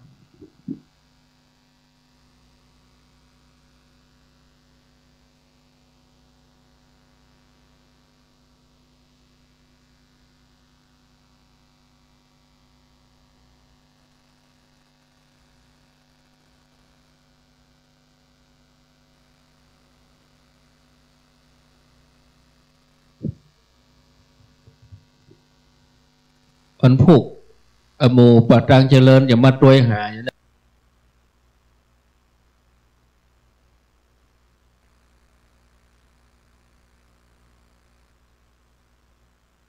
ตานมาพูกกำกำอยู่เนาะอุสถาปะตังเจริญแล้วก็เทศคืนนี้ก็จะเอาห่วมหอมเป็นจุดเริ่มต้นในการบูรณะองค์พระธาตุเจดีย์ของเฮาทั้งหลายนี้เนาะเอาปอนเดอร์ยะถาวะลิวหาปุราปริปุเรนติสาคลังเอวะเมวะอิโตทินังเปตานังอุปกปปติอิจิตังปฏิตังตุมังคิปะเมวะสัพมิฉันตุสัพเพปุเรตุสังกปปจันโดปนัสโสยถามณิโชติละโสยถาสัพพิติโยวิวัจจันตุสัพพะโลโกวินัสสันตุมาเตภวัตวันตรายโยสุขีติกายุโกภวะอภิวาทนาสิริสนิจังพุทธาปจายโนจัตตาโลธรรมาวัฏติอายุวันโนสุขังปะลาสาธุอิตังตานากัมมังนิปานาปัจจายโยโหนตุโนนิจังอิตังสีลังปานาปัจจายโยโหนตุโนนิจังอิตังภาวนากัมมังปัจจายโยโหนตุโนนิจังยังกินจิกุจาลังกาตาปังกัมมังสัพเพหิอาเมหิกาตังบุญยังโนอานุโม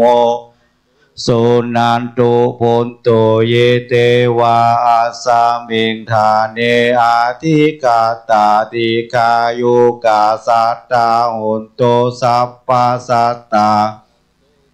อาตานังปาริหาลันตุมาตาปิตาสุกิตาโหนตุดุกาปามุญจันตุสัพเพยตากาโดตุกาปามุญจันตุสัพเพอายตากาสุกิตาโหนตุดุกาจันโตสัพเพปิสาสัพเพยาขาสัพเพเปตาสุกิตาโหนตุตุกาปามุญจันตุสัพเพนาคาตาสุกิตาปะปามุญจันตุสัพเพเทวาสุกิตาโหนตุตุกาปามุญจันตุสัพเพวิโยปัจจายาสุกิตาโหนตุตุกาปามุญจันตุสัพพสัมปันติโยชามิฉันตุวันตามิปันเตสัพพังอาปาราตังกามาตะเมพันเตบุญยังสามินาไม่ครับวันตาอาจารย์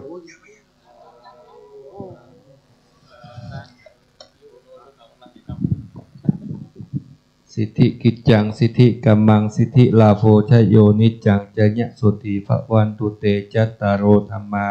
วัฏันติอายุวันโนสุขังพระลาสา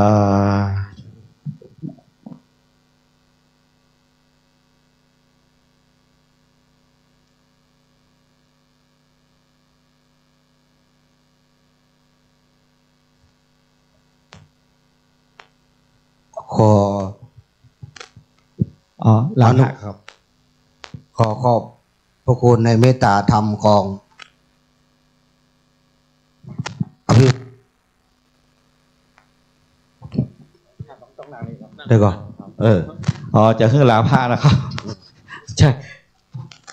ครับพอไปเป็นครับอันทัฏฐานิมายังพันเตคาฉามาพหุหิตามายังพหุการณียาเอสถานิตุมเหกรมยทะท่านทั้งหลายจงไปประกอบการงานตามกาลสมควรเหมาะสมของทุกท่านอายุวันโนสุขังปะลาสาธุพันเต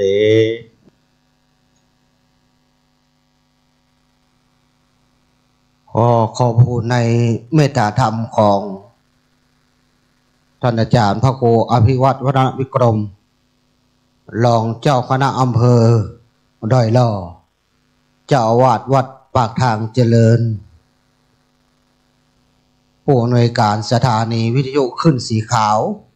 เพื่อชาวประชาได้เมตตาเวลาเหลือ1 ชั่วโมงเนาะถ้าใจเครื่องเสียงก็จะเป็นการรบกวนคณะสถาตำใกล้ตำหิมนี่ตั้งสถานีรัฐเนอก็ตัดได้ก็เนาะเข้ารายการตัดก็ได้เนาะเพราะว่าก็ถ้าเอาใจเครื่องเสียง1 ชั่วโมงก็จะเป็นการเกรงใจพี่น้องคณะสถาที่อยู่ตำใกล้ตำหิมนี่เนาะก็ไม่ได้สแตนบายเกี่ยวกับเครื่องสำรองเอาไว้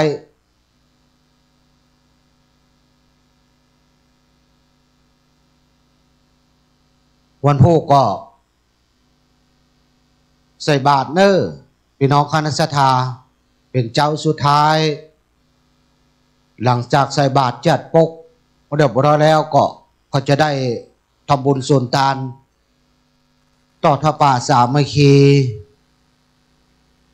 ในการเพื่อที่จะสมทบทุนในการบูรณะปฏิสังขรณ์พระธาตุเฮาก็ครูบาอาจารย์ได้มาประพฤติปฏิบัติก็ตั้งแต่28 29 30วันพรุ่งนี้เป็นเจ้าสุดท้ายที่เฮาจะได้ปะพบกันก็จะไปเร็วเนอะพี่น้องคณะสดาเนอะก็ใส่บาตรจัดปกหรือใครจะมาทานข้าวต้มก็ได้เนอะเอาละมันเด็กเนาะเก่งใจพี่น้องคณะสดาขอความบาสุขความเจริญรุ่งเรืองจงมีแก่พี่น้องคณะสดาทุกคน